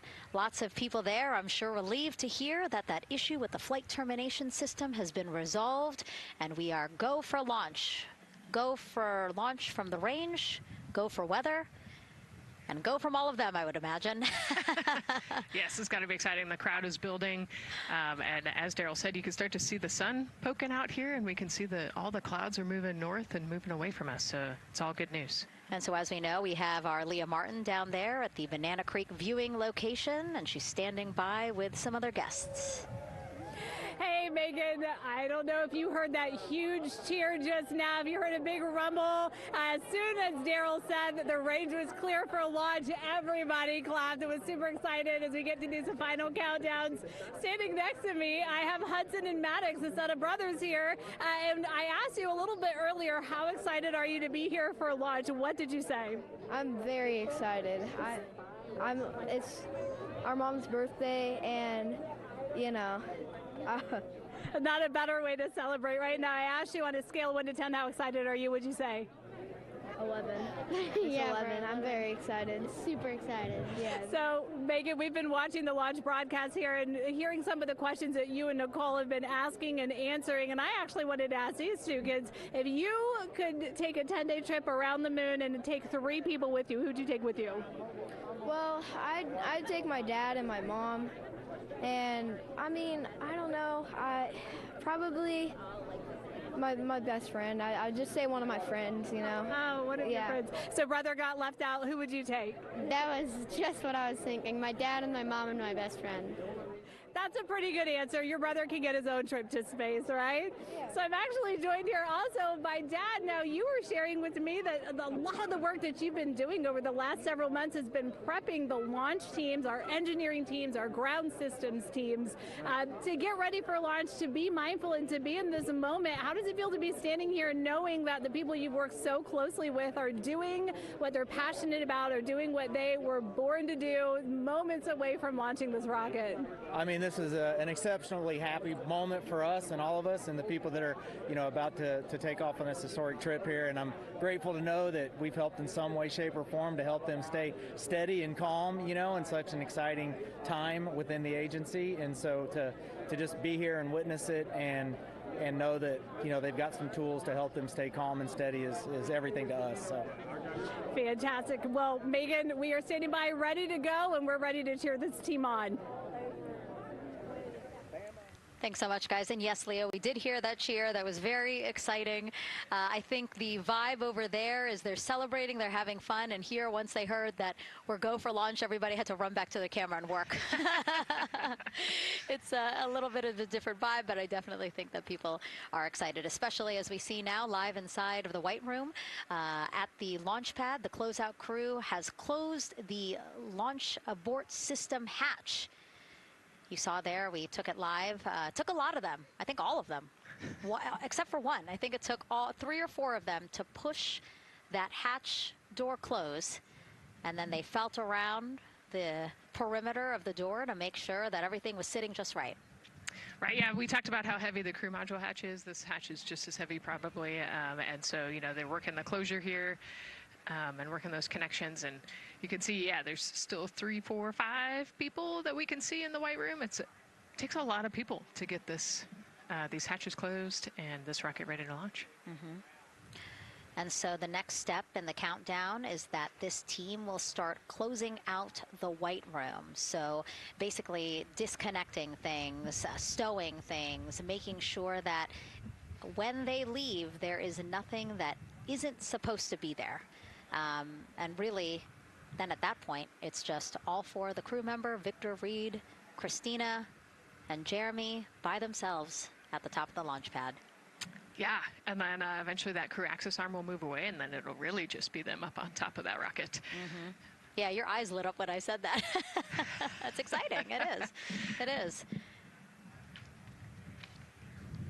Yeah, we had a moment, we talked a little bit about my fear of heights, but most of our crew is afraid of heights. And so there was a moment where I realized that it was just us, you know, 100 and some odd feet up and no crew access arm, and may or may not have said something that made everybody go, huh. Were you wondering to yourself, how did I get here? We're pretty far up.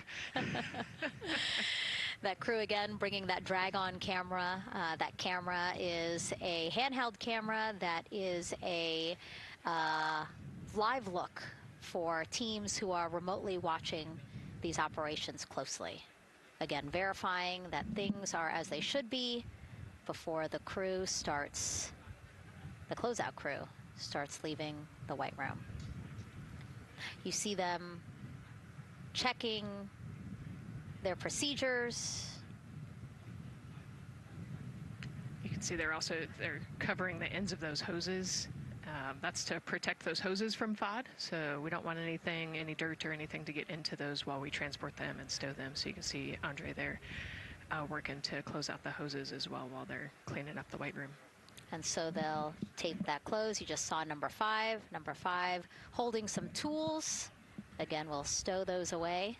You have to account for everything. Obviously, you know, they did have tools out. They did have procedures, paper, notes out. Like, all of that has to go.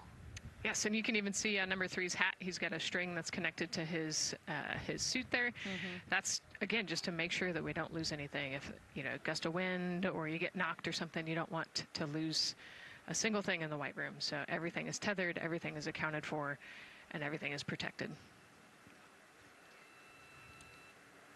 The crew now, another live view of them inside Orion.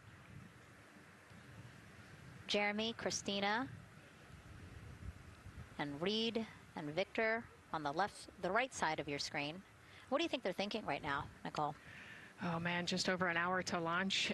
You know, there's probably a little bit of a lull right now, monitoring some systems, but you can see Reed's got his feet crossed. So I think just trying to relax and, you know, pass the time by maybe thinking through the items that they're going to monitor through the launch, you know, the different jobs that each of them have throughout the launch. And once they get to orbit, you know, this first day on orbit is actually really busy for them. Mm-hmm. They've got, you know, 2 burns that they have to monitor. They've got to get the system set up, and they've got to get the cabin set up. So there's a lot going on in the next 24 hours for this crew. I think they've got a couple sections where they get to take a nap, but I don't think they get a full night's rest for quite some time. So, yeah, you know, going through what's next. And so as we say that, I mean, imagine what it would be like to live in a spacecraft for 10 days. Let's take a look at what life will be like in Orion. Artemis II is our first crewed mission back to the moon since the Apollo program. A lot of the focus of Artemis II is really checking out systems to be sure that we're ready and well positioned for continued human exploration. My name is Susan Baggerman, and I'm the Chief Health and Performance Officer for the Orion program and the Artemis II mission. And this is 10 Days in Orion.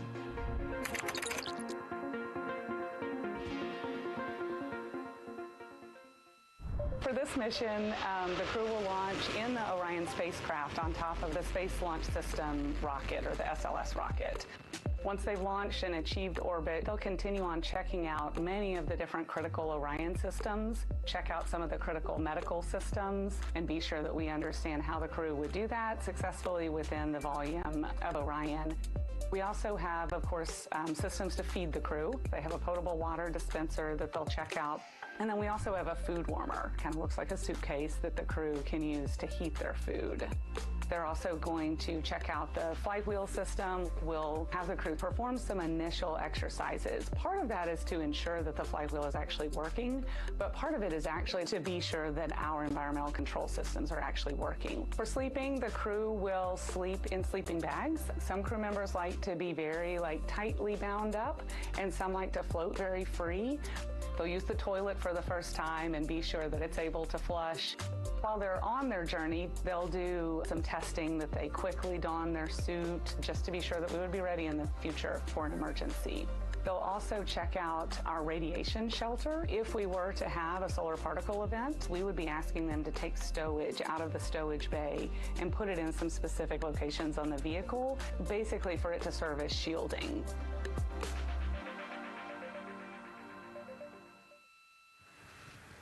And so I want to talk a little bit more about what we just heard in that package. I am interested in the space food.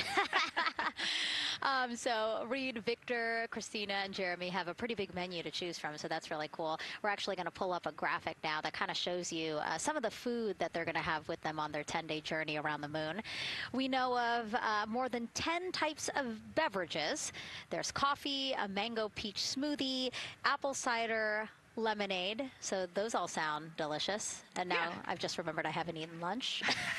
They're actually not too bad. I actually have a mango peach smoothie with me today. No way. Yeah. So you can see they come in these little packets here, but it's just kind of a dried powder that you add water to. So this would actually, you'd add 175 milliliters of water and let it sit for 2 to 5 minutes, and then you can stick a straw in it. You saw in that package they put a straw on the top septum portion there, and then you can drink it.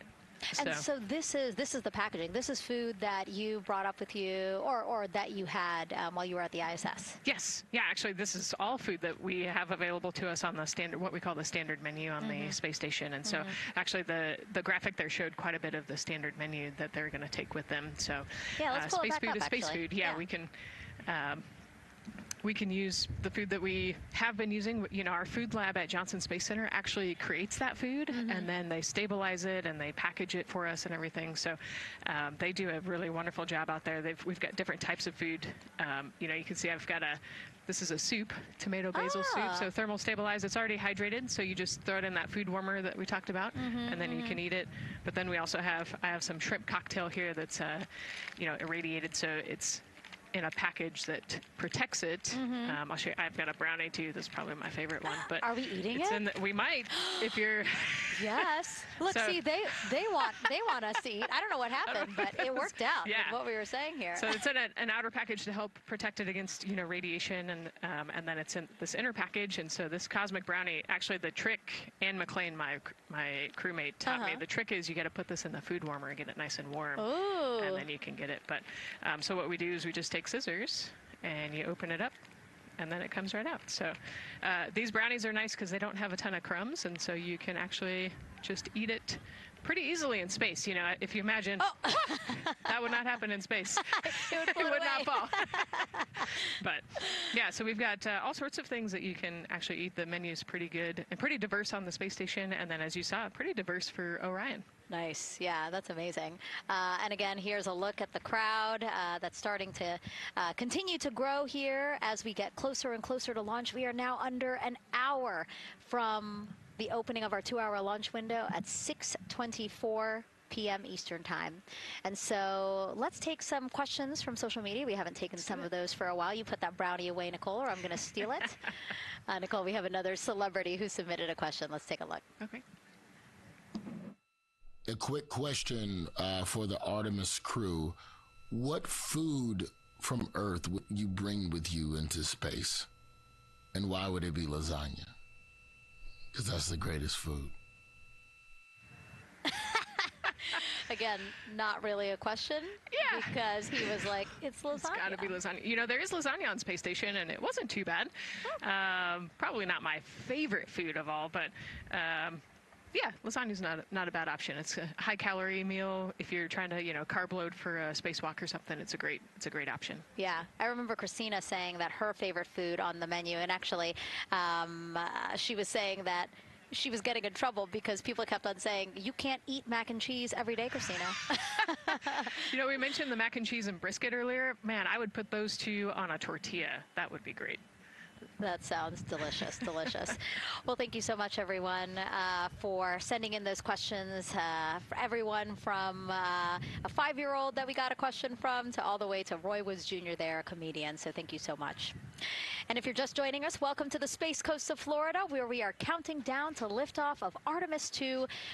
You see a beautiful aerial shot there of our rocket on the pad. For the first time in more than 50 years, we are sending humans to fly around the moon and back, and we're taking you all of you with us on this next chapter of human spaceflight. I'm NASA's Megan Cruz, and this is NASA astronaut Nicole Ayers. Great to have you here, Nicole. Yes, this has been a beautiful day. Excited. We're continuing to march towards this launch. Yeah, and if all goes as planned, this crew could travel farther from Earth than any other humans before them and see parts of the moon no one has ever laid eyes on. How exciting. Yes. Exciting is an understatement, I think. That's true. We're going to see the far side of the moon for the first time by humans in a long time. It's important. And as the crowd again builds behind us, more activity that you're seeing here at the Kennedy Space Center press site. We also have a ton of people gathering around the world to watch this history-making moment. So let's take a look at those watch parties now. Oh. That crowd has grown. We checked with them probably like 30 minutes ago, and it was half that. But again, as we get closer and closer to launch, we are seeing more and more people gather together, wanting to experience this together and not just in a vacuum at home, you know? Yes, this is so exciting. Look at all of those people. Man. And now here we are back in Seattle, the Museum of Flight. Again, people gathered there to show their kid. We see someone walking in the second row there. His first crewed launch to the moon. How exciting. That is exciting. Hello, everyone. Woo. Oh, that's so great. And now let's get you up to speed on what's happened so far. Again, we are now within an hour of the opening of our launch window. So what has been happening so far today? Well, a lot.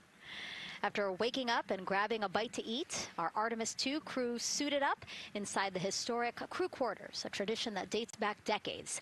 Teams helped them into their custom Orion crew survival suits, and just like other crews before them, they gathered around the table for a card game to pass the time, but to also burn off any lingering bad luck before they walked in the footsteps of every NASA astronaut launching from Kennedy Space Center since Apollo 7 in 1968.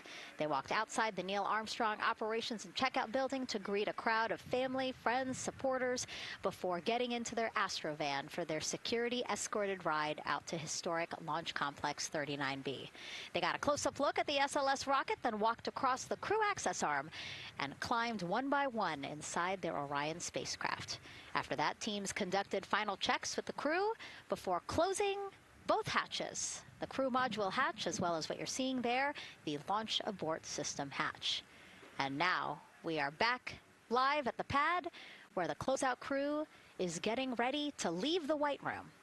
They are now tethered, Nicole, because they are about to move some pieces that connect the Orion spacecraft to the White Room, correct? Yes, there's kind of what I would call a shroud. You can see them working that there. So it is actually connected, so that way the gap between the crew access arm and the crew module, and well, I guess that's the LAS there, is covered.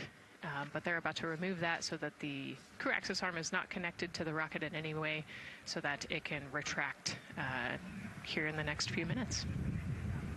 And for how we're looking with the launch countdown milestones, let's go to Daryl Nail in the Launch Control Center.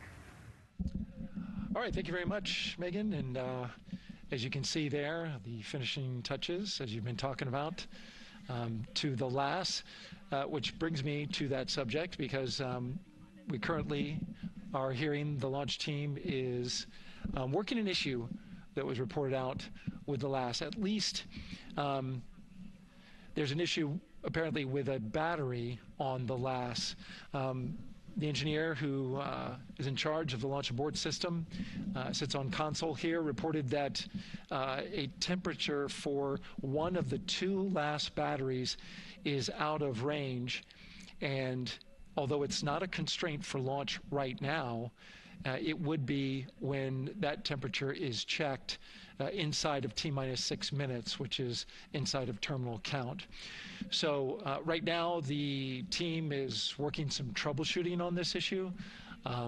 Going to follow, of course, along closely with what they learn. But again, a battery temp for one of the two batteries on the LAS is out of spec, and the team is working to understand, first of all, whether or not this may be a sensor issue, or is there an issue with the battery itself. So again, looking into it, troubleshooting and researching as we speak. With regards to the weather, we did get some good news there. Launch Weather Officer Mark Berger reporting to the launch director that the weather chances have now improved for the window. We are up to 90% go, which is great news. Again, 90% go. That is up from the 80% that we started when we had the first weather forecast come out officially 3 days ago. And so that is great. And for anybody who's here in the launch area knows that is certainly viewable. They can see that by just looking up. So we're getting some good clearing as forecast. And then just a reminder for those people who are watching the launch from the nearby area that if you're watching on an internet-enabled device, just remember that there may be a little bit of a delay. Can't tell you how much of a delay, but since it's on an internet device, you know, sometimes this broadcast might be a little behind what you're actually seeing. So just keep that in mind as you are watching. Don't wait to the last second to run outside if you're inside your RV or your camper or your house. That's the latest here from the firing room. Of course, we'll keep track of that last battery issue. We'll send it back now to Megan and Nicole at the host desk. Two of them there had to be tethered to the inside of the white room, because obviously now we have detached the white room from the Orion spacecraft. Yes, that view is quite something. Yeah, spectacular. Yep. Oh, no, I'm sorry. I forgot. Nicole's scared of heights. An astronaut afraid of heights is actually not uncommon, as we've learned today. But yes, so obviously, again, things proceeding as we march closer to the opening of our 2-hour launch window at 6:24 p.m. Eastern Time. Again, the closeout crew just finishing up those last couple of things they have to do before leaving the white room and then leaving the pad, leaving only the 4 Artemis II crew members inside the spacecraft by themselves at the pad. Yeah, and then we'll be curious to follow the battery issue on the LAS as well. I think sometimes it's just a sensor issue, sometimes it's a battery issue. So hopefully they figure that out quickly. Mm-hmm. And so if we can take a shot of the crew inside the capsule, if one's available, why don't we talk a little bit more about each of them? So we have Artemis II Commander Reed Wiseman, Baltimore native, and he's actually, you see his feet in that shot there from inside Orion. He's been in space once before as flight engineer for Expedition 41 aboard the International Space Station from May through November 2014. During the 165-day mission, Reed and his crewmates completed more than 300 science experiments in areas like human physiology, medicine, physical science, earth science, as well as astrophysics. They actually set a milestone for station science by completing a record 82 research hours in a single week. He also served as chief of NASA's astronaut office from December 2020 to December 2022. His two daughters were out to wave goodbye to him as he made his way to the launch pad. And again, there's Reed's feet. Reed is the one sitting in the seat to the right, closest to our camera there. So looks like he's relaxed by the body language of his feet. Yeah, you know, I think they're kind of in a holding pattern, if you will, or a waiting period. So it makes sense that he's a little bit relaxed. He's also kind of just a relaxed person in general. He's wicked smart, but has a demeanor that keeps everybody calm. And so I think we're seeing that here today. And so in this shot, Reed is the one sitting on the left, and to his right, Artemis II pilot Victor Glover. NASA selected the California native as an astronaut in 2013, and at the time he was actually serving as a legislative fellow in the United States Senate. His first trip to space, November 2020, pilot of NASA's SpaceX Crew 1 mission. That was the first operational mission of NASA's Commercial Crew program, which resumed launching American rockets from American soil to the International Space Station since the end of the shuttle program. Victor is a U.S. Navy captain and naval aviator who served as a test pilot, racking up more than 3,500 flight hours in more than 40 different aircraft. So again, he probably feels pretty at home in the pilot seat of Artemis II. Yeah, I think he does. He got to say goodbye to his wife and 4 kids.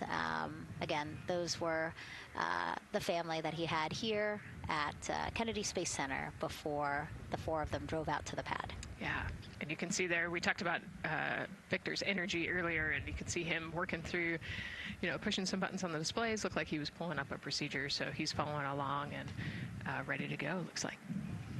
And then mission specialist Christina Cook, sitting on the upper left-hand corner of the screen there, native of Grand Rapids, Michigan, was selected to the Astronaut Corps in 2013, same class as Victor, served as flight engineer on the International Space Station from March 2019 to February 2020.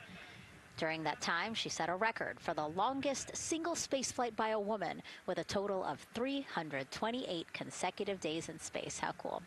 She also participated in the first ever all-female spacewalk. And before becoming an astronaut, Christina helped build space science instruments and led scientific fieldwork in some of the most remote environments on the planet. Her hobbies include surfing, rock climbing, and community CDR, service, yoga, and photography. Go ahead, NCD. There's a couple of suppressed overvolt messages. We're going to go ahead and clear those off your screen. We see them and we copy. All right. NASA test director. We're still working here, trying to get through everything. So we're getting close, and then trying to talk that other issue that we just picked up a little bit ago. But I think work-wise, we're doing really well. Sounds good, NCD. We're doing great on board. Glad to hear it. NASA test director giving an update to the crew. Some messages flashed on their displays. Just wanted to say that they didn't have to worry about that. We're going to clear that. And that also just reassuring the crew, again, that they are tracking and working the issue with the launch abort system battery. Yeah. All right. And then first-time flyer, Canadian Space Agency astronaut Jeremy Hansen will fly to the moon as a mission specialist on the Artemis II mission. The London, Ontario native selected as an astronaut in 2009. After that, he worked as Capcom at NASA's Mission Control Center in Houston. Capcom stands for Capsule Communicator and is the sole direct voice communicating with astronauts while in space. Jeremy also participated in training exercises, really cool ones, like living on the ocean floor off the coast of Florida to simulate deep space exploration for a week. In 2017, he became the first Canadian to lead a NASA astronaut class. He also enjoys getting out on a sailboat, rock climbing, and mountain biking. He has a wife and 3 children. And he's the one that you see bottom left-hand corner of your screen. I know, I'm trying to see what he's doing there. Christina's looking too. And so there is your Artemis II crew inside the Orion spacecraft. And this is actually the 7th time NASA astronauts will launch on a new NASA spacecraft designed for crew. And if you're wondering about the first 6 crewed test flights, here they are.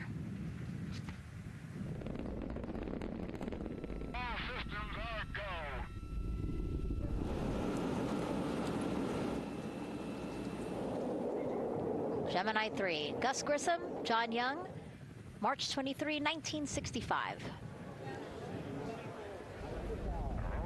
Apollo 7, Wally Schirra, Don Isley, Walt Cunningham, October 11, 1968.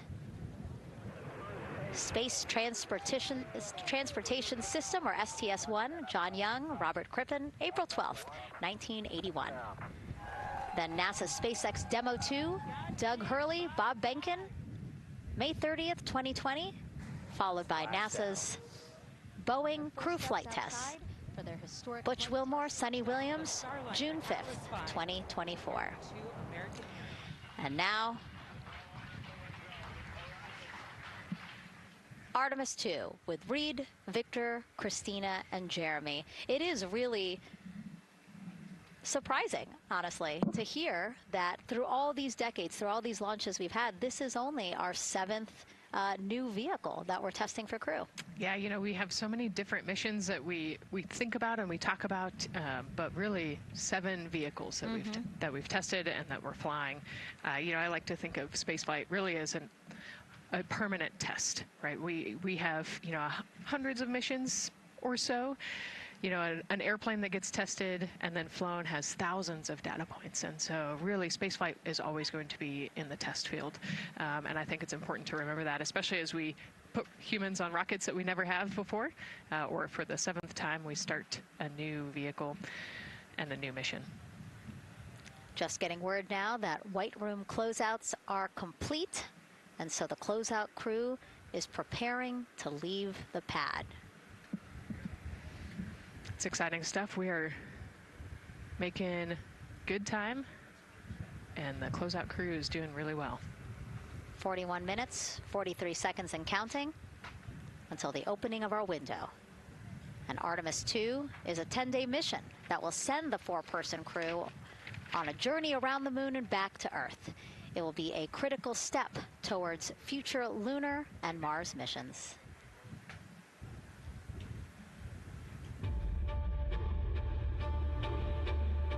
We're going back to the moon because it's the next step in our journey to Mars. We need to go explore the moon. There's vast regions of unexplored areas with the coldest, darkest places in our solar system.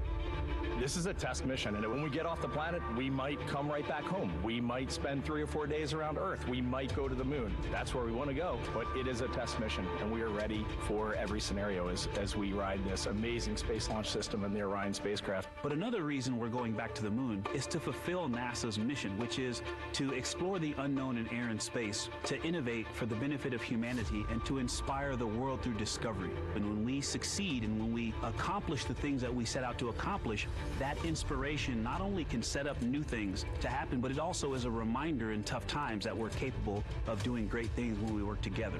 The thing I love about the moon is that it's not just a beacon for exploration and this platform of possibilities for incredible missions like this, but it has benefits. That's actually why we're racing towards it.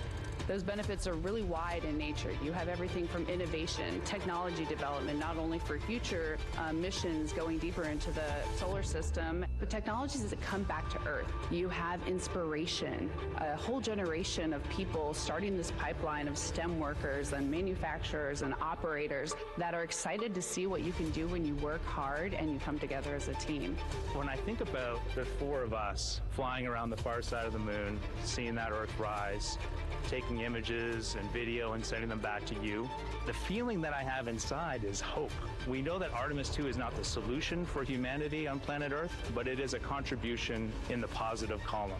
We hope that just for a moment that people will pause and say, wow, it's extraordinary when you look back upon the Earth with over 8 billion people, and you see this concrete example of what humanity can do, this extraordinary thing when we set big goals and CDR entity to achieve them.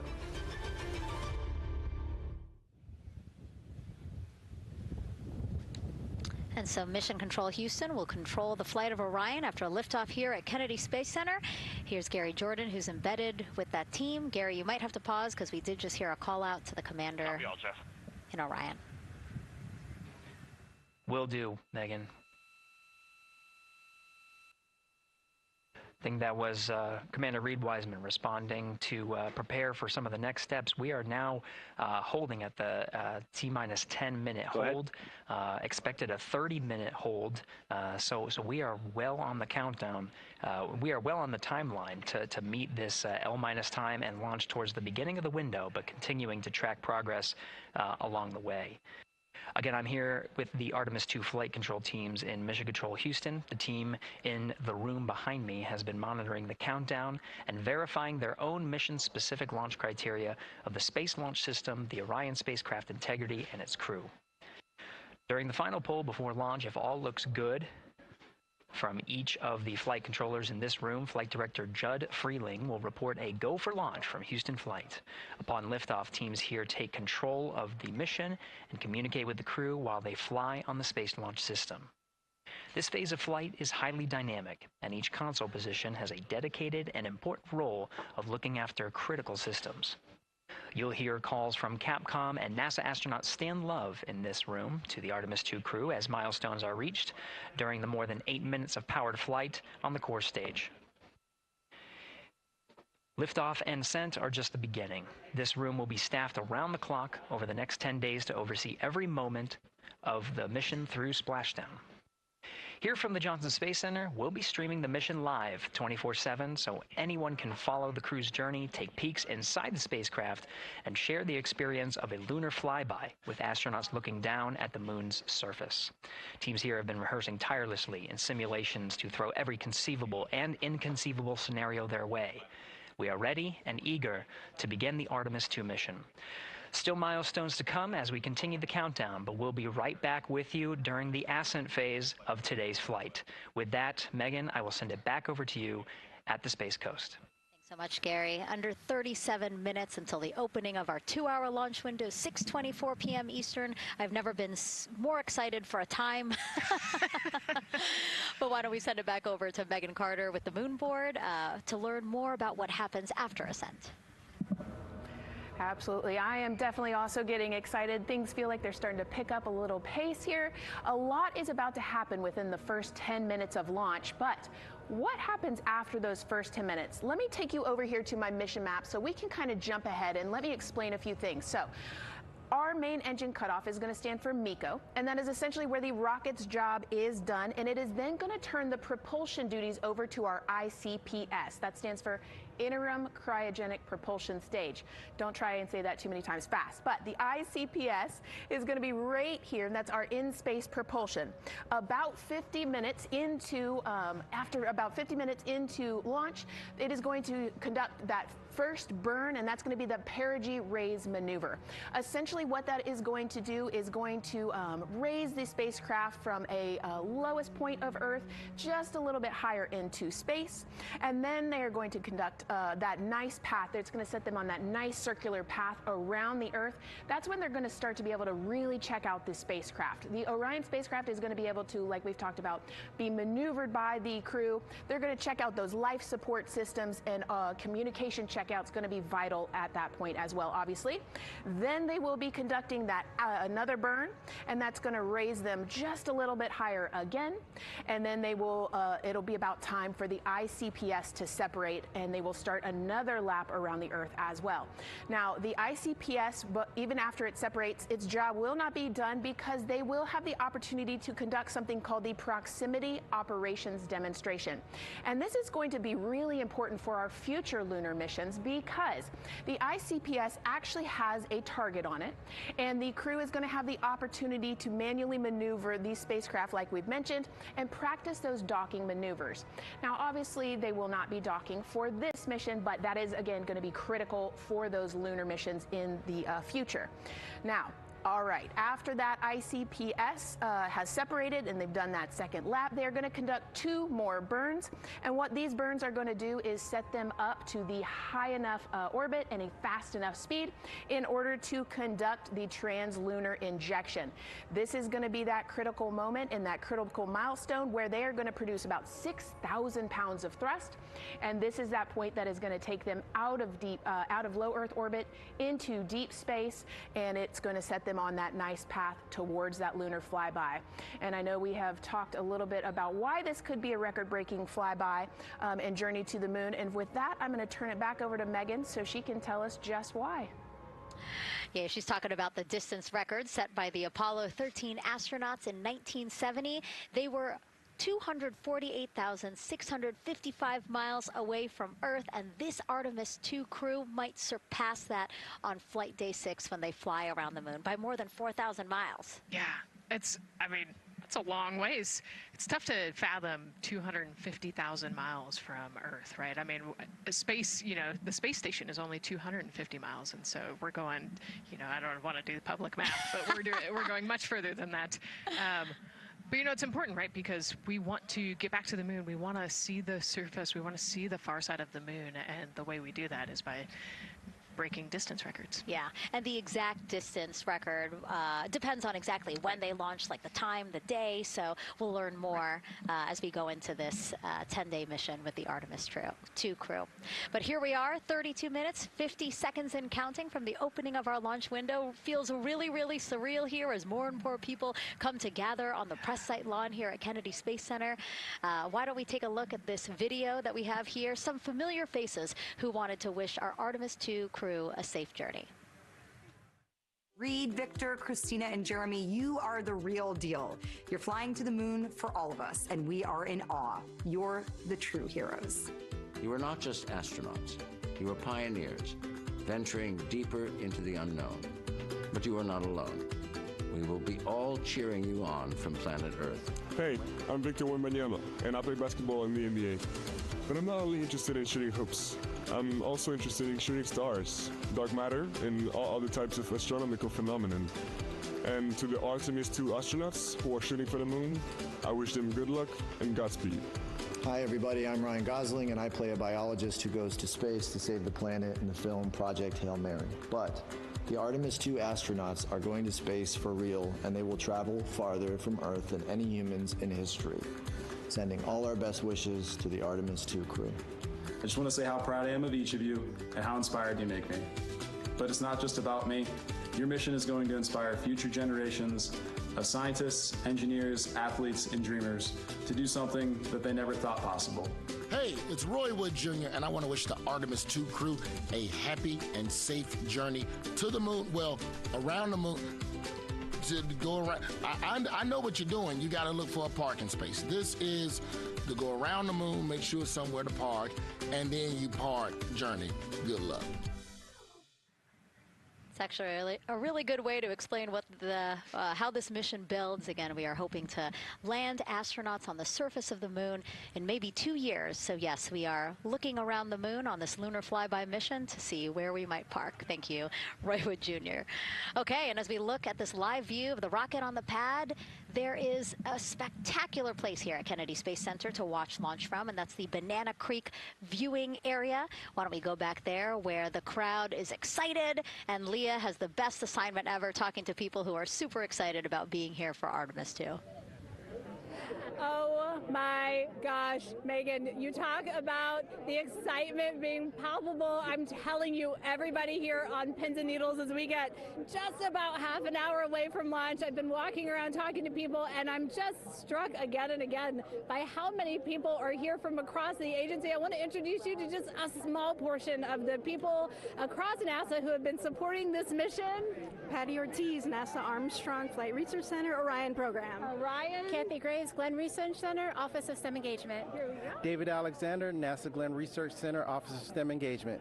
Jennifer Becerra, Johnson Space Center, the Office of STEM Engagement. Here we go, right back here. Where are you from? I'm from NASA Glenn Research Center, Joseph Panakitis. Joseph, here we go. Wes Furman from APL. Maria Arredondo from Headquarters, Next Gen STEM. Mark Robinson, Stennis Space Center, Commercial Space. Amira Flores, Armstrong, Office of the STEM Engagement. Molly Kearns, NASA Glenn, Space Communications and Navigation. Matthew Pierce, Goddard Institute for Space Studies in New York City. Here we go, and right over here. Lauren Ring, Ames Research Center, Data Integration. So we're coming together. We're one big NASA team, one big NASA family, and we have one major message before we launch tonight. Okay, guys, what are we going to say? 1, 2, 3. Go Artemis!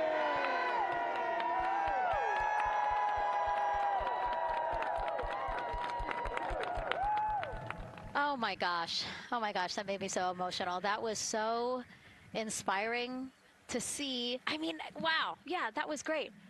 I mean, just to hear everybody say their position, what they're doing to support this mission is amazing, and I'm sure this was something that really rang true and resonated with NASA's Administrator Jared Isaacman, again, to see the workforce come together to do the work and then to be here for launch. So why don't we actually go over to him now with our Jasmine Hopkins at one of our other viewing locations. All right, Megan, thank you so much. The energy here on the balcony is honestly becoming electric as we get so close to launch, and now we are thrilled to welcome NASA Administrator Jared Isaacman. Jared, we're really entering a golden age of exploration. How will Artemis II set the pace for the coming years? Well, I mean, Artemis II is the opening act, right? This is the test mission. This is getting very comfortable with the SLS rocket, the Orion spacecraft. No humans have ever flown on this before, right? And we're going to put it through its paces. We'll go into Earth orbit for a little bit, make sure Orion's doing okay, and then we are sending them, right? We're going to send them farther into space than any humans might have gone before, 250,000 miles away, and it's going to set up for the subsequent missions. That's why we're going into the golden age of science and discovery right now, because you're going to see a moon rocket launch in 2027 when we do our testing with the lander. We're going to go for the landing on Artemis 4 in 2028, and in parallel, we're going to build the moon base, right? And that is going to be filled with science discovery and tech demonstrations that's going to support the enduring presence we're trying to create on the surface. Absolutely. So honestly, history-making years ahead of us, you know, with Artemis 3 and 4. But first is Artemis 2. What will be our single greatest takeaway from this mission? Well, I'll tell you, I mean, after ignition, to me, the moment that I'm going to be most excited for is splashdown. There's no question about that. Good shoots coming down off the West Coast. But look, I think the takeaway from this is gaining extreme comfort in the Orion spacecraft, right? I mean, this is very different than what we've done for more than a half century, right? I mean, the velocities that that spacecraft is going to re-enter at, it's going to be new territory for us. We want to get our arms around that completely. So I would say the performance of SLS plus Orion is everything on this one. We want to make sure we do it in as a safe way as we possibly can, understanding what we are undertaking right here, bring our crew back, learn as much we can from the vehicle, set up for Artemis 3 in 2027. Right, and Administrator, we've actually had a pretty young audience today here, some kids running around the balcony. How do you hope Artemis 2 inspires that next generation? You know, I talk about this all the time. Like, you know, one of our overarching KPIs that we should always be tracking is the number of people living and working in space. Well, you know what's another strong number 2 on that one? It's the number of kids that are dressing up as astronauts for Halloween, so that they grow up, that they're inspired to want to join in this grand endeavor, whether they come work with us here at NASA or they join in industry, but they're helping humankind venture out farther, pursue all the secrets of the universe. Yeah, I think we'll see a lot of kids dressed as astronauts this year. And finally, Jared, you've really made it a personal mission to get to know the people behind the work at NASA. Do you have any final thoughts, any final words before today's history-making launch. Yeah, well, one, I want to express a lot of appreciation. I'll tell you what, the 4 astronauts on top of Artemis II know this. It takes an army to pull a mission together like this, right? Across all 10 of our centers, all of our commercial partners, the international partners that come together to make this possible. My sincere appreciation for everyone who is currently working the mission right now, so getting them ready for launch, that will be watching over them in mission control, recovering this crew when they splash down off the West Coast. I have complete trust and confidence in your abilities. And everybody else who's not directly working on Artemis II, Artemis III is coming up next year. When this mobile launcher gets back in the VAB, we're going to start stacking. Wow, plenty of excitement ahead of us. Jared Isaacman, thank you so much for being here. Thank you. Thanks for being here. Of course. All right. And with that, let's get back to the countdown with NASA's Megan Cruz. Under 25 minutes and counting from the opening of our 2-hour launch window, and take a look at all these people behind us. I literally, every moment I turn around and I see the clock, I am like, oh, wow. Oh, wow. There are more people and less time. Yes, exactly, which is a great problem to have. Yes. Now, this first crewed test flight of NASA's Artemis program coincides with the 250th anniversary of our country's founders signing the Declaration of Independence. Exploration is a part of America's DNA, and it continues now with our return to the moon. 250 years ago, 13 colonies laid the foundation for the greatest. Noticias, señal 2, junto a Daniel Silva y el profesor José Massa. Hasta aquí, Meganoticias Mundo. Que estén muy bien. Buenas tardes.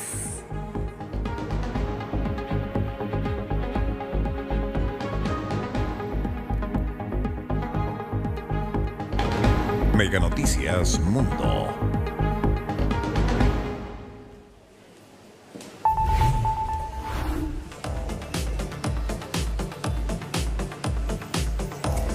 ¿Cómo están? Muy buenas tardes. Los saludamos a todos en esta transmisión especial de Planeta Futuro con una imagen que marca una nueva página en un nuevo capítulo de la historia de la exploración espacial. Quedan minutos, imagen en vivo y en directo, cuenta regresiva con este sistema de lanzamiento espacial. ¿Me repite, señor director? Houston me acaba de decir, estamos a 23 minutos y contando para iniciar la segunda etapa de la misión Artemis o Artemisa. 4 astronautas que han entrenado muchísimo, que se llevan preparando durante meses o años incluso para llegar a este momento. Porque durante más de 50 años la llegada a la Luna ha sido parte del pasado. Toda una generación creció viendo las imágenes de Neil Armstrong y el Apolo 11, poniendo un pie en la Luna y diciendo esto es parte del pasado. Bueno, estamos reescribiendo la historia, estamos avanzando en la historia. Ahora la misión, el programa Artemisa, sigue avanzando y después de varios intentos, a esta hora quedan 22 minutos. Tenemos nuestro contador también para que se enciendan los cohetes, los propulsores y pueda comenzar esta aventura. La NASA no ha dejado ningún detalle fuera de consideración. Han probado todos los sistemas y esta prueba va a marcar el regreso de los seres humanos a la órbita lunar. Vamos a llegar hasta allá. Vamos a sobrevolar la Luna, vamos a orbitar la Luna y vamos a volver. Ese es el plan en una misión que dura 10 días, que tiene una dificultad técnica impresionante. Los sistemas han cambiado, el cohete es distinto, la electrónica es distinta, la finalidad de este programa es distinto. Y allá en Cabo Cañaveral, en la NASA, en el centro espacial, están todos. Cuando miramos al cielo y vemos un cúmulo blanco con forma o apariencia de algodón, estamos viendo una nube. Estas son imprescindibles para la vida del planeta. Expectación, no solo en la NASA, también en la Agencia Espacial Europea, que ha participado también en el diseño del habitáculo de la nave Orion, que esto es muy importante también. Vamos a estar conversando en extenso respecto de la relevancia de esta misión, qué es lo que se está preparando, qué viene después, cuáles son las siguientes etapas de este programa. La verdad es que es un día que puede ser histórico, que puede ser muy emocionante. Se han probado absolutamente todos los sistemas y vamos a estar con un premio nacional, un conocedor, lo están viendo en imagen, el profesor José Massa, que está con nosotros. Quiero aprovechar de saludarlo y también Eduardo Bendic, que lo estamos viendo. Profesor, parto con usted. ¿Cómo está? Muchísimas gracias por participar de esta transmisión. Bueno, emocionado de ver cómo volvemos al espacio, al gran espacio exterior, porque estábamos encerrados en la Tierra. 53 años encerrados aquí, porque ir allá era muy caro, porque ya habíamos ido muchas veces, etcétera. Pero ahora vamos de nuevo. Vamos de nuevo, lo ha dicho el profesor, y vamos a estar hablando por qué. ¿Por qué es relevante ir a la Luna nuevamente? Pero también mucha expectación, mucha emoción desde donde está ocurriendo todo. Desde la NASA también. Si aquí tenemos nervio en este estudio, imagínense ustedes cómo están en el centro de control, comando y control de la NASA. Estamos en contacto con Eduardo Bendic también, que está allá en Estados Unidos, en la NASA. Eduardo, por favor, adelante. ¿Cuál es la sensación hasta ahora?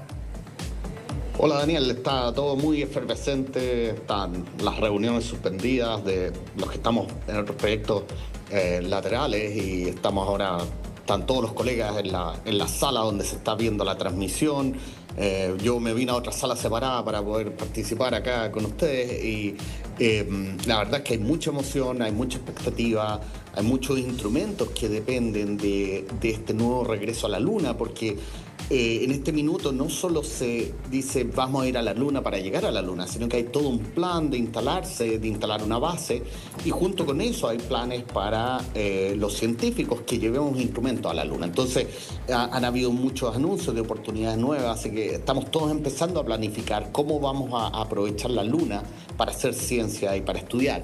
Otra cosa que te quería comentar es que si bien se fue a la Luna en el proyecto Apolo, después ha habido este gap, este periodo sin ir a la Luna, porque no se han dado las condiciones geopolíticas, no se han dado las condiciones, tienen que haber muchas piezas que tienen que encajar y alinearse para que esto parta de nuevo.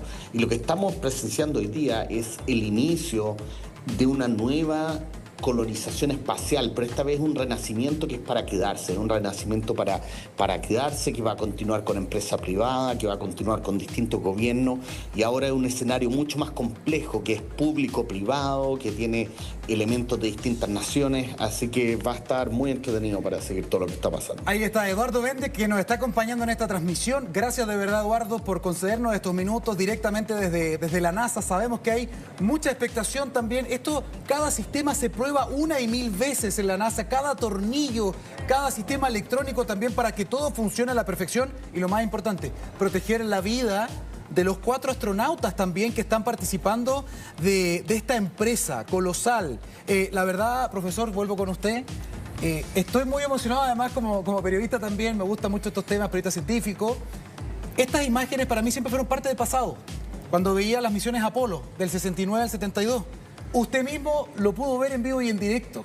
Ahora yo también, igual que usted, voy a poder observar, si todo sale bien, cómo se desarrolla también esta misión en las próximas etapas. ¿Se acuerda usted la emoción que sentía también en aquellos años, en el 69? Sin duda, sin duda. Bueno, mira, es que es una generación entera. Sí. Tú no habías nacido cuando fuimos a la Luna. Entonces mi generación fue a la Luna, pero la tuya no. Entonces han pasado 53 años en que estábamos en el barrio nomás. Fíjate que la Estación Espacial Internacional está a 400 kilómetros de altura. La Luna está a 400.000 kilómetros. Entonces estamos hablando de una distancia 1000 veces más grande que la Estación Espacial Internacional. La Estación Internacional es el kiosco en la esquina. Exacto. Esto es bastante. Y esto queda, si esto fuera un metro, lo otro queda 1 kilómetro. Entonces, es muy bonito. Y esto es igual que el Apolo 8. El Apolo 8, que fue en diciembre del año 68, fueron 3 muchachos, se dieron una vuelta alrededor de la Luna y volvieron, para mostrar que era todo factible, que era todo. Esto es lo mismo.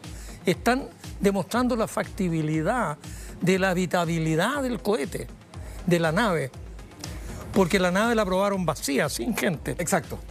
Ahora vamos con 4 tripulantes. En Artemis I también ya la probaron ya los primeros sistemas también, esta misma misión, esta misma cápsula Orion, el mismo cohete también, y ahora viene la segunda parte, que es tripulada. Me gusta, profe, que además haga el parangón con lo que fue el programa Apolo, hermano gemelo de Artemisa, ¿no? Claro. Artemisa, la diosa de la luna, por lo demás, en el panteón griego. Eduardo, es interesante lo que dice el profesor respecto de las similitudes con el programa Apolo. Ahora, tecnológicamente, y esta es una pregunta que tú puedes responder, porque hay muchas personas, perdón que lo mencione, pero es cierto, en redes sociales ahora mismo probablemente están comentando, ¿por qué tanto problema? Si ya fuimos una vez, ¿por qué tanto escándalo por ir de nuevo? ¿Por qué tienen que probar tantas cosas? Entonces, con ese tufillo conspiranoico, ¿no? Pero la diferencia tecnológica de una misión y otra, Eduardo. Mira, lo que pasa es que cada una de estas misiones son extremadamente complejas y tienen una cantidad de componentes enormes. Y tú dices, bueno, ¿por qué no podemos fabricar el Saturno V de nuevo? Lo que pasa es que toda la base industrial que construyó ese cohete ya no está. Y entonces ahora se está construyendo con otras capacidades, con tecnología más de navegación mucho más avanzada, con sistemas de soporte de vida de más alto performance, que va a permitir que el soporte de vida dure más y que las condiciones para los astronautas sean mejores, que en realidad hay que partir a hacer mucho de cero. Sin embargo, para el SLS, no sé si notan que hay algunos elementos similares al transbordador espacial. Los boosters, esos boosters blancos que están a los costados, son los mismos del transbordador espacial, y los motores, los RS-25 que están en la base del cohete, también son los mismos del transbordador espacial. Entonces, sí se reciclaron algunas cosas del programa del transbordador espacial, pero nada de la época Apolo. Entonces, cuando tú pones todo esto junto, tienes que lograr una capacidad de carga que te permite levantar muchísimas toneladas a órbita baja para poder seguir con combustible hasta la Luna. Y eso es difícil de hacer, y este sistema está diseñado para que después podamos seguir progresando a una etapa de colonización de la Luna. Exactamente. Hay una migración en las capacidades. Que estas son etapas que vienen después. Este es un programa que tiene varias etapas. A todo esto les tengo que decir, no queda nada, profesor. Mire, quedan 13 minutos. Wow. Con 27 segundos estamos en la cuenta regresiva. De verdad, gracias a los dos por estar con nosotros compartiendo este momento, que es muy emocionante. Y además, para que ustedes sepan, lo están viendo a través de Megago, a través de YouTube de Meganoticias, bueno, todas las plataformas, Meganoticias ahora, Señal 2, Mega 2 también, Mega Tiempo, están todas las señales sumadas en esta transmisión, porque nos parece que esto es algo muy especial y que ojalá muchas personas lo vean. Esto es historia, esto es cultura, esto es tecnología. Profesor, cuando quedan 12 minutos con 58 segundos, ¿por qué es importante volver a la Luna, profesor Massa? Bueno, porque el hombre tiene... Yo creo que el destino del hombre es conquistar Marte, hacer una colonia en Marte y llegar a tener, bueno, según Elon Musk, 1 millón de personas viviendo en Marte. Podrían ser muchas más, pero partamos de a poco. Pero se puede vivir en Marte. Yo he escuchado a algunos que dicen que quieren hacer una ciudad en la Luna. Eso me parece que fumaron algo que es ilegal, porque yo creo que en la Luna no se puede vivir. No vengan con bromas, en la Luna no. Están hablando de una colonia en la Luna. Sí, pero ¿de a dónde? Pues, ¿de a dónde? De partida en la Luna no hay atmósfera en absoluto. Tendréis que vivir subterráneo. No hay agua. Es decir, en el hielo. Cráter Shackleton hay hielo a 200 grados bajo cero. Habría que entrar a picar con una maquinaria bien especial. No es cuestión de ir con un martillo. Tú le pegás con el martillo y se va a romper el martillo. No le hace nada. Entonces, bueno, ¿y de dónde vas a sacar agua? ¿Y cómo vas a cultivar? Un gran etcétera. Además, con un sexto de la gravedad. Exacto. No sé, una persona de 60 kilos pesa 10 en la Luna.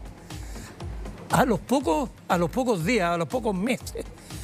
Claro, uno va a andar como que fuera un canguro saltando, pero sería totalmente difícil volver a la Tierra después de estar 2 años en la Luna. Habría un impacto muscular en los huesos, en fin. Ahora, Eduardo, el profe nombraba una lista también de desafíos interesantes, desafíos para la ingeniería. Sí.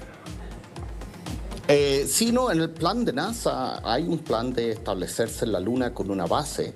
Y hay un plan de rotación de tripulaciones, o sea, no va, porque a la Luna tú puedes ir con un viaje de 7 días, no es como a Marte, que tienes que viajar 9 meses. Entonces, en la Luna sí puedes tener una rotación de tripulaciones, y la idea es instalarse ahí en Shackleton, que es un cráter que tiene hielo, y la gracia de Shackleton es que tiene luz. Si vas al borde del cráter tienes luz del Sol casi permanente, porque está en el polo sur, Y si te metes en el cráter, te puedes esconder del sol y tienes el hielo. Entonces, ahora uno de los objetivos de todas las misiones es tratar de entender esa geometría bien y tratar de entender la factibilidad de instalarse con una base. Pero sí, el objetivo es tener una base. Y estoy de acuerdo con el profesor Massa que la idea es ir a Marte. O sea, todo esto es para aprender cómo vivimos en Marte. Y los desafíos de Marte y de la Luna yo creo que son distintos. Yo creo que hay cosas más, hay distintas cosas buenas y malas en ambos lugares. Hay que diseñar un sistema distinto en cada lugar, pero partir por la Luna tiene mucho sentido. Eduardo, aprovecho también de seguir contigo, porque estamos viendo imágenes del cohete, está todo listo, son 10 minutos solamente los que faltan hasta el momento. Wow. Ojo, esto puede también, en cualquier minuto puede cancelarse. Claro. Como ha pasado en otras oportunidades, en otras ventanas de oportunidad por algún tipo de problema que se detecta incluso a último minuto. Así que pensemos que va a salir todo bien, el cielo se ve parcialmente despejado. En 9 minutos más no es que necesariamente comience el despegue, se abre la ventana de oportunidad de 2 horas, más o menos. Sí, al parecer hay un hold ahora, por lo que estoy viendo. ¿Porque dice menos 10?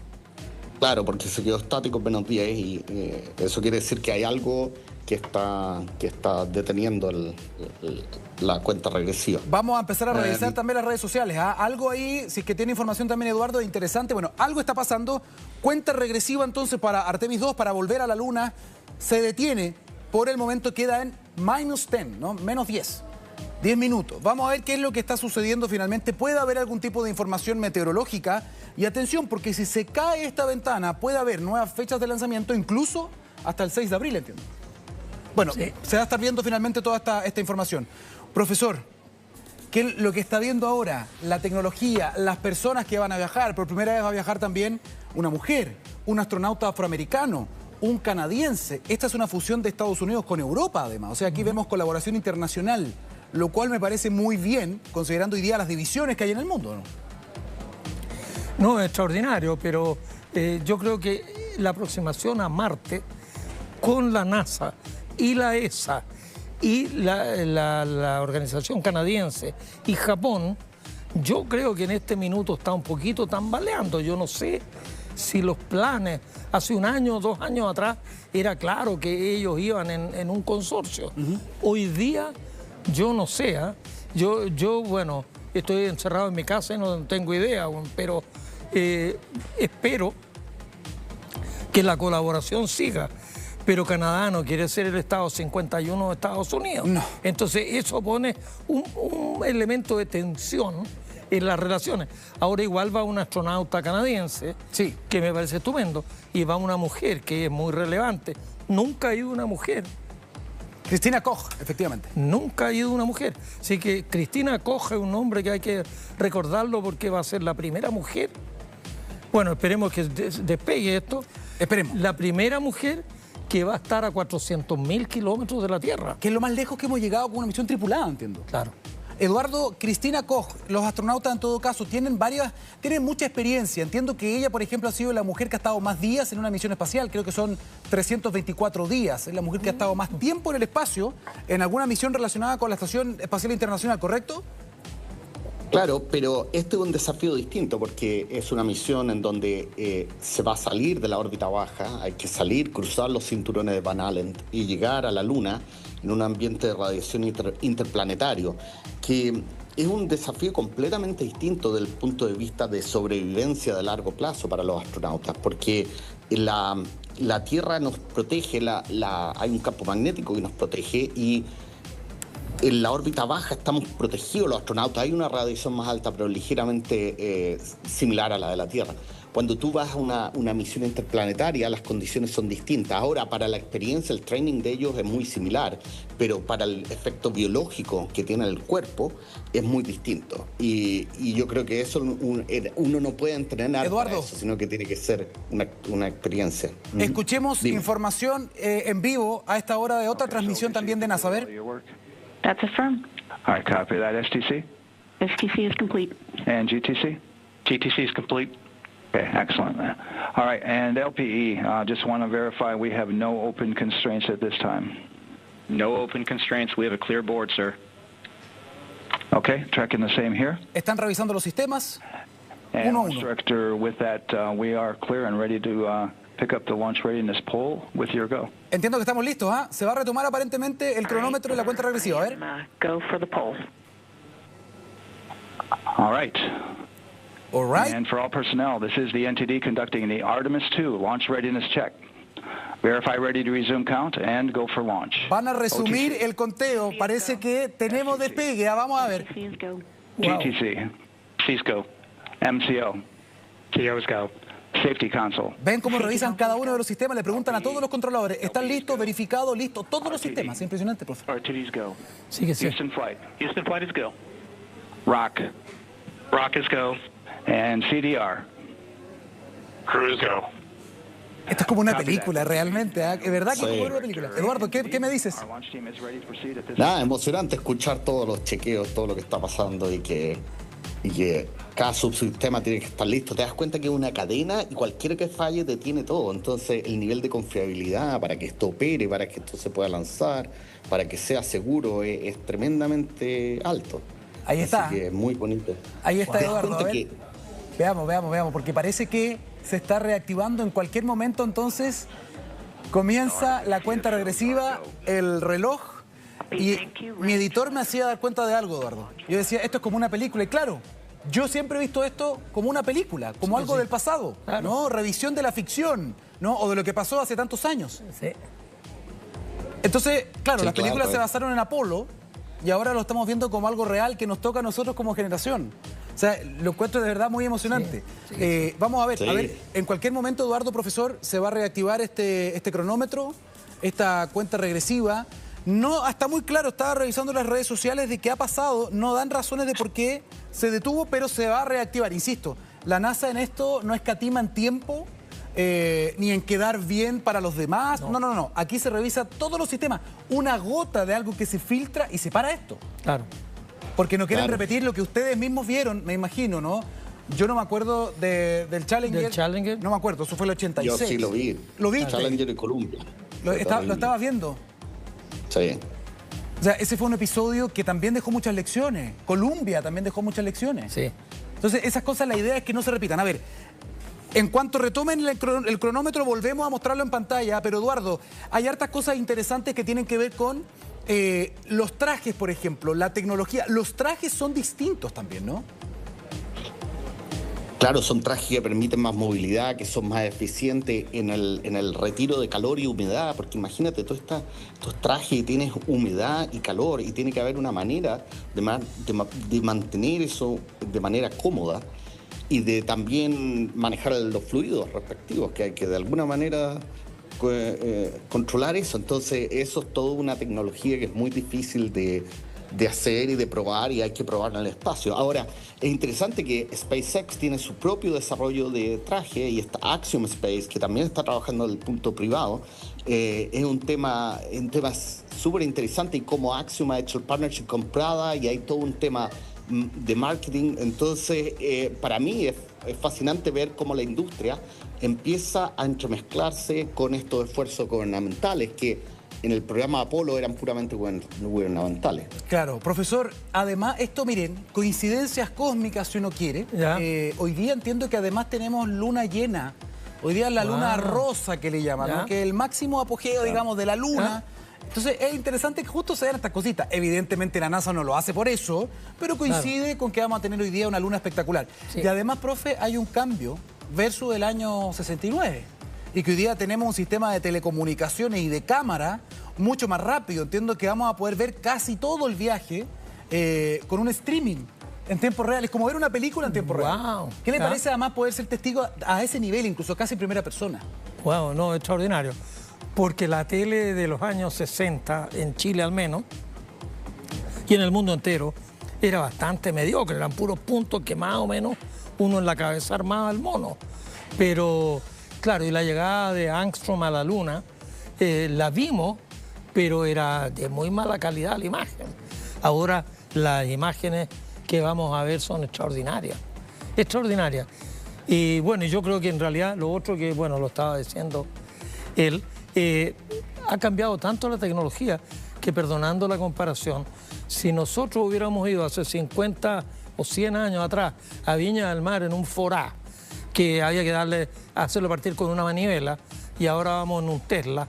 La verdad es que todo lo que aprendimos en el viaje del forá, no podemos sacar lecciones para dónde va la manivela del Tesla. No tiene manivela. Exactamente. Esto es otro mundo, otro planeta. Y claro, los trajes son distintos, los guantes son todo distinto. Y lo otro que es muy importante, esto lo van a hacer ahora, van a poner ahí una estación de trabajo en la Luna, en la parte sur, que puede funcionar como medio año, pero van a ser como las bases antárticas o las bases en el Ártico, pero no va a ser una ciudad, la gente no va a vivir ahí, eso es lo que yo decía. Va a ser temporal. Claro, creo que por 180 días hay sol, bajito, pero sol que funciona, y 180 días que va a estar bajo el horizonte. Pero esperemos que... Y para ir a Marte tienen que probar los guantes, el traje, el casco, el intercomunicador, porque no se pueden dar el lujo de tener un chascarro en el viaje para allá. Exactamente, que es completamente distinto. Eduardo, hay una noticia, mientras estamos esperando, a ver si después podemos pinchar también la señal en inglés de la NASA. Eduardo, por favor, adelante. Sí, te quería comentar dos cosas que yo creo que son interesantes. Con respecto a la comunicación, están mejorando mucho los sistemas de comunicación, pero estamos desarrollando sistemas de comunicaciones nuevos, de comunicaciones láser, que van a permitir comunicarnos con la Luna y con Marte a muy alta velocidad. Y cuando haces comunicaciones láser, en vez de ocupar una antena de radio, ocupas telescopios, que el láser va de un telescopio al otro. Y eso nos va a permitir video de alta definición con la Luna. Y estamos trabajando en eso para también poder tener esto lo antes posible y empezar a normalizar la vida y la manera de interactuar con Marte. Y lo otro que te quería comentar es que es importante darle contexto a la gente de lo que es este cohete, porque vemos este monstruo rojo, ¿ya? Que es como una torre de 100 metros de alto. Y básicamente Eduardo, Perdona, te tengo que interrumpir solo un segundo para darte la noticia. Se retoma el conteo regresivo. Miren por favor la imagen, ahí está el reloj. Solo 9 minutos y 30 segundos para que se enciendan los motores y podamos alcanzar esa velocidad de escape, que son más de 40.000 kilómetros por hora, para poder vencer a la gravedad de nuestro planeta, ¿no? Sí. Para salir, profesor. Sí. Claro, bueno, primero son 28.000 para entrar en una órbita baja. Sí. Y de ahí pegarse el pique para ir a la Luna, que ya bordea los 40.000. Eduardo, una pregunta un poco terrenal, pero estábamos conversando con muchos compañeros y me preguntan acá también en redes sociales, ¿cómo lo hacen los astronautas, por ejemplo, para en todas las horas, desde que le ponen los trajes, ellos llevan varias horas dentro del cohete ahora, ¿no? ¿Cómo lo hacen, por ejemplo, para evitar que les den ganas de ir al baño también? ¿Cómo lo hacen? Entiendo que tienen dietas especiales durante los últimos días, tienen pañales, en serio, parece que usan un pañal especial también muy absorbente, y la nave tiene un baño, pero se usa cuando ya vayan en el viaje, ¿correcto? Sí, la verdad es que desconozco la operación a nivel de ese nivel de detalles biológicos. No te podría dar una es que yo estuviera ahí y me harían ir al baño, de puro nervio. Sí, claro. Claro, pero sí, lo que te contaba antes, que yo creo que es importante, es que estos cohetes, te quería hablar un poco de los motores y de la tecnología de estos cohetes. Vamos. Básicamente uno ve esta torre y es fácil pensar que adentro de la torre, como un edificio, hay distintas etapas, carga, pasajeros. No, es una torre, solo un tanque de combustible enorme, uno de oxígeno líquido y uno de hidrógeno líquido, ¿ya? Y el hidrógeno líquido, para poderlo mantener líquido, hay que mantenerlo a 253 grados bajo cero. Y si ves ese humito que sale, te fijas que ahí sale un humito, es el hidrógeno que se está evaporando. Y cuando el hidrógeno entra en contacto con el aire, condensa la humedad. Mira, están recayendo la... Están moviendo el brazo mecánico que estabiliza el cohete. Eso es el sujetador. Escuchemos un poquito de la transmisión, ¿podemos? Until this point, that was their way off the pad if they needed to evacuate. But now with that arm retracting, the backup transitions to a launch abort system. Ya, lo que están diciendo es que ya no pueden evacuar. Hasta este punto podían evacuar los astronautas si había algún problema. Ya no. Of course, the launch abort system, great shot there of the crew access arm retracting away. The Launch Abort Ahora, la system is the cápsula- tower at the top, and that's what would pull Orion and its crew off the top of the rocket Dale, Eduardo, in nomás, case a ver, of an entra. ¿Qué me emergency, estabas diciendo? whether it's on the ground or in flight. Lo que está diciendo es que la torre esa con la punta tiene 4 cositas. Es el sistema de aborto de escape, que tiene 4 motores, cohete y tira solo la cápsula. Ahora que los astronautas no tienen salida a través del túnel, tienen el sistema de aborto de emergencia.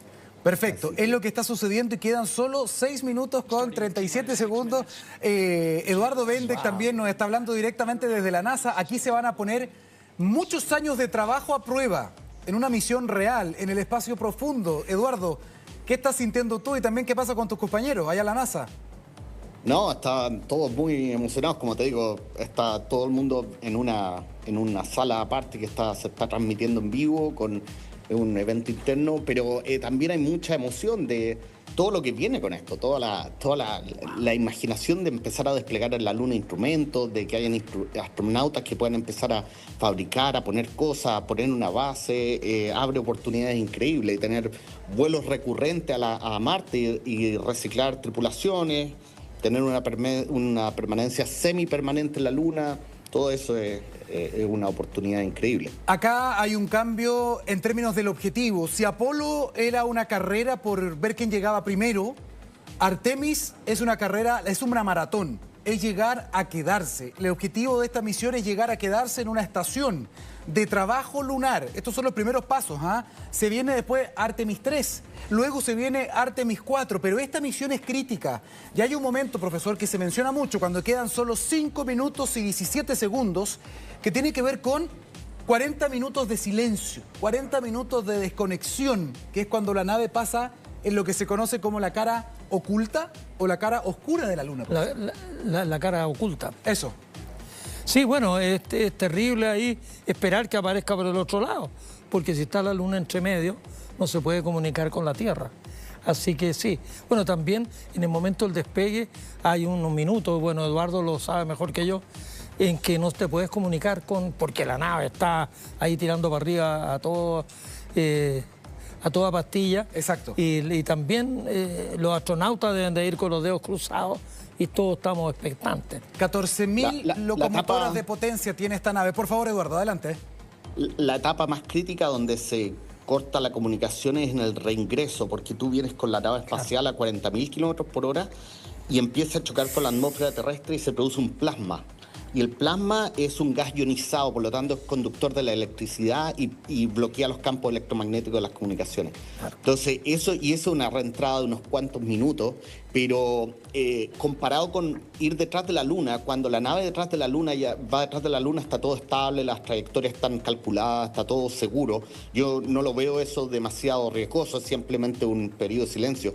Pero el reingreso a la Tierra a 40.000 kilómetros por hora es algo más desafiante que nunca se ha hecho. La velocidad a la que la cápsula va a caer a la Tierra es la velocidad más alta que se han reingresado a la Tierra en la historia.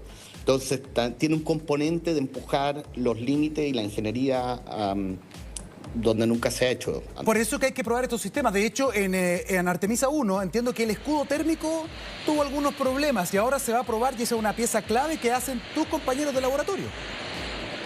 Sí, aquí en NASA Ames se hace el diseño de los escudos térmicos y de entender de qué materiales hacerlo, y tenemos un túnel de viento hipersónico y unos láseres de alta potencia que simulan el plasma. Me acuerdo que estuvimos por allá, Eduardo, ¿te acuerdas? No, en Ames. Oye, a ver, Sí, espera.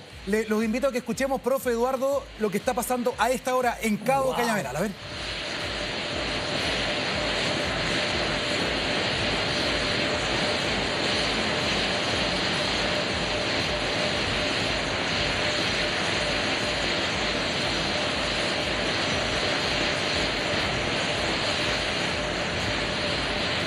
Diferentes cámaras que capturan todos los momentos.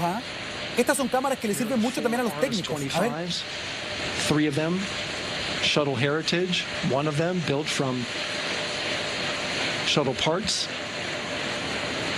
And there you see them moving. Se están moviendo justamente las partes móviles, dice, de los cohetes, aparentemente de la parte de abajo, de los propulsores, de los boosters. Wow. Este nivel de detalle, profe, no lo veíamos con Apolo, perdón. No teníamos tantas cámaras, tal nivel de detalle. Taking ground power away and now going to battery power. Ahora van, ya no están siendo alimentados por la energía, digamos, de acá, sino que ahora van a empezar con batería. Edu, ¿estás escuchando? Sí, aquí estoy presente. Cuéntenos un poquitito lo que está pasando. It's been switched to battery. Same milestone for the lower core stage coming up at T-minus 1 minute and 30 seconds. Right now, the four-person Artemis II crew is 248,000 miles away from the moon. And if all goes well, they will fly by it in 6 days. Si todo sale bien, en 6 días más, los 4 astronautas van a visitar la Luna a más de 400.000 kilómetros de distancia. Un viaje de ida y vuelta que podría comenzar en exactamente 1 minuto con 15 segundos. Profesor, qué emoción, ¿no?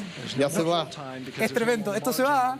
Señoras y señores, Mega Go, Mega Tiempo, Meganoticias ahora, señal 2 de Mega, todas las plataformas, YouTube, en fin, todas las señales de Mega. Estamos a 58 segundos de un nuevo capítulo en la historia de la exploración espacial. Daniel, ¿y te das cuenta que está una torre de combustible que está esperando a ser quemada para levantar un 2% de su peso en tripulación? Y es una cosa impresionante la cantidad de combustible que lleva. Perfecto. Eduardo, profesor, quedémonos con la transmisión estos últimos 37 segundos. Veamos. Houston will take control of the rocket and my colleague Gary Jordan will take over commentary. TLS, go for ALS.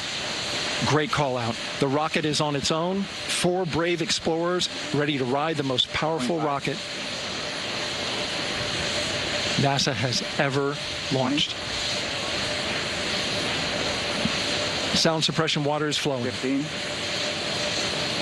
And here we go. 10, 9, 8, 7. RS-25 engines lit. 4, 3, 2, 1. Booster ignition. And liftoff. The crew of Artemis II now bound for the moon. Humanity's next great voyage begins. Integrity, good roll pitch. Roger, roll pitch. Good roll pitch. Roger, roll pitch. Houston now controlling the flight of Integrity on the Artemis II mission. Integrity, AMT high. Integrity, AMT high. AMT high. On time, passing 30 seconds into the flights. Integrity passes the ultimate eagle. Target milestone. Mission Control Houston seeing good performance on the main engines. Space Launch System core stage. Integrity, 3 miles in altitude. Traveling more than 1,200 miles per hour.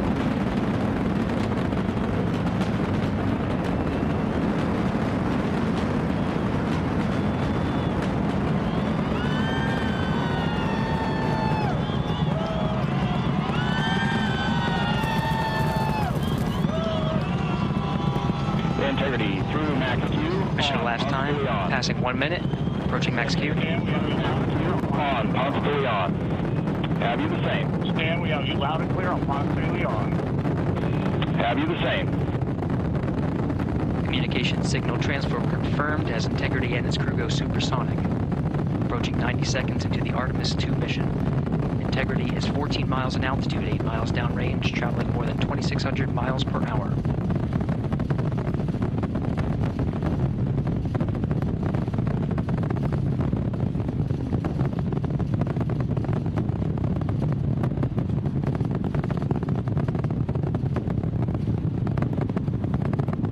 Minute 50 seconds of mission elapsed time, standing by for main engine throttle down to 85%, ahead of solid rocket booster separation, expected at the 2-minute 9-second mark. We see throttle down.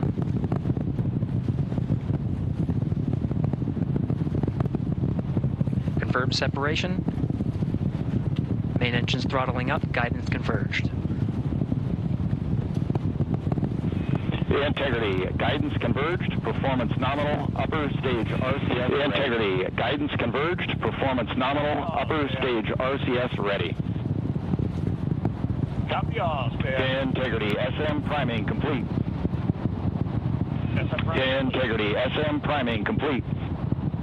Un nuevo gran viaje de la humanidad hacia la Luna. Great Voyage, decían ahí, se ha separado una parte de la etapa, una de las etapas que son los boosters, profesor. Silencio, me imagino, en gran parte del mundo estábamos escuchando y aquí también emocionado un poco en el estudio, profesor. ¿Qué le parece? Bueno, extraordinario, en realidad. Vienen a la memoria esa imagen tan desgarradora del Challenger, que no puedo ver un despegue sin recordarme. Creo que eran 7 astronautas. Incluida una profesora. Una profesora, y estaban sus alumnos ahí. Me vienen a la memoria el recuerdo, Krista, no sé cuánto se llamaba, de Macauliffe. Y bueno, maravilloso. Y que vayan ahí 4 a la Luna y una mujer vaya a la Luna, me parece realmente lindo. Yo creo que la mujer tiene que tomarse las riendas de todo en el siglo XXI. Y es muy importante que tengamos ahora gran señal. La Neil Armstrong de femenina. Mire, por favor, la imagen y lo que estamos viendo de toda la óptica. Eduardo, entra, por favor. Es tremendo. Yo lo que veo con esto, me conecto con la increíble potencia, energía que hay en estos sistemas para poder levantar. Te das cuenta que se quemaron 3 millones de litros de combustible en 1 minuto y medio y el motor es capaz de levantar este cohete. Las proporciones de esto es tan distinto a lo que estamos humanamente acostumbrados, y esto lo que estamos viendo es cómo se empieza a expandir la propulsión del motor en la atmósfera, porque ahora la atmósfera es más tenue, por lo tanto la presión de la cámara de combustión se expande más y genera este tipo de visualización del escape del motor.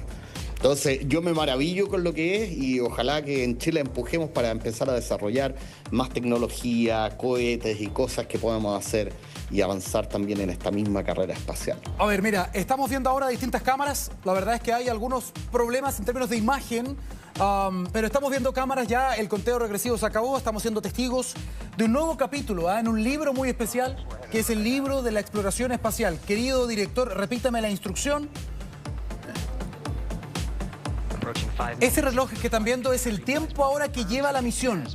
Lleva 5 minutos desde el despegue y veíamos cuando pasaban a una velocidad supersónica también. Se despegaban de la primera etapa. Reed Wiseman, Victor Glover, Christina Cook y Jeremy Hansen. Los 4 astronautas, los 4 integrantes, los 4 seres humanos que en unos 5, 6 días más deberían estar sobrevolando la Luna, nuestro satélite natural. Eduardo Bendek. Hay lugares, hay personas que estamos viendo en imagen que se instalaron alrededor en todo el estado de Florida para poder observar todo esto. Es una fiesta, me imagino, allá en Estados Unidos, ¿no? Sí, tremendo. Y teníamos todo un sistema de sorteo, de acceso al lugar de lanzamiento, porque no podía ir toda la NASA, los 100.000 empleados al lanzamiento, así que había un sistema de sorteo y es una maravilla. Es realmente es una emoción ser parte de esto y estar aquí. Pero lo otro que me emociona mucho es pensar que apenas esto despega, el próximo va a ser con humanos aterrizando en la Luna. Y eso me hace, digamos, continuar la historia de una manera súper entretenida, que da como esperanza que esto va a continuar y que vamos a volver a colonizar la Luna. Así que eso es como lo que tengo en mi mente ahora. Mira la imagen que estamos viendo, el despegue en vivo y en directo. Estamos a través de Megago, estamos en todas las plataformas de Meganoticias, Meganoticias ahora también, Meganoticias, Megatiempo, la señal 2. La verdad es que todos confluyen para ver este momento que es tan importante también en la historia. Estamos viendo una nave distinta, un cohete muy, muy poderoso también. Y ahora entran a probarse algunos sistemas críticos, Eduardo. Y esto es importante para que las personas entiendan por qué se hace también esta segunda etapa. ¿Cuáles son los sistemas que se van a probar y que se van a poner en funcionamiento en este momento?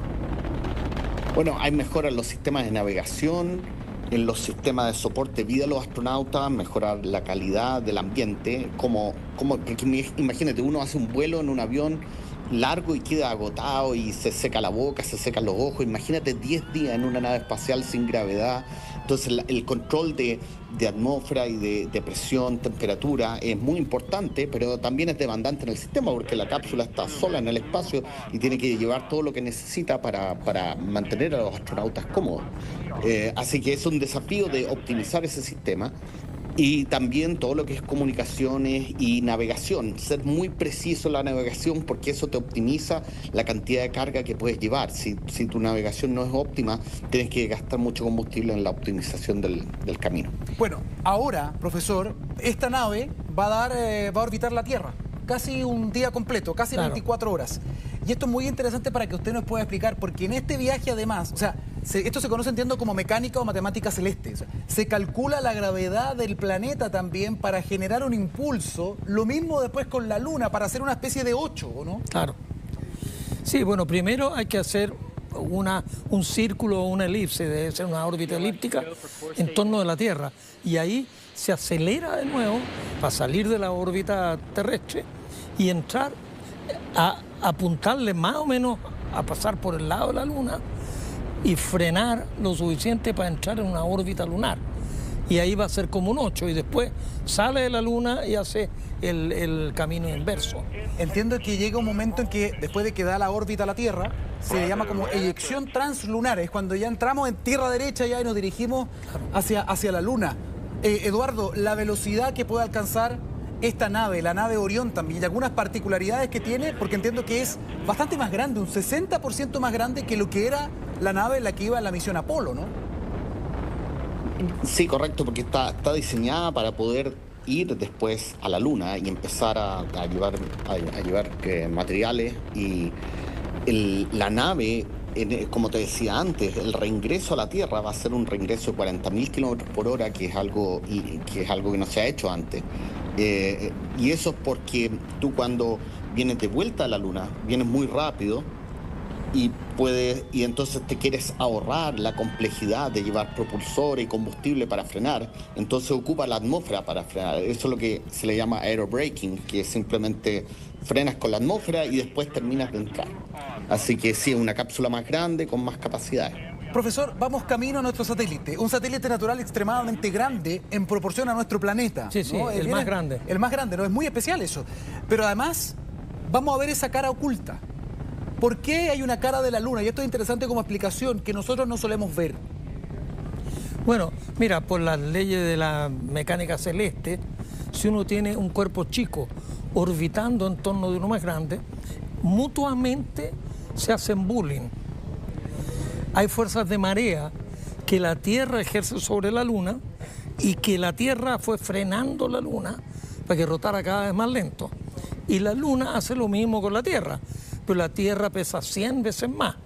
Entonces, si un animal chiquitito como la Luna le hace bullying a la Tierra, el primero en sufrir el bullying es la Luna, y la Luna, que antes giraba muy rápido, la Tierra lo obligó, como que lo agarró de las orejas y lo obligó a darle la misma cara, rotar en torno de un eje en el mismo tiempo en que se traslada alrededor de la Tierra. A la larga, en cientos de millones de años, la Luna pretende lo mismo con la Tierra, pero tiene harta pega que hacer. Todavía falta mucho. Claro, pero ya la Tierra hizo la pega. Pero, por ejemplo, hay otros casos. Plutón tiene también un satélite bien cototo, Caronte, y Caronte le da la misma cara a Plutón y Plutón le da la misma cara a Caronte. Ahí se están mirando los dos. Ese es un 8, y se están mirando. Plutón mira a Caronte y Caronte mira de vuelta a Plutón. Particularidades, ¿ah? Después vamos a explicar por qué es tan grande la Luna también. Nuestra Luna, me refiero. Sí, sí. Eduardo, ¿en qué momento deberíamos ver pruebas de sistema? ¿En qué momento el Centro de Comando y Control de la NASA debería, por ejemplo, escuchar la voz del comandante, o del especialista, o del piloto?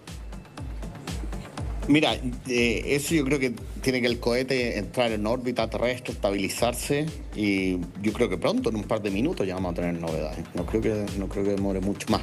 Pero tiene que ver con el flight control, que tiene que establecer la comunicación y ver que esté todo seguro. Yo quería mencionarte otra cosa, Daniel, que es súper interesante, que aquí estamos viendo la tecnología de NASA con el cohete SLS, que significa Space Launch System. Como te decía, este cohete es parcialmente reciclado del transportador espacial. Tiene algunos componentes que se tomaron para poder avanzar más rápido y reducir costos. Pero por otro lado tenemos a SpaceX, que sigue avanzando con el diseño para llegar a la Luna, y ellos tienen una arquitectura distinta de reabastecimiento en vuelo.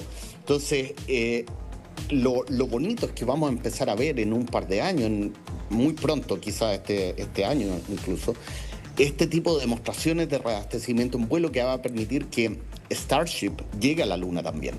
Y va a abrir un camino distinto y va a abrir diversidad al acceso a la Luna. Y eso yo creo que va a hacer que esta carrera espacial se acelere, se ponga mucho más entretenida. Bueno, lo que vamos a ver también acá va a ser estos 4 astronautas que muy pronto van a tomar contacto con el Centro Espacial Kennedy.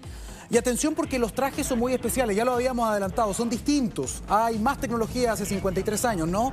Pero tienen un soporte vital, que eso también se va a probar, tanto en la nave como en los trajes. Control de oxígeno, refrigeración, eliminación de gases también y presión estable. Todo esto se ha diseñado al detalle, Eduardo, ¿no? Sí, claro, es todo parte de un sistema iterativo y con colaboración con la industria, colaboración con astronautas que ya han volado, que están en tierra apoyando el diseño. Es un sistema, un proceso lento y que afortunadamente ya está llegando a puerto para su nueva iteración. Así que es muy bonito verlo en operación. Hay un detalle interesante. Escuchaba al piloto de esta misión hoy día, Clover, que él decía, esto para cualquier piloto además es muy emocionante porque yo voy a tener el control de la nave manual al menos durante 1 hora y media. De 10 días, que es muy autónomo el sistema, pero va a haber 1 hora y media en la que ellos van a tener el control manual de la misión. Por lo tanto, también es un kilometraje de aprendizaje que es extraordinario. Claro que sí. Son muy pocos los que van a tener una experiencia como esa. Y pensar que vamos a volver. Profesor Massa, ¿qué hay en la Luna? ¿Sabemos lo que hay además de hielo? Entiendo que hay elementos interesantes también. Sí, bueno, la Luna es interesante. La Luna, con todo respeto, a mí me gusta poner en comparaciones, pero es como Eva. A ver, ¿cómo así? Claro, la Tierra se sacó una costilla, claro, y de la costilla de la Tierra se fabricó la Luna. Y lo que tiene de especial es que la Tierra se había formado ya, se forma y está tan caliente que en la primera época la Tierra era una bola de lava, Lo más pesado se hundió y lo más liviano flotó. Entonces la corteza terrestre es rica en silicio, en aluminio y en magnesio, que son metales livianos. Y el centro de la Tierra, donde está Onsata, ahí está el fierro, el cobalto, el níquel. Y cuando ya se había diferenciado, vino un planetesimal del porte de Marte. Teia, y ¿no? Tea. Le pegó un chancacazo como en la oreja a la Tierra. Sí. Posiblemente le torció el eje de rotación y le sacó un pedazo de la corteza. Y de ese material que le sacó, se quedó en órbita y se aglomeró la Luna. Porque la Luna es una materia que es muy comparable con la corteza terrestre, pero no con la Tierra entera, porque no tiene el fierro, el cobalto y el níquel que están sumergidos en el centro de la Tierra. Así que, y la historia de la Luna es linda porque se formó, no sé, la Tierra se formó hace 4.600 millones de años, la Luna se formó mucho después, como 100 millones de años después, pero eso eran 4.500. Y todo lo que pasó en la Luna está ahí. Entonces han traído rocas que tienen 4.300, 4.400 millones de años, cosa que en la Tierra no tenemos rocas tan antiguas porque la corteza terrestre ha cambiado muchas veces. Aquí la piel de esta cosa que llamamos Tierra ha cambiado. Las rocas más viejas no llegan a 4.000 millones de años. Entonces podemos ir a buscar allá, parte de nuestra historia, cómo era la Tierra cuando se formó la Luna. Interesante detalle, ¿eh? No, Eduardo, hay otra cosa también que es muy interesante, las frases que quedan para la historia. En 1969, cuando llegamos a ese primer paso, ¿se acuerdan, no, de Neil Armstrong? Cuando dice, un pequeño paso para el hombre, un gran paso para la humanidad. Entiendo que en el futuro, cuando volvamos a la Luna, esos pasos de todos los astronautas que fueron entre el 69 y el 72 están perfectamente intactos. Las huellas están todavía intactas en la Luna. Sí que sí. Por lo tanto, vamos a repasar, vamos a agregar pasos a esa historia también. Pero vamos a otra parte. Bueno, Eduardo.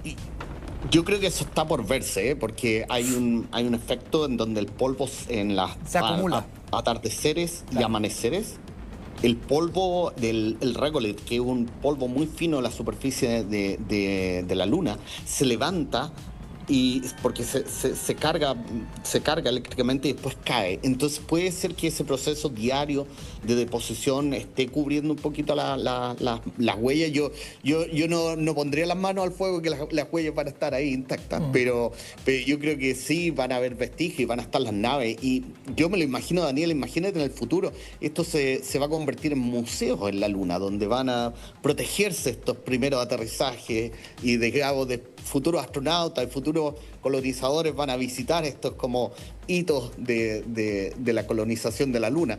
Así que yo creo que eso va a ser una etapa muy interesante. Sí. Profesor, por favor. Sí, una noticia freak. A ver, me encanta. Cuando fueron los astronautas, ¿sí? Armstrong y Aldrin usaban pañales. Y para poder traer más piedra, los pañales usados los dejaron en la Luna. Exacto, están allá.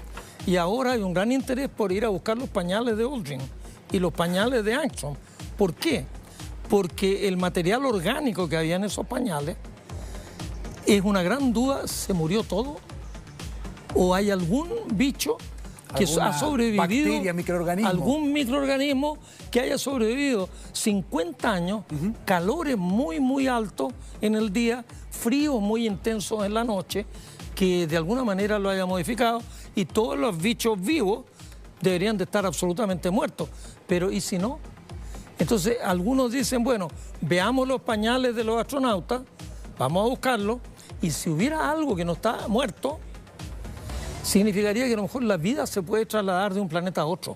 Vamos a seguir con esta conversación, profesor, que es muy, muy importante ahí la teoría de la panspermia. Pero miren, hablemos de esto. Eduardo Bendek desde la NASA, profesor José Massa, Premio Nacional, astrónomo también, que nos han acompañado en esta transmisión especial. Muchísimas gracias a los dos también por acompañarnos en este momento que marca un nuevo capítulo en la historia de la exploración espacial. Seguimos con esta historia. Son 10 días de misión.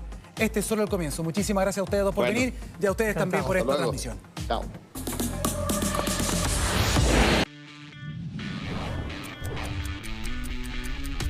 Cuando miramos al cielo y vemos un cúmulo blanco con forma o apariencia de algodón, estamos viendo una nube. Estas son imprescindibles para la vida del planeta porque son la principal fuente de agua en la Tierra. Si son tan importantes... They're deployed and latched. It gives the flight control teams a little bit more flexibility. Yeah, Integrity Houston, update on TDRS handover for your pad.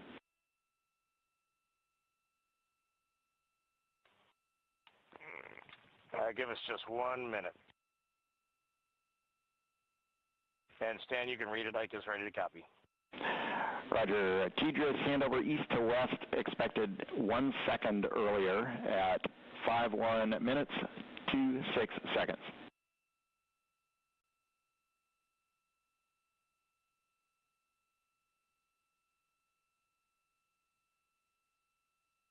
Hi, Stan. We copy 1 second earlier for 5126 TDRS east to west, and saws are starting to deploy. Thermal knives are firing.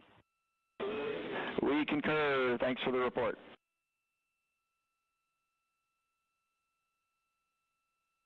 Read back of the reports that you just heard on the Orion to Earth network. Integrity has maneuvered tail to sun. The RL-10 nozzle on the end of the ICPS is pointed towards the sun, and the solar array deployment sequence has begun. With the deployment confirmed, it'll be several minutes until they are what is called in a latched position. Once they are latched and confirmed to be drawing power, they can switch the mode to ATO and continue along the mission. The teacher's handover at the pad, that message meant the crew was provided some preliminary numbers of when to expect handovers between the tracking and data relay satellites. Currently orbiting Earth at an altitude of 545 statute miles above the Earth, they are in a near-Earth network communication system. The tracking and data relay satellites, geosynchronous satellites that are stationed about 23,000 miles above the Earth. After the Perigee Raise burn that occurs later today, the burn itself will put them in an altitude that surpasses the range of the tracking and data relay satellites, and they will transition to the deep space network today. And integrity for prop messages, we see 2 temperature measurements right near the line. It's that momentary message you saw earlier. We're going to suppress those. It's CM helium heater 2 T1 and heater 1 T1. They're going suppressed. Integrity, thank you. We see the same.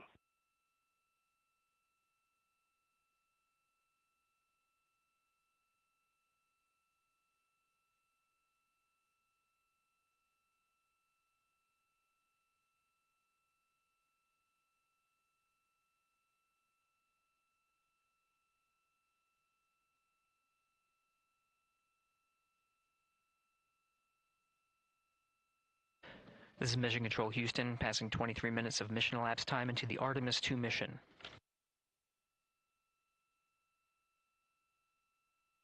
This is after a launch that began at 5:35 and 12 seconds Central Time, 6:35 and 12 seconds p.m. Eastern Time. Right now, the orientation you're seeing from our arrow visualization that translates some of the telemetry that we're getting from the spacecraft and puts it into a model so you can follow along on some of the milestones that we are following here. The RL-10 nozzle that you see at the left end of your screen, though it is currently not firing, that nozzle is pointed towards the sun, and the solar arrays are currently deploying. From this visualization, they look fully stowed in a position. Integrity, we are happy to report that Jeremy has the O2 sensors on. Copy O2 sensors.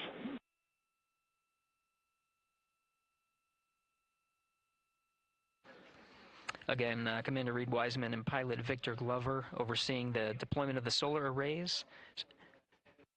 And we'll follow the attitude maneuver changes ahead of the first burn of the ICPS engine, the Perigee Raise maneuver. Integrity Houston, we see 4 saws deployed and latched, ready for ATO preferred.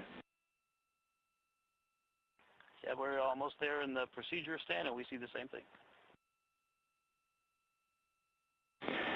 And Integrity Houston, we are seeing a 7-second miscompare between the MET on Orion and ICPS. We'd like you to read us the MET from your center status bar and for the ICPS on StackSum.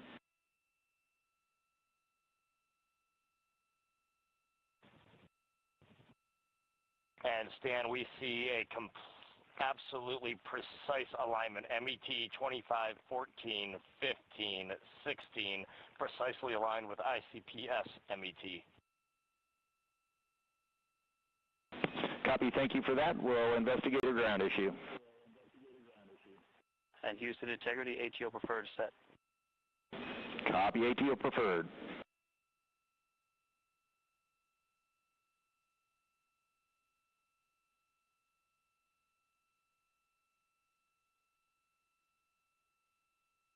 This is Mission Control Houston, 25 minutes, 45 seconds into the flight of Artemis II. We have confirmation that all 4 solar array wings are deployed and latched. This is the configuration needed to switch to ATO preferred, which you did hear confirmed from pilot Victor Glover. That mode has been switched. There's also a discussion with Capcom Stan Love and Commander Reed Wiseman about the alignment of the MET clocks on the Orion spacecraft and the ICPS. Commander Reed Wiseman confirmed the clocks are in sync, no issues. They're going to investigate it on the ground. We're proceeding with today's mission. 26 minutes of mission elapsed time and counting.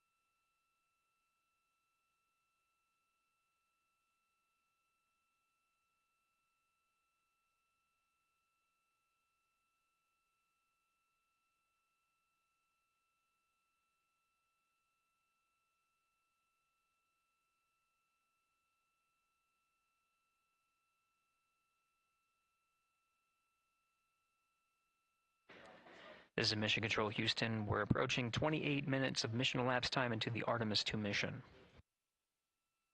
At this point, we've had a successful liftoff from the pad at 5:35 p.m. and 12 seconds p.m. Central Time, 6:35 and 12 seconds p.m. Eastern Time. We've had a good main engine cutoff, core stage separation, and a good trajectory to begin today's mission. Right now, the spacecraft has maneuvered tail to sun. We're standing by for another maneuver to maneuver into the burn attitude. This is where the RL-10 engine of the ICPS is pointed in the correct orientation for the Perigee Raise maneuver. We did hear confirmation that the Perigee Raise maneuver time of ignition has been confirmed per the pad, which means it was the predicted time prior to liftoff. Integrity for GNC, we're taking channel 1 to unfiltered and to BFS. Okay, Stan, we're watching. Go ahead.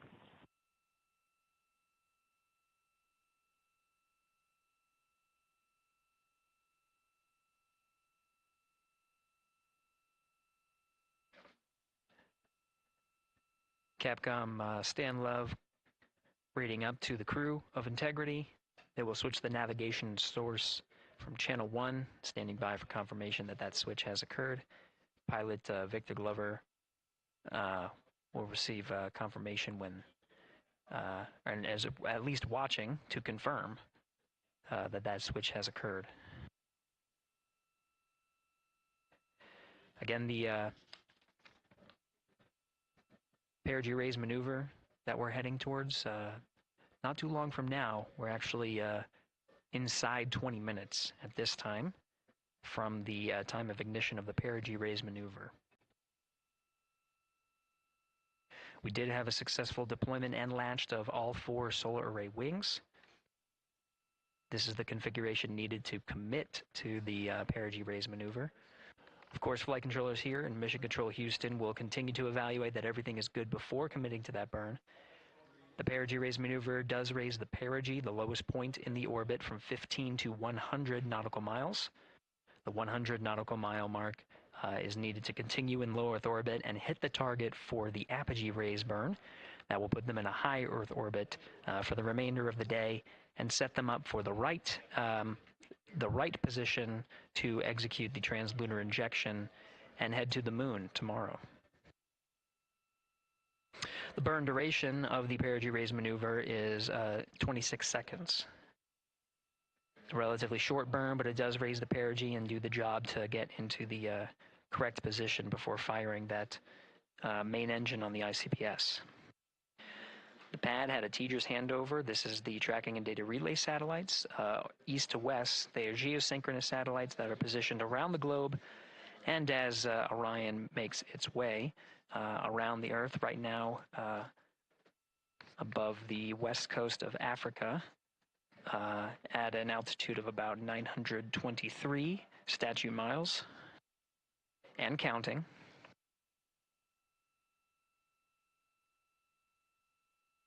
The Perigee Raise maneuver is not executed at the perigee. It is rather executed on the, actually closer to the apogee. But what it does is it raises the perigee on the other end of the orbit to 100 nautical miles.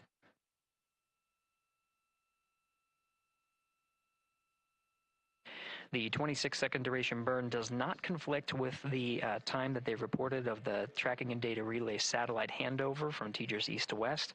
Again, geosynchronous satellites that are used not only by Integrity today, but the International Space Station as well.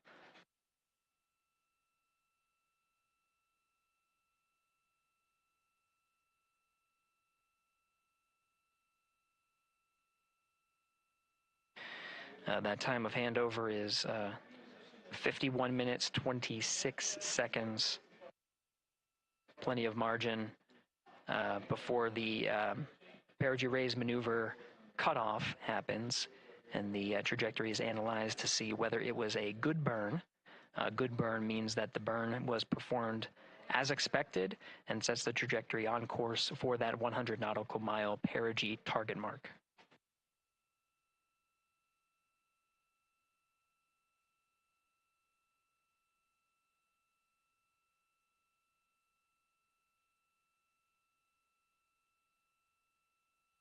Again, for those sticking with us on NASA Plus and following along on our coverage, we will continue to follow and to cover the mission until,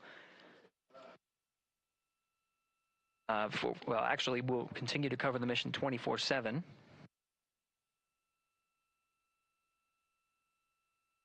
But we'll wrap up our coverage here shortly. And now that solar array wing deployment has occurred on NASA Plus and Amazon Prime. Again, we will continue coverage 24/7 at the NASA YouTube channel. For those that want to see all of the upcoming milestones, there are select times where we will be coming back to NASA Plus and other streaming platforms. You can go to nasa.gov to find the latest on when to find those activities. Given that this is an operational mission, we do want to make sure that we are maintaining transparency in the mission and providing you all the information on what's happening in space as Reed Wiseman, Victor Glover, Christina Cook, and Jeremy Hansen head on their mission around the moon.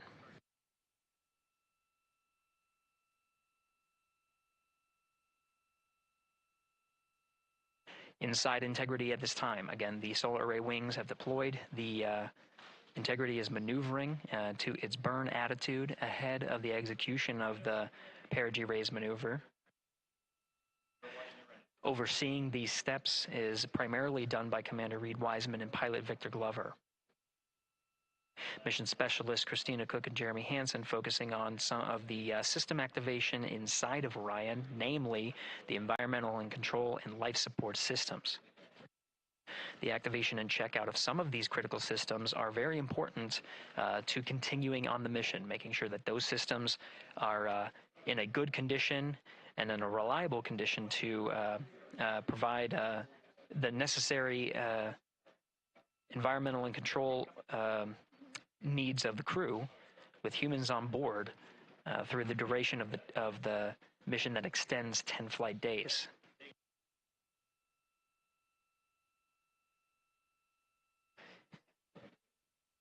Standing by for an update to the Perigee Raise maneuver time of ignition. Should be right up to the crew very shortly.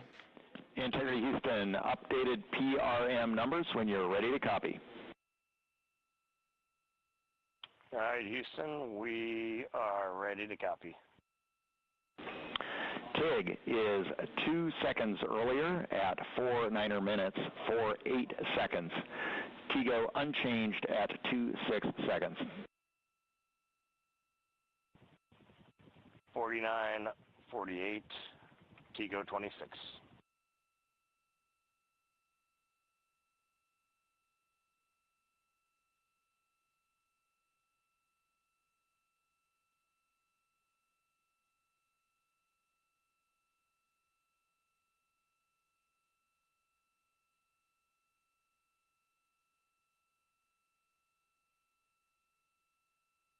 This is Mission Control Houston. With that update, we are approaching a little more than 13 minutes from the time of ignition of the Perigee Raise maneuver. That time updated to be 2 seconds earlier was 49 minutes, 50 seconds of mission elapsed time. We'll now move to 49 minutes, 48 seconds. The duration of the burn, that's what was referred to as the TGO, will still remain at 26 seconds. Relatively short duration burn, again, just raises the perigee of the orbit today.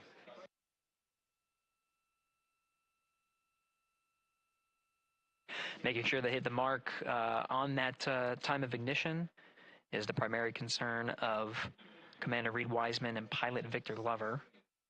Mission specialist Christina Cook and Jeremy Hansen inside activating those environmental control and life support systems.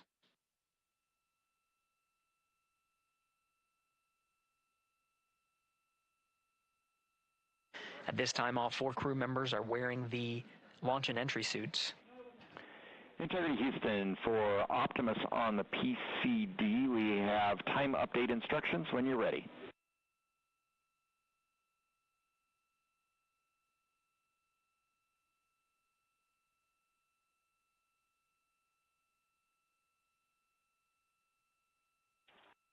And Houston, Integrity, we copy.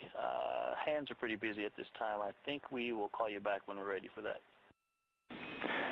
All right, that one is not urgent. 2 minutes to maneuver to PRM attitude. We are watching and concurred. 90 seconds-ish, maybe. Pilot Victor Glover confirming that that maneuver less than 2 minutes.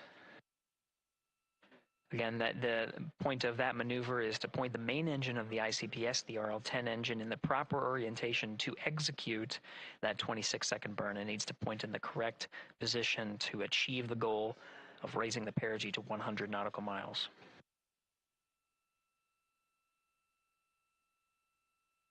You heard some of the environmental control system activations over Orion to Earth.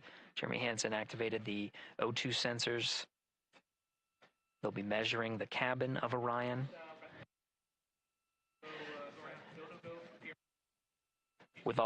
During all of the activations, here on the ground in Mission Control Houston, Flight Director Judd Freeling is doing a poll with all flight controllers in the room to see if we are in a go position to go ahead and execute the Perigee Raise maneuver. Once concluded, Stan Love will report it back up to the crew, and we'll stand by for that.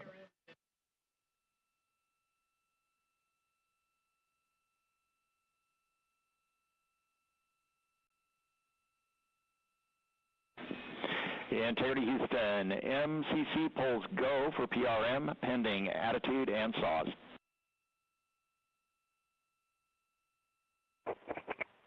Hey, we copy. MCC is go. Maneuver starting.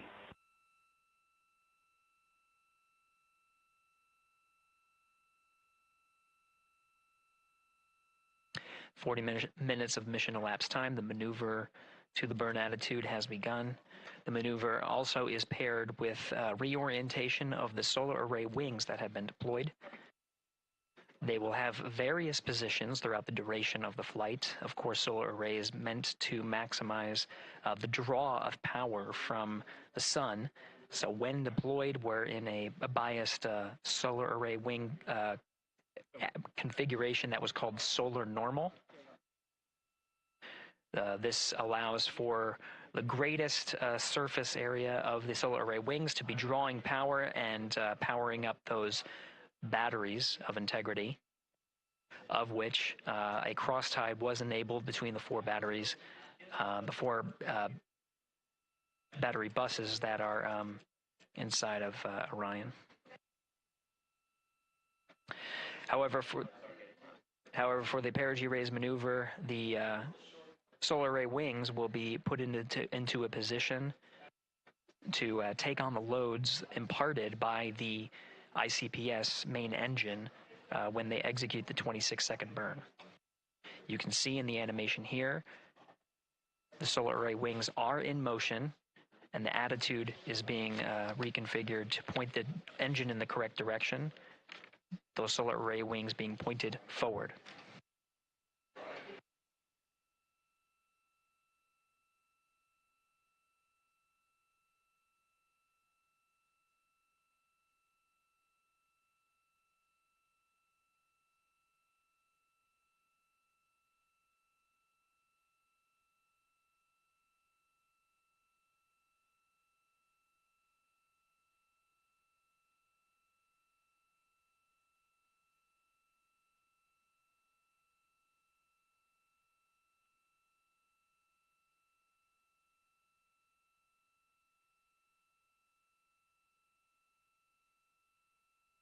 You're getting a live look inside the Artemis II mission flight control room. The team you see here oversaw the ascent of our four astronauts inside Integrity, launching at 6:35 and 12 seconds p.m. Eastern Time.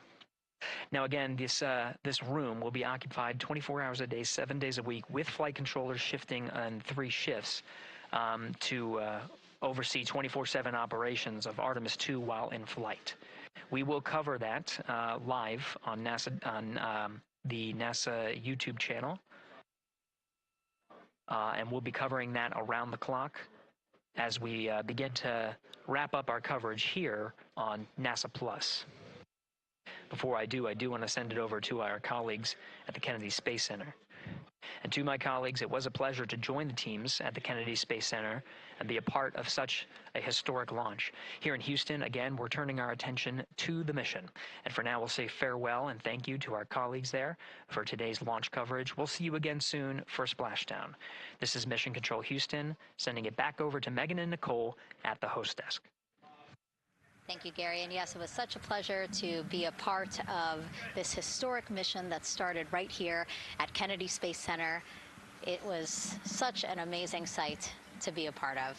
And now, as Reed Wiseman, Victor Glover, Christina Cook, and Jeremy Hansen begin their journey, we here at the Kennedy Space Center are about to wrap our broadcasts. We'll, of course, though, have 24/7 coverage with our colleagues at Johnson Space Center starting as soon as we sign off, so don't worry. You can follow along our 4 astronauts every minute of their nearly 10-day journey to the moon and back. Nicole, I'll definitely be watching it, and I'm sure you will, too. Yes, of course. You know, they just started, right? The launch was beautiful. This was a historic day. They're on their way back to the moon for the first time in over half a century, but they've got a lot of work ahead of them, and so we're excited to see what they have to do and excited to test out the Orion spacecraft. This is a test flight after all, and we're excited to see what we can learn from this mission. Very humbling, inspiring. It was really amazing to be a part of this, and I'm so glad that so many people joined along by either watching here in person or watching online. And of course, Nicole, thank you so much for sitting through this, answering questions, adding so much context and information that really brought a lot out of what we saw today. Oh man, I had a blast. You're a rock star. You're a professional. Gosh, this was great. You're great. So this was a wonderful day. Well, again, thank you so much, and thank you to you for watching at home. You know, tonight we didn't just launch a rocket, we launched the next chapter of human exploration. Our Artemis II crew now on their way back to the moon, and we're taking you with us. So thank you again for watching, and go Artemis II.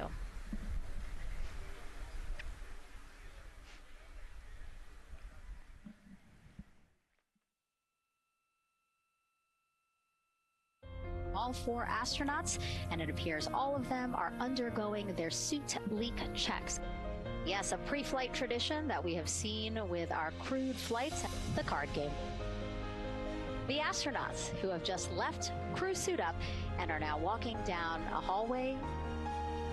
And here they are, NASA's Artemis II crew, taking their first steps outside for their historic test flight. And the 4 of them step into their astrovan. And off they go. Oh, this must feel so special to the crew to see all of these people here. Watching the crew walk across the crew access arm, getting a beautiful view. Everybody configured with their suits, so in we go. And the closeout crew has closed the launch abort system hatch. 3, 2, 1. Booster ignition. And liftoff. The crew of Artemis II now bound for the moon. Humanity's next great voyage begins.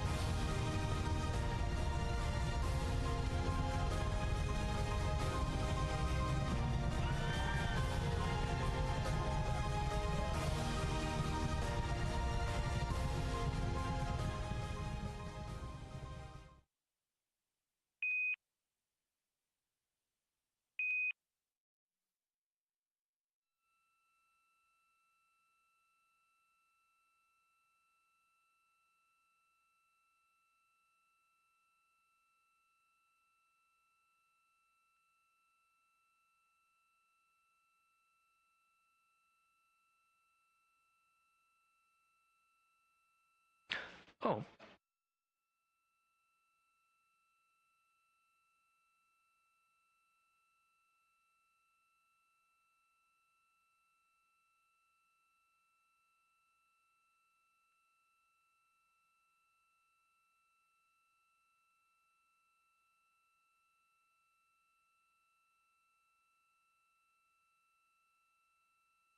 All right, this is Mission Control Houston. Welcome back for our 24/7 coverage of the Artemis II mission. At this time, we are a little more than 1 minute from the time of ignition of the Perigee Raise maneuver. At this time, the Orion spacecraft integrity has been maneuvered into the burn attitude, is pointed in the right direction, and the solar arrays are in the position to take on the loads imparted by the 26-second burn.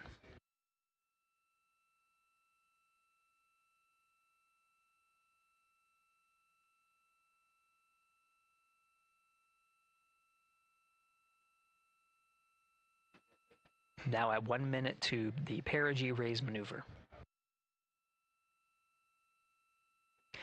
The teams here are part of the Ascent team of the Artemis II mission. Now getting our first views from one of the solar array wing cameras over the tracking and data relay satellites.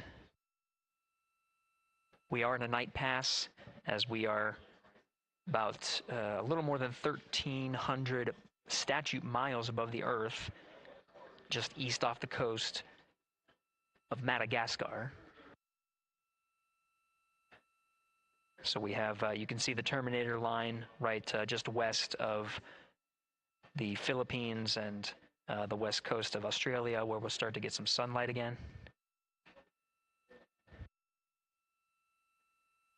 Now we're just seconds away from the time of ignition. We have ignition.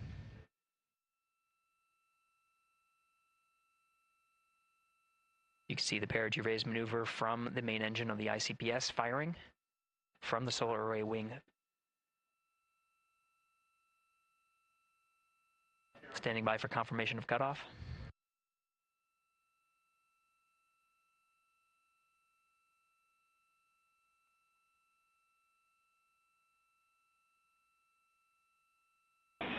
Integrity good, PRM, and 1 minute to teeter handover. Copy that. We see the Sable on board, and the sun is rising on integrity. Outstanding.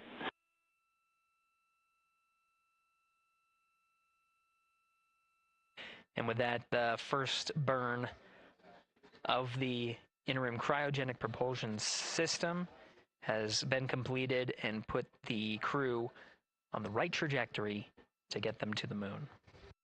Houston, there are integrity for toilet setup, step 2.5. Go ahead. Yes, there was not an installed oxon inlet filter, even with empty oxone, in the hose when I opened up the filter.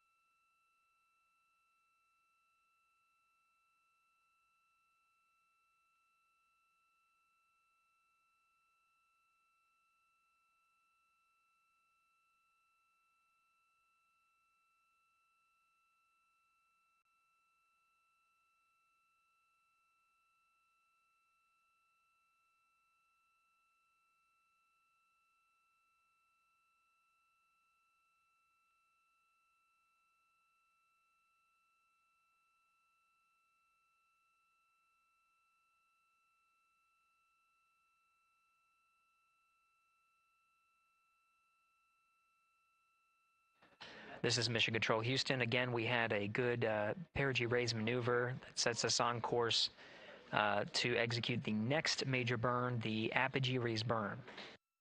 Now, the Perigee Raise maneuver just adjusts the orbit while we are in low Earth orbit, but the Apogee Raise burn is quite a significant burn, just shy of 18 minutes long.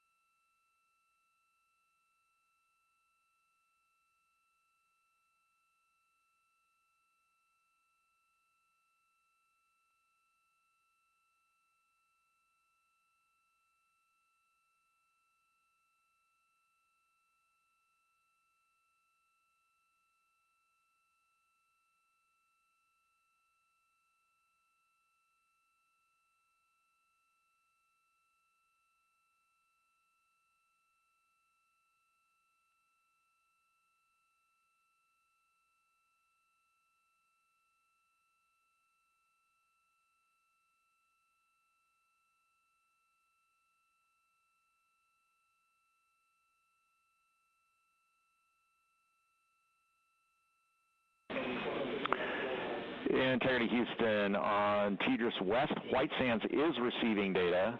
Houston is not. We're still troubleshooting.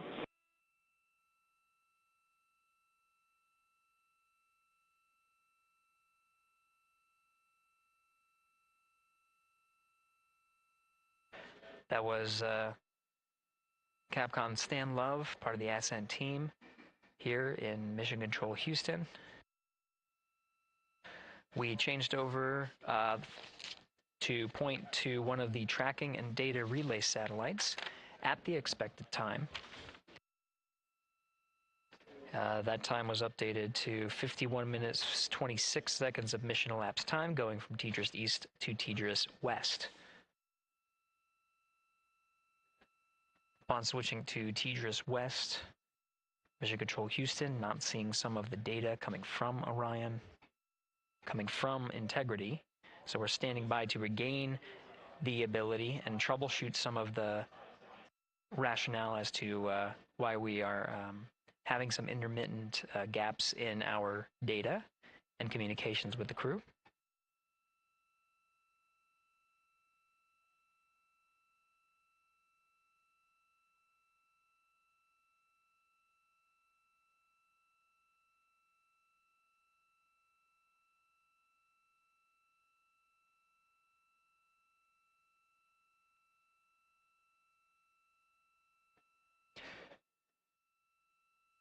Now again, as the teams are troubleshooting. Integrity Houston in the blind.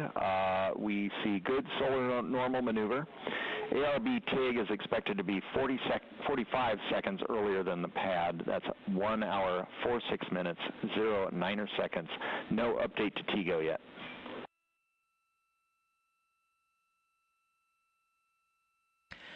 That was Capcom Stan Love here in Mission Control Houston. He used the term "in the blind." That refers to as part of the data that we are not getting from the Tigris West satellite. Noting that we understand that we may not be receiving communications from the crew, though they may be able to hear us. So Stan Love reporting what status is known on our end. We do know that from the data we are receiving that the upper stage and Integrity have maneuvered to solar normal, meaning that the orientation, the attitude of the spacecraft is such that the solar rays can draw the maximum amount of power.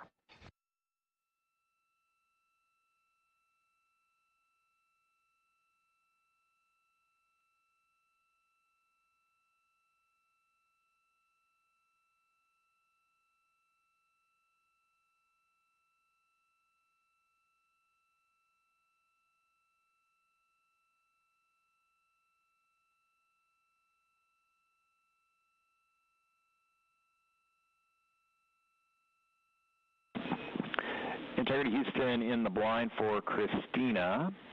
Just before the Tigris handover, we heard your report about the lack of an oxone inlet filter. We copy that there is not one installed as expected, but please put in a new one.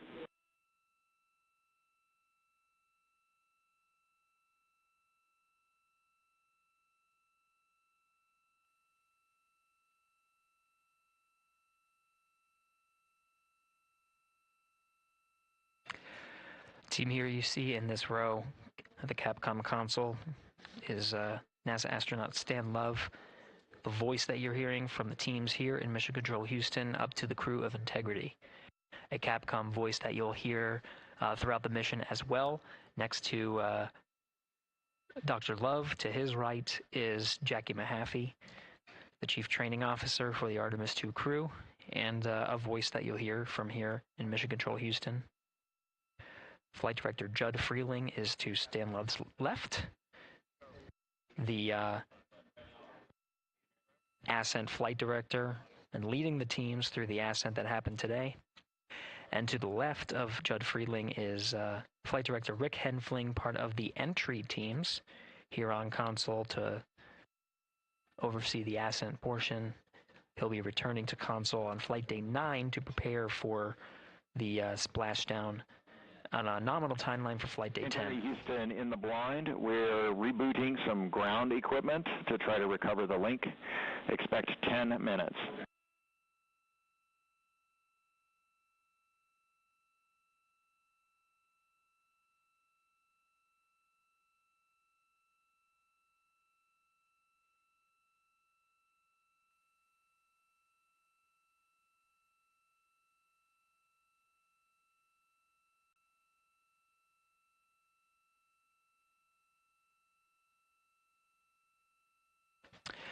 This is Mission Control Houston. Again, the teams here are troubleshooting the lack of a forward link, the inability to communicate with the crew aboard Orion. Teams are troubleshooting and planning to reset some ground equipment as the forward link was dropped at the time that we switched from TDRS East to TDRS West.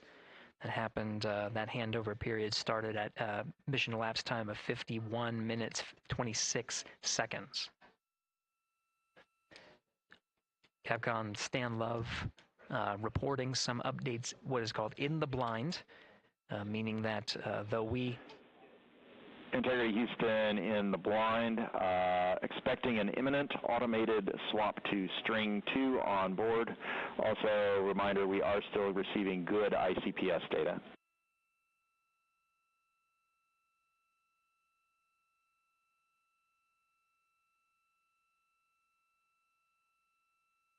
Again, Capcom Stan Love reporting to the crew in the blind, meaning there may be an ability for the crew to hear the calls from the ground. We do know that we are not able to hear any of the crew calls coming from Orion. We did just confirm that we are receiving data from the upper stage, and that allows us to understand and confirm the attitude and orientation of both spacecraft, knowing that they are at solar normal. And with the reboot, we're starting to get some data here. We'll confirm that the data we are receiving is good.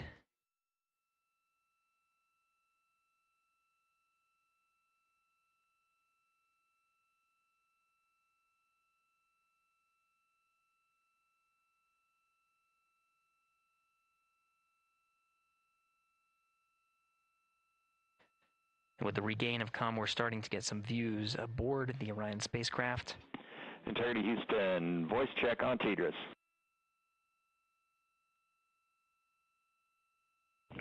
Loud and clear, Stan Hollis. And we now have you the same. Good to hear your voice. And good to hear yours as well. All right, we are still trying to understand whether the automated swap to S-band string 2 recovered comm for us or what was going on the ground. We gave you calls about an ARB TIG and an oxone inlet filter. Did you copy them? Copied all. Excellent.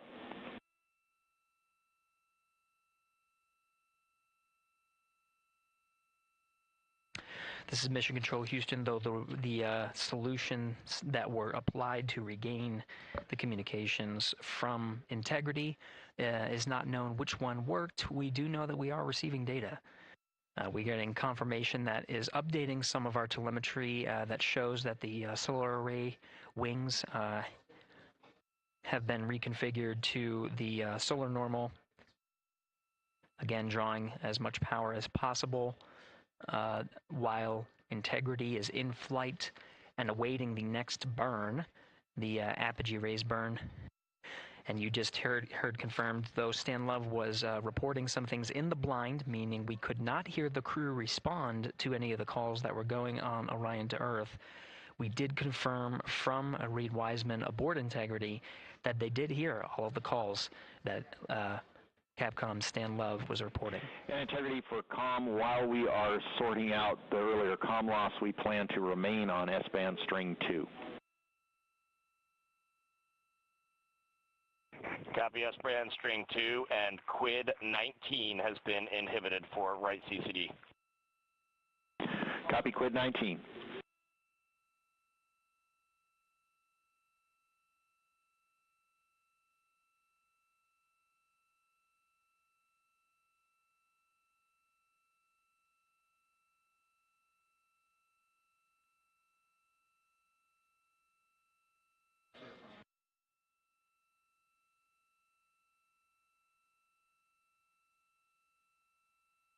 This is Mission Control Houston. Commander Reed Wiseman working through his steps. At this time in the timeline, mission specialists Christina Cook and Jeremy Hansen should be closing out some of the procedures that were activating some of the environmental control and life support systems. And again, those steps relayed from Capcom Stan Lev were received by the crew, so they did copy them and address any of the feedback that was provided by Capcom Stan Lev. The launch and entry suits for Mission Specialists 1 and 2, that's Christina Cook and Jeremy Hansen, per the timeline, they are in the period of time to doff or take off the suits. The launch and entry suits for Commander Reed Wiseman and pilot Victor Glover will remain on until after a successful Perigee Raise burn. Their role is to oversee the successful burn there. In the meantime, they're configuring some of their equipment and configuration that's needed ahead of the day's activities, starting with covering a CCD cursor control device. And they're well on their way to a nominal timeline, of course, addressing the communication link by resetting some ground equipment and changing the string of communications, which addressed the issue, and now we're getting full data from the ICPS as well as the Orion spacecraft.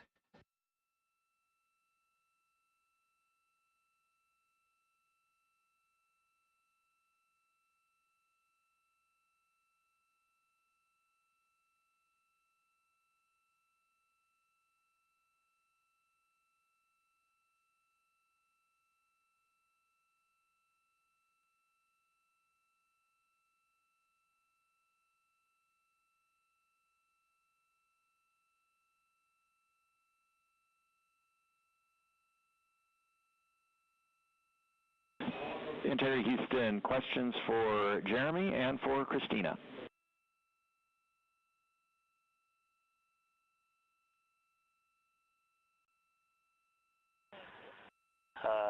Stan, can you power on the toilet, and then we'll stand by for your words for Jeremy and Christina.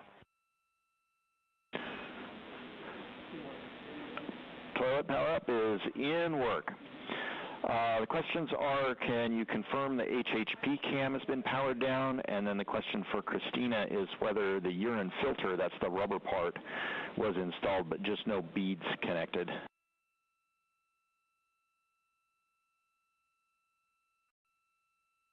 And that's affirmative. The filter was installed, no beads. Thank you. And Stan, we are wrapping up PWD right now. Jeremy will get the HHP cameras after that. There was a tremendous amount of back pressure on all those settings, so it's taken a little bit of all the connectors, so it's taken a little bit of time. Copy. Thank you.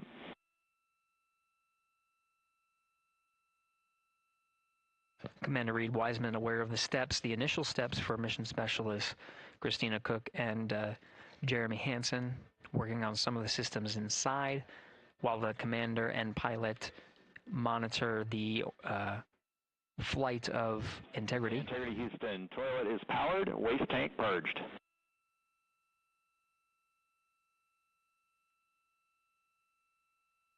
We copy that, Stan. Thank you. Some of the equipment inside needs to be activated by flight controllers here in Mission Control Houston. The activation of some of these necessary for their trip on their first day in orbit as part of the Artemis II mission. while Christina Cook addressed the waste systems that are on board now that they're activated and purged. Jeremy Hansen working on the potable water dispenser, rather. One of his initial steps is to activate the equipment and start filling some bags as a reserve. So he's working through those steps. The HHP camera is one of the internal cameras inside of Integrity. HHP camera was one that was captured through the duration of Ascent and recorded into the flight computers. Go ahead.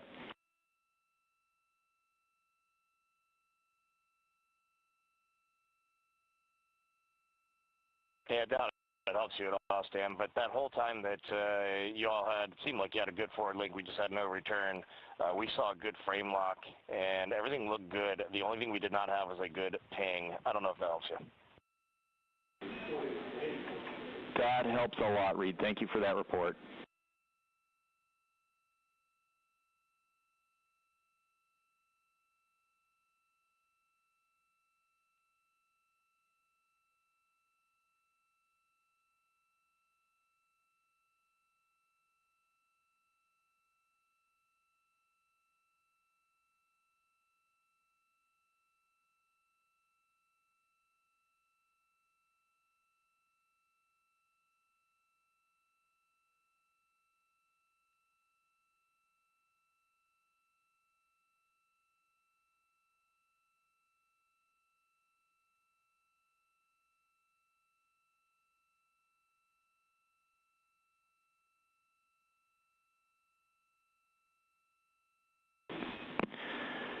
Integrity Houston for SAW. We saw the SAW 3 brake go into error position. We're confident it engaged, but we saw more motion than we expected during the burn. We are cycling the brake on that SAW.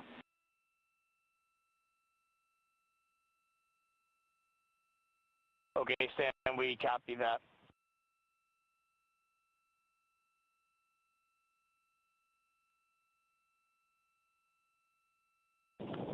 HHP cameras are off, pup 1 switches are off, Stan. Copy HHP and pup, thank you.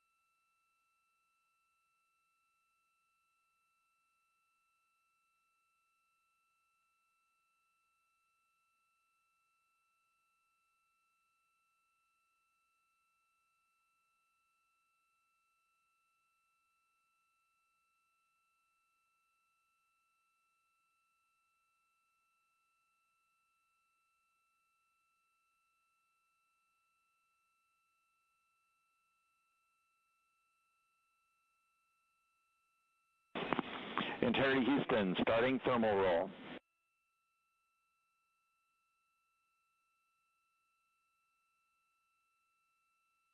Houston Integrity on toilet, step 6.7. Go ahead for step 6.7.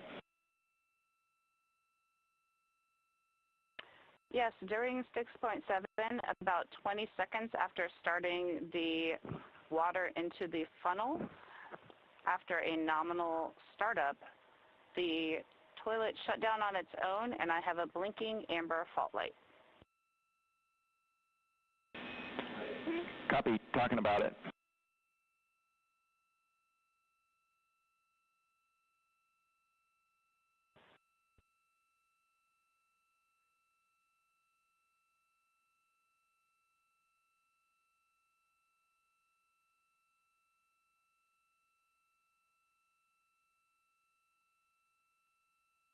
And integrity for toilet, we're going to have to think about that for a while.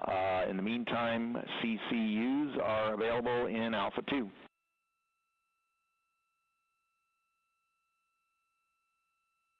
We copy, and I'll be returning the funnel to the cradle.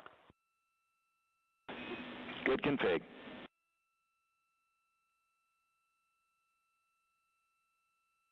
This is Mission Control Houston, a readback of some of the communications that occurred on Orion to Earth. We're now at 1 hour, 17 minutes of mission elapsed time.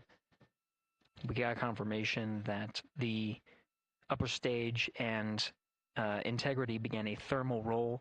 They are on the illuminated side of the Earth right now at an altitude of just a little more than 1,000 statute miles. The thermal roll allows for even distribution of heating from the sun at that altitude. Distributes it a little more evenly ahead of the Perigee Raise burn. In the meantime, Mission Specialist Christina Cook working on the activation of some environmental control life support systems and waste management systems. Currently, as teams on the ground analyze some troubleshooting of the activation steps that she was going through, she'll gather some of the backup waste management capabilities that they have aboard Integrity, just as a precaution while the teams assess how to address what was reported down from Mission Specialist Christina Cook on the fault light.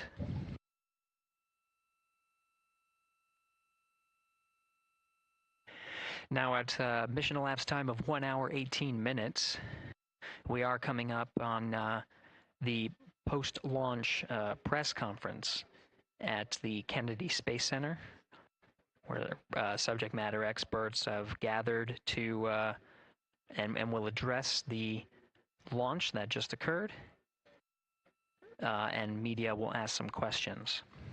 As part of our continuous coverage plan, where we are streaming this mission 24 hours a day, 7 days a week, throughout the duration of the Artemis II mission, the briefings themselves will also be streamed on this platform.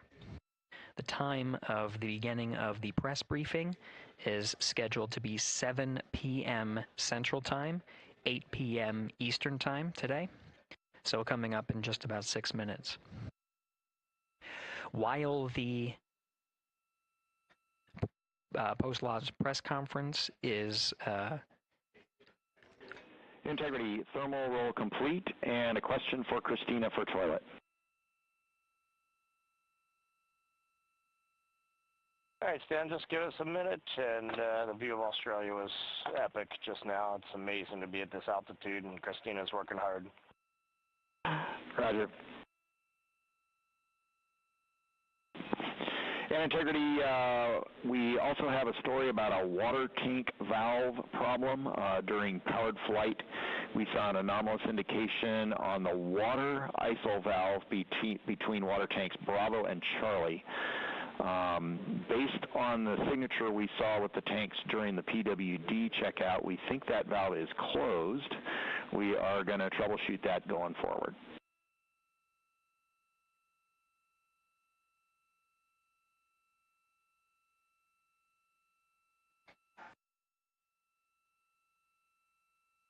Quick recap, the thermal roll is complete, distributing. Dan, when you got Equus.N2H2O up, give me a call. I'm looking at it. Tab stop 17, we show that valve closed, if that helps you. That is also what we see, and that's exactly the valve we're looking at. Related to that, question for Jeremy. For the PWD checkout, did you check out the primary first or the secondary first?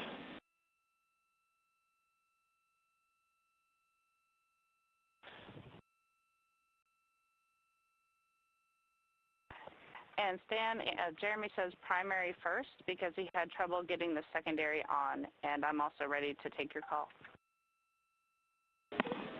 Copy primary first. We appreciate that. Christina, for the toilet, can you please tell us what the status LED is doing? Or was doing when you saw the fault?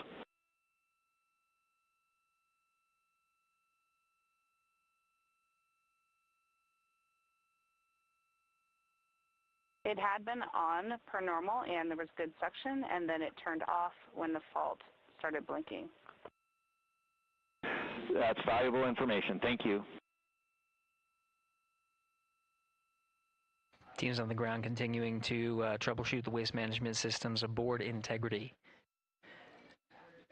Now we'll continue to follow the mission here as the 4 astronauts work on the steps to activate some of the systems and prepare for the Perigee Raise burn. About 3 minutes from now, 7 p.m. Central Time, 8 p.m. Eastern, we'll start the press briefing. That press briefing will happen on our 24/7 live coverage. While that is happening, you can listen to the Orion to Earth loops and continue to cover the mission and views from the solar array wing cameras aboard Orion.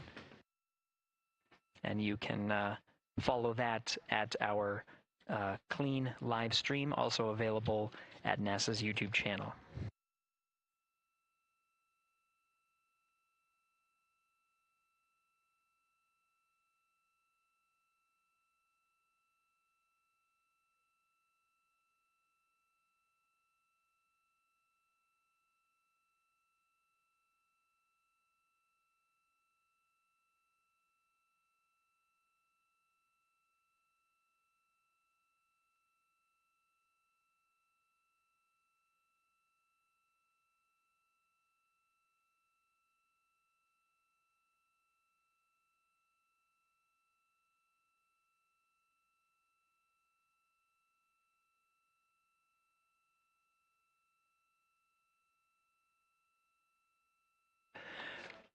This is Mission Control Houston, passing 1 hour and 23 minutes of mission elapsed time into the Artemis II mission.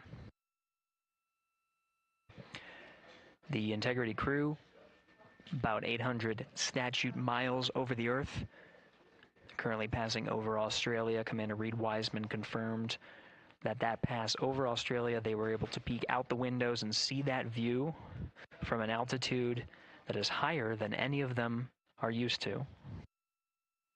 Jeremy. Integrity Houston for GNC, we are taking channel 1 to unfiltered and BFS.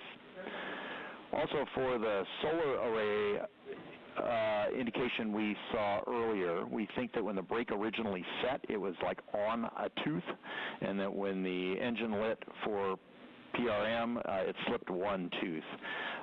That brake is now showing nominally.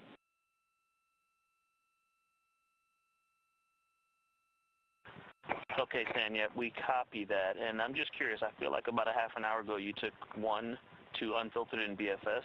Is this nominal, or did something happen? Victor, this is nominal. Okay, thanks. Copy.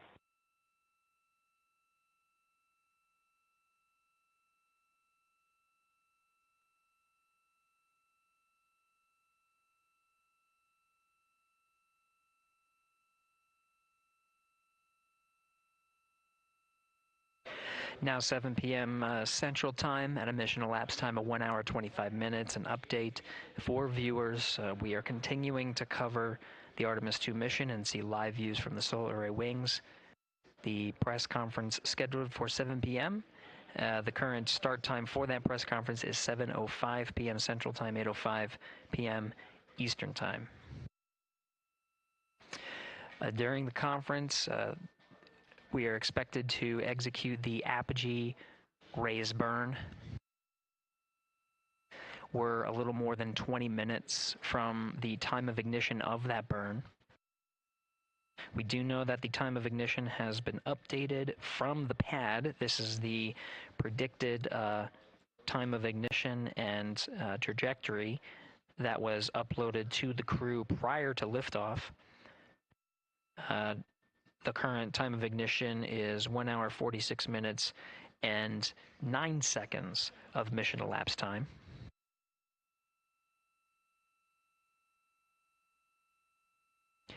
The duration of the burn at the pad was 17 minutes 52 seconds. Ahead of the execution of the burn, any changes in that duration will be reported to the crew and uploaded to ensure that the Perigee Raise burn goes as expected and puts them on the predicted trajectory. That trajectory being 43,730 miles by 0 statute mile orbit.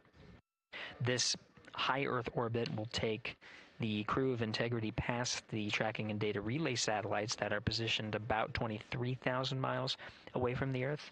Again, they're currently on TDRS West. And they will transition to the Deep Space Network. The Perigee Raise burn time of ignition again at 1 hour 46 minutes and 9 seconds of mission elapsed time. That is expected and will occur during the post-launch press briefing. So as part of our 24/7 coverage, the briefing itself will overlap with that particular milestone. To follow along on our 24/7 coverage, we won't necessarily stop our coverage. The clean Orion to Earth loops will be available on our clean feed. That will show a view similar to what you're seeing now. This is a view from the solar array wings, and you'll also hear the communications between Capcom's Stan Love here and the crew aboard Integrity, and you can listen as they confirm the execution of the burn and any changes of the burn. When we come back from the press conference, expected about around 8:05 p.m. Central Time, 9:05 p.m. Eastern. We'll go ahead and recap any of the milestones that occurred while we transitioned to the press briefing to answer the questions that come from the press, and continue along on our 24/7 coverage.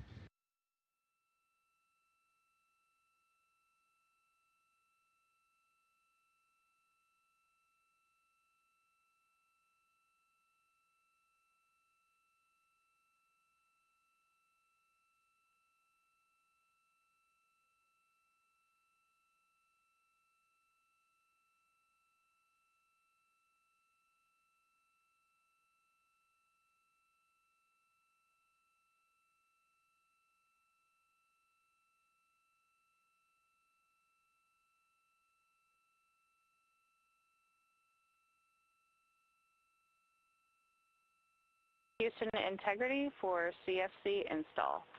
That is complete. Copy CFC, thank you.